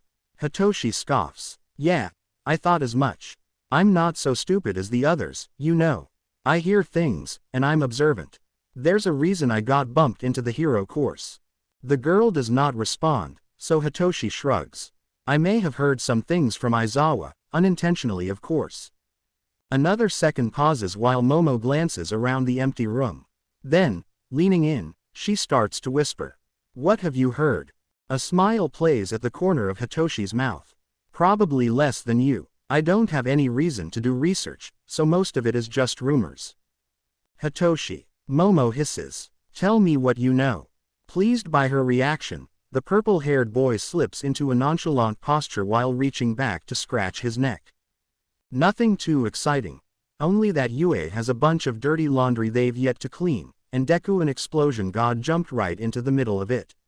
Stuff about a few kids dying some 100 years ago under the school's nose, but the case being buried, he breaks off, swishing a hand through the air. Not that I really know anything about that. Momo squints. Who else have you told? Hitoshi crosses his heart. No one, I promise. I figured I'd go about ignoring everything as Nezu obviously wants. There's no need to bring up baggage from so long ago, right? Yuuei already has enough to deal with. Momo tries to sound as casual as he. Unless it has everything to do with us right now. For the first time since the beginning of their conversation, Hitoshi makes clear eye contact. What do you mean? Instead of a definite answer, Momo asks, have you heard anything about Kalo? No, he says, considering. Other than what Midoriya mentioned when he and Explosion Boy returned. He's the villain who warped them from campus, right? The girl nods. And he was there when all this crap was happening 100 years ago. The official school records do not mention his name, but she cuts off, suddenly embarrassed. I may have done some illegal research, she says at last, quietly. Hitoshi's mouth twists wryly. It's funny. No one would ever suspect you doing anything outside protocol. But it's not a complete surprise to me. His tone is light. It is a shared joke, not a reproach. What did you find? Unsure. Momo shuffles. It's probably best we don't speak about it here. I'm waiting for Midoriya-kun if you want to join us off campus, under the reiteration that this information is top secret and not to be repeated. Hitoshi stands and stretches. I don't have anything better to do, he states, then offers Momo a hand. I saw the twerp being dragged behind Bakugou back at school. Hopefully they are not getting into any more mischief. Standing with Hitoshi's help, Momo sighs dramatically. Those two get into more trouble than anyone else, she says. They're absolutely hopeless. There are some memories that are easily forgotten. Then, there are some which will torment Katsuki to the grave. This is one of those memories. Katsuki can do nothing but watch while the dog leaps upon Kalo's classmate, who falls hard with a loud, fearful cry. It is the last sound he makes before the jaws of the beast lock around his throat and tear. Katsuki stares down at the scene as if in a trance. A shudder, involuntary, passes through the body beneath the dog, and then there is silence. Liquid spills like ink, its color bled away by the surrounding mist, a nightmare to add to Katsuki's collection. The growing pool seems to wake him. He blinks and steps away from the blood when it touches the tips of his shoes. He squints, speechless and dumb. There is a rattling exhale beside him, when he remembers he is not alone. Kachan, Izuku whispers, just a ghost in his peripheral. The other three students make a sound of horror, and then they are gone. Kalo's dog, The same, vicious thing from his neighborhood memory, howls down the corridor. It darts after the students, sticky with red, smiling at the chase. The broken chain around its neck crashes against stone. It is all Katsuki can do but cover his mouth and swallow the bitterness on his tongue. I found their bodies a few days later, including the dusty remains of the dog. Kalo's voice echoes over the stillness. I said nothing to the school, nor the police when they eventually questioned the rest of my homeroom. 4 students' sudden disappearances were not particularly abnormal during these dark times. The case remained unsolved while the law enforcement focused on more pressing matters in society. The scene burns itself out, smoking until Izuku and Katsuki are leaning against each other in a different room, in a different time. An older Kalo rushes back and forth between 2 tables, taller, more confident in his movements. Around him are crates of Yuuei artifacts, science beakers, open textbooks, goggles, gloves, and lab coats. The air hangs heavy with an unsettling stillness, as if time itself holds its breath in anticipation. The cold walls, adorned with mildew in the dim candlelight, bear silent witness to years of secrets and shadows.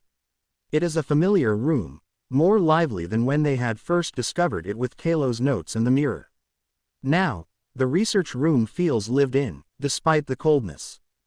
Izuku stiffens beside Katsuki. Over the following 2 years, Kalo continues, I remained in my underground study whenever I was not in class. A few classmates continued pestering me, even with the rumors of my bullies disappearing one after another. By 3rd year, only the bravest provoked me. But they never dared to follow me here. 3rd year Kalo wipes his brow over the solitary desk at the room's center, its surface scarred by the marks of countless pens. He holds his hands over the tabletop, directing his focus to the point beneath them where several small silhouettes begin to form. The shapes twitch, extending upward, until they are a foot tall each. The 4 hairy bodies seem to pulse with an unnatural vitality, and they suddenly leap from the table.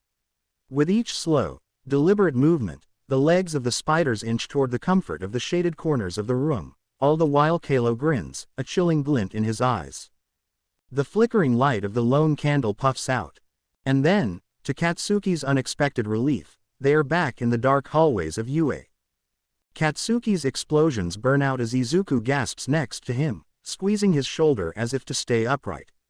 A distant laugh echoes, reverberating off the cold linoleum and wood walls. With each passing moment, the darkness seems to deepen, swallowing them whole, leaving them vulnerable to unseen threats lurking in the shadows. Yet, amidst the palpable fear, something else ignites within Katsuki's chest. You son of a bitch, he shouts, voice rising above the ominous laughter.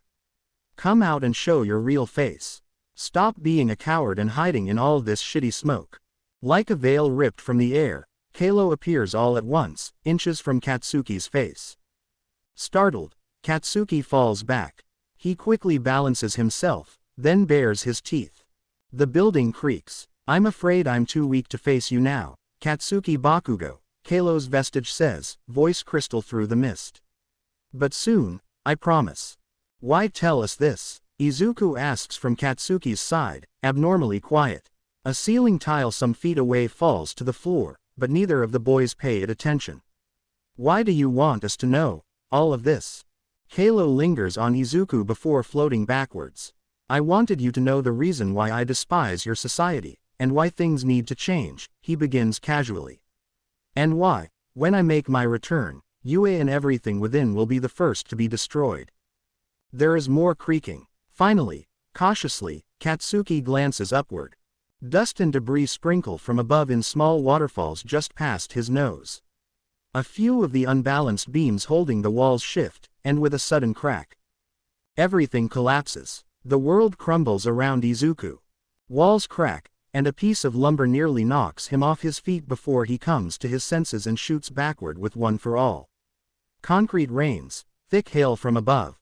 He punches upward with full cowling, blowing away parts of the slowly sagging roof, dodging the heavy wooden pillars as they tumble one after another and hit the linoleum tiles like thunder. Kalo disappears within the flurry, waving a taunt, "Come catch me," above the debris.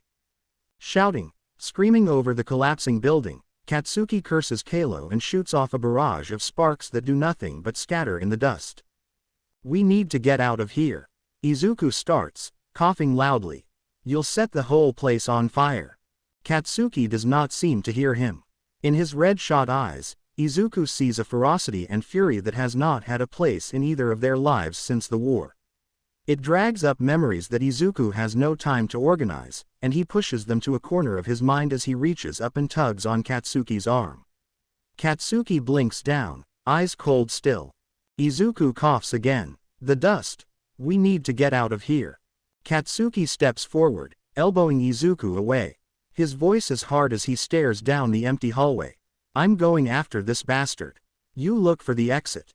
Izuku has never felt capable of slapping someone, but as Katsuki moves away from him, explosions growing, he is sure he would mean it. No, he says clearly. He holds tight to Katsuki's shirt from behind and forces him to stop. You always do this. Just look around, Kachan. The whole building is going to fall, and your explosions will only make it worse. Katsuki rips away from Izuku. Don't hold me back. Then listen. Another falling beam rocks the foundation beneath their feet. I'll listen, Katsuki shouts, when you actually have something worthwhile to say. Until then, back off. Quote. Izuku cannot understand him. He feels torn between a desire to laugh or cry. The corner of his mouth twitches, and his hand trembles faintly as he fights with all the furious things he wants to shout. Why do you insist on throwing yourself into unnecessary danger? We don't even know if Kalo is still here. He could be playing with us. The school is falling, you stupid idiot. At that, the last remaining beam holding the second floor cracks, and the ceiling caves. Katsuki hurls a large explosion at the same time Izuku punches through concrete, stucco, and wood. Glass shatters. The groaning of the building grows to an astounding level that buries the roaring of their quirks, and somewhere else, Izuku swears he hears distant laughter. There is a moment of stillness, as if the world is considering, before orange catches Izuku's eye.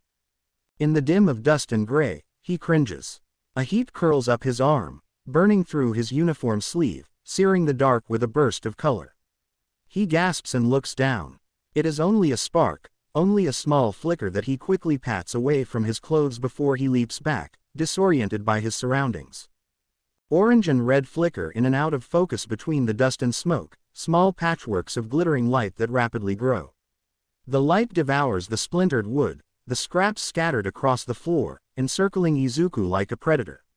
He can get away, easily. The fire does not concern him. It is what he sees pressed to the ground under a fallen beam, limbed by the flames, that claws through Izuku's bravado. Katsuki lies very still. Izuku bolts, black whip flying. He collapses flat to the floor and shoots his hand through the fire and scaffolding, grappling Katsuki's face between his fingers. Black whip rips the heavy, flaming beam from atop his unconscious body and it crashes against a nearby wall in a hiss of embers. Though the fire licks his skin and chars his shirt, Izuku's fear negates any burning. He yanks Katsuki up, sparing him from the flames just before their clothes catch.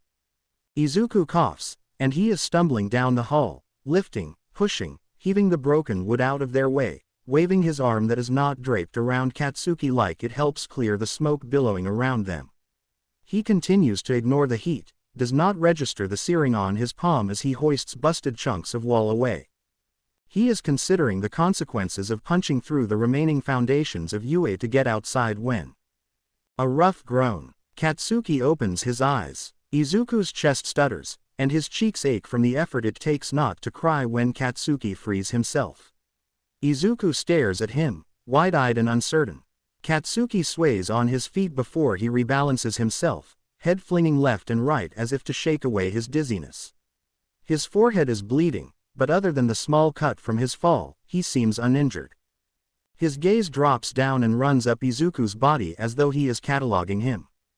Izuku remains silent. Something internal tugs Katsuki's lip into a tight line, an undefined emotion in his face. The words seem to die in his throat.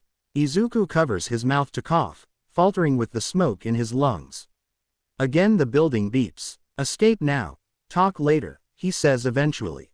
The third and fourth floors will fall soon. Katsuki hesitates. He turns to squint backward in the direction Kalo had disappeared, in the direction Izuku had just saved them both from burning alive. Izuku knows then that he wants to go back, recognizes the need in his eyes. Katsuki has never been one to abandon a fight. But before he can even dare to leave, Izuku grips his forearm tightly, nails digging. There are moments when Izuku resents Katsuki so much it feels as if his heart might beat itself into dust within his ribcage. If Katsuki would only look outside of himself for one moment, and realize that Izuku is doing everything he possibly can to temper his panic and seal shut the lids of his anxiety. Twice within the past 2 weeks has Izuku witnessed Katsuki's lifeless corpse beneath him. How many more times does Katsuki need to narrowly escape death before he realizes that Izuku he will not be okay? Every aimed knife that Katsuki avoids only plunges deeper into Izuku's chest.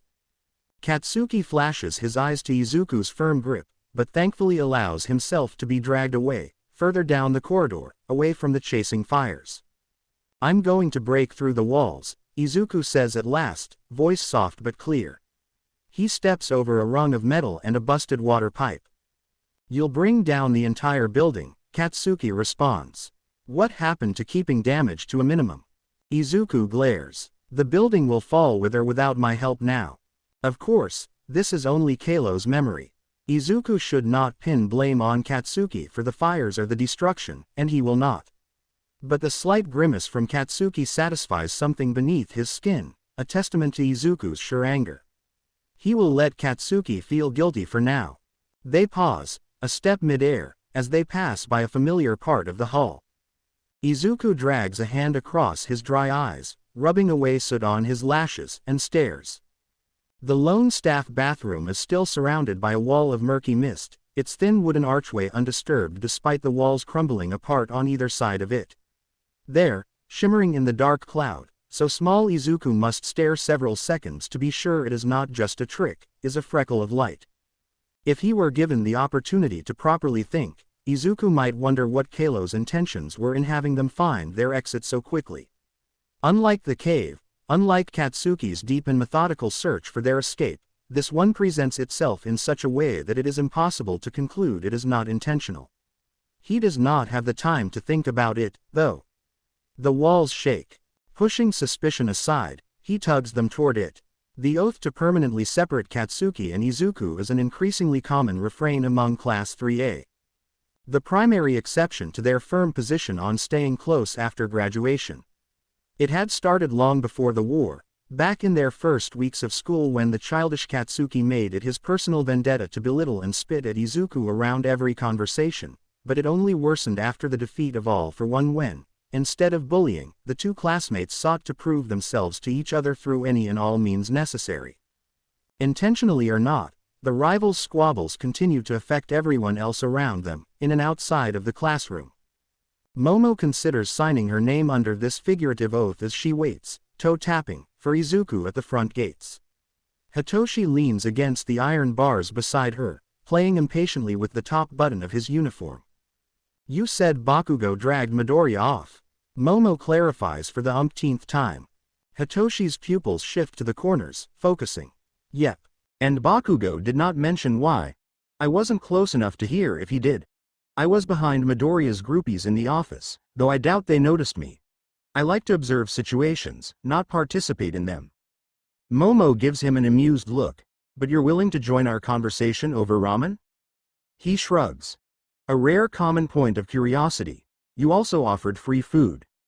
She sighs, bemused. 15 minutes have come and gone, and still there is no sign of Izuku or Katsuki. She checks her watch, frowns. "I'm going to see if I can find them," she says at last. "You can meet us at the restaurant or I'll follow you," he cuts in. "You'll need help prying them apart if they're at each other's throats again." The school is quiet when they enter. Secretaries have abandoned their computers, and only a few stray workers remain, too preoccupied with their cell phones to pay them any mind as they walk through the office. They turn the corner, listening for any signs of explosions or sparks of lightning, any indication of their classmates' regular disputes. What they find, however, is marginally more peculiar. The staff bathrooms are typically off-limits to students, though a few of the upperclassmen bypass the rule in favor of a private break between classes. It is common knowledge that Katsuki does not use public restrooms with stalls. Even the teachers have tired of redistributing the same explanation why he is not allowed to use their private rooms. After months of pointless arguing, Katsuki is now their sole exception. So when Momo and Hitoshi pass the staff restroom on the empty first floor, they waver. The occupied sign is swung to red. Had Katsuki wanted a private conversation with anyone, this would be a reasonable location. "I'll knock," Hitoshi says, following her trail of thought. Momo does not necessarily expect a response. After Hitoshi's knuckles rap against the wood, there is silence and Momo concludes that the restroom is only locked for maintenance. She is about to turn on her heel, continue the search, when suddenly something knocks back. The noise is faint from the other side of the wood and arrhythmic, as if something unintentionally bumps against it. "Hello." Hitoshi's voice carries through the quiet hallway. There is no response. He knocks again. The rapping comes back louder now. Deep, unlike knuckles. The door begins to tremble slightly, doorknob rattling. Momo's eyebrows rise in warning. "Wait, Shinso, get back." None too soon, Hitoshi springs backward and the door flies open. Her vision is immediately veiled over with plumes of ash and smoke. Her arms raise instinctively, blocking her head, and from her skin emerges an iron-plated shield. The smoke surges by as she continues to hold her defense, blown back a few steps by the sheer force of it.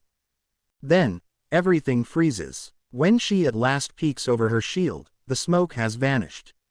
In its place are Katsuki and Izuku, covered in black and keeled over coughing. They smell of dirt and coals. Katsuki's hair is bathed in gray, and Izuku's face is smeared with soot. Their uniforms are tattered and torn. "And Midoriya, your arm," Momo trails off, eyes wide, grimacing at the charred, burnt skin along Izuku's right arm. Izuku does not respond. He does not seem to notice his injury at all. Momo looks past them into the perfectly ordinary, perfectly tidy Yuuei bathroom. What the F*******? Hitoshi is on his tailbone a few feet behind Momo, blinking rapidly at the scene. His mouth opens and closes like a fish on a line.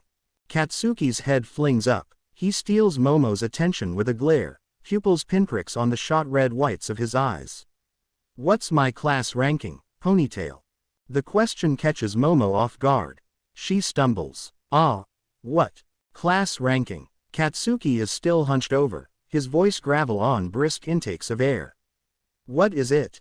Momo blinks. "Second. You're second place in our rankings, behind me." Immediately, as if an invisible curtain raises, Katsuki's face relaxes.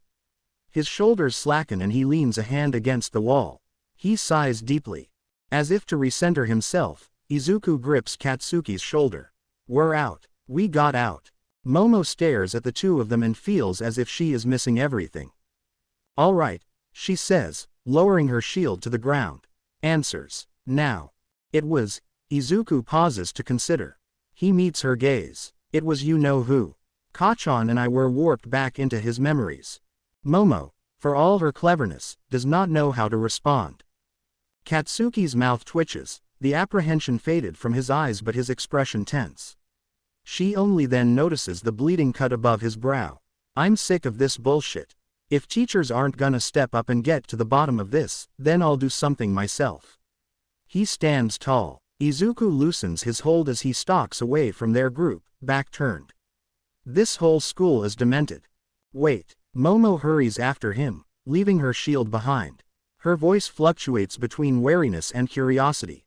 "What are you planning?" "You should go see Recovery Girl." Katsuki continues stomping away. Now is not the time to do anything rash. She pushes on and catches up to her classmate. She vaguely notes the footsteps of the other two boys behind them. "Bakugou.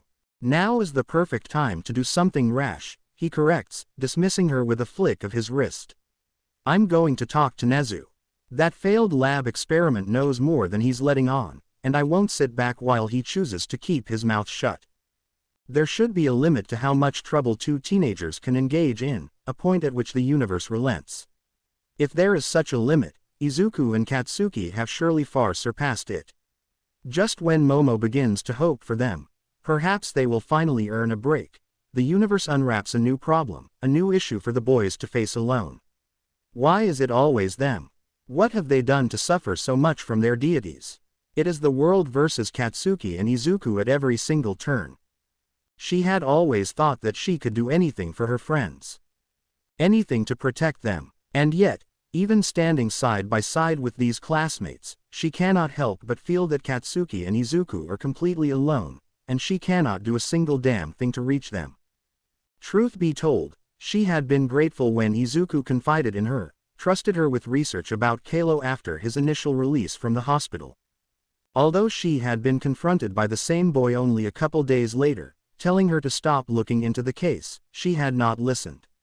She had gone above and beyond finding answers about the villain, even to the extent of misusing Uebami-san, her mentor's login to access old police records. Despite this, Izuku and Katsuki were attacked again. Despite this, she remains 2 steps behind. Try as she might, she cannot keep up. You're bleeding, Kachan, Izuku says from behind. His voice is still calloused and low, but he manages to speak loudly enough for Katsuki to incline his chin in awareness. He does not seem to regard his own stripped flesh, blackened from elbow to wrist. Maybe we should go to Recovery Girl first. Another presence shadows Momo's side. What have we gotten ourselves into? Hitoshi whispers beside her. Katsuki dashes ahead of them, beelined for the stairs, taking 2 steps at a time to reach the top floor. He yells something at Izuku, who is the only person able to match his pace. I'm beginning to regret my decision accompanying you. Even free food isn't worth whatever this is. Sourly, Momo almost agrees. No matter the problems they face, they somehow always manage to come out on top, she begins, catching her breath on the last flight of stairs. I'm always impressed by their duality and perseverance. And yet, I worry this issue might be too big for them, especially alone. They are being targeted by someone who isn't even alive. She rubs her forehead. It's all wrapped up in secrets that can potentially ruin Yuuei, so of course the staff is being careful with what they say. What Midoriya and Bakugou need more than anything right now is someone on their side. Someone they can turn to. Even if we can't. Even if I cannot do anything to actually help them. Hitoshi regards her as they make the final loop to Nezu's office. For what it's worth, I think you make a fine class representative, he says at last. Momo feels her cheeks flush. She has no idea what kind of response to make to the comment. After stuttering, she eventually manages a polite thank you. When they catch up to Katsuki and Izuku, they are speaking to Mike-sensei. The teacher is standing arms crossed, almost guard-like, in front of the principal's closed door. Izuku, attempting to conceal his injuries, keeps himself positioned behind the other boy, twisted away. What do you mean Nezu is gone? Katsuki's voice is domineering, even against present Mike. Where is he? Present Mike shuffles his feet, his glasses tipping down from the bridge of his nose as he regards the boys before him. He is calculating in his tone as he asks, have you two gotten into another fight? Momo expects the anger when Katsuki twitches his jaw, snarling. Mike-sensei, she interrupts, slicing between the rising tension. She timidly presses her shoulder into Katsuki's chest, forcing him to back up as she confronts their teacher. Mike's eyebrows raise, surprised, and then he smiles. Ah, my favorite student. Never the one to lessen his enthusiasm, he pats Momo on the head. What can I do for you, Yaoyorozu? I thought I had given you permission to grab dinner off campus today. She sends a quick glance over her shoulder directed at Katsuki and Izuku, silently pleading for them to remain quiet. The priority is speaking with Nezu directly.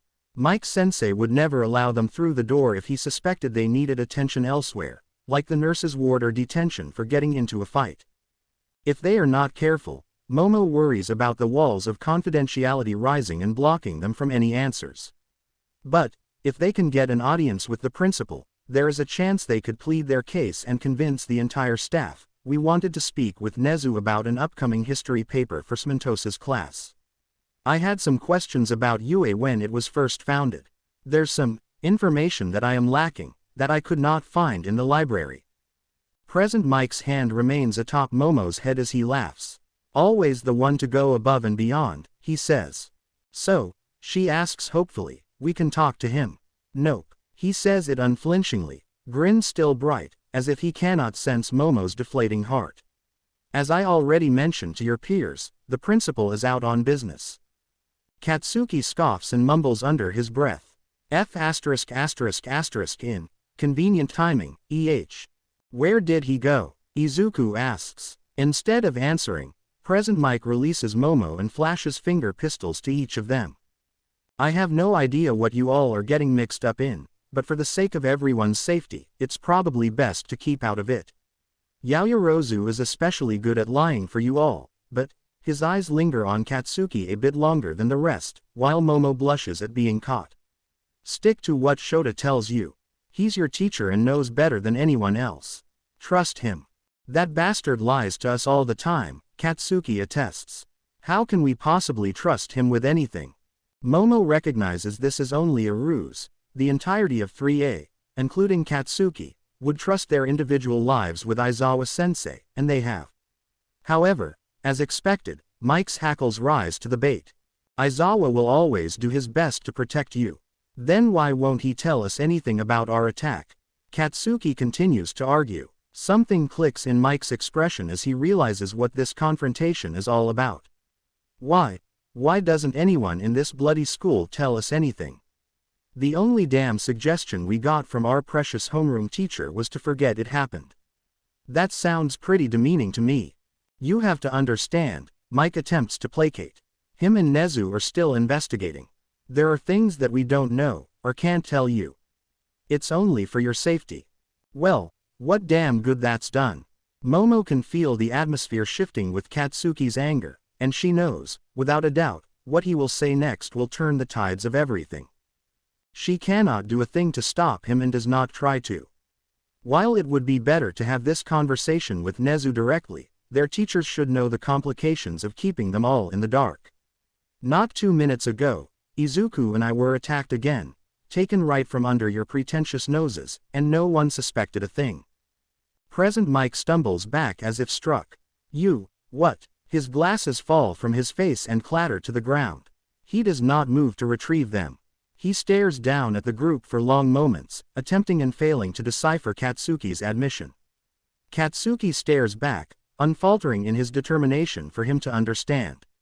As if to convince him further, Izuku sighs and turns to show his black arm fully. The air from Mike's lungs catches. Momo squeezes her eyes shut. She swallows dry and lowers her head. Mike-sensei, she says cautiously. Her words, soft but firm, fall on the group with authority. We must speak with Principal Nezu. You can't protect us, you can't protect them, by keeping secrets from everyone.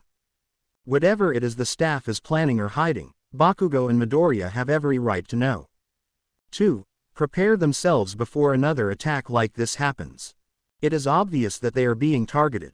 We know there is information that the school is attempting to cover up. She hesitates when Mike's eyes flash worriedly and suspiciously to her, and the way Yuuei is currently handling the situation is questionable. Why have there been no follow-ups? No addresses to the media? Why does it seem that you are only covering up the attack, rather than investigating? I have not seen a single detective on campus, and other than relocating the locker rooms and adding stricter security at the gates, there has not been a single confirmation that you are taking this threat seriously. Even the first year's dormitory suspension was not implemented until after Midoriya petitioned the school board. A beat. All words vanish before arriving at Mike's lips. Momo continues. You want us to trust Yuuei. You want us to trust everyone in the staff. But you have done nothing to deserve that trust. We know more than you realize, and we have questions. Mike stands breathing deeply for several seconds before he turns back to Izuku and Katsuki. I am being honest when I say Nezu is not here, Mike-sensei finally vocalizes, softer than Momo has ever heard him. I understand your frustrations. Trust me. He swallows the words, but it is too late to take them back. Really, I do understand. Even I have been left in the dark regarding most of this. It is not fair to any of you. He hesitates, then steps forward, directly in front of the boys. But right now, I'm taking you two to Recovery Girl. If you were both attacked again, then this situation is far worse than we anticipated. This is out of my hands. He grabs both of their shoulders, and Katsuki and Izuku allow him to guide them away. Before they turn the corner for the nurse's bay, their teacher looks once more over his shoulder. And you two, he says sternly to Hitoshi and Momo, get back to the dorms. Quickly, I will have Aizawa come speak with your class, so gather everyone in the common room. And then they are gone. Momo belatedly notices that Mike has forgotten his glasses. To be continued. I hope you enjoyed this story. Also remember to subscribe and like this video. See you in the next video.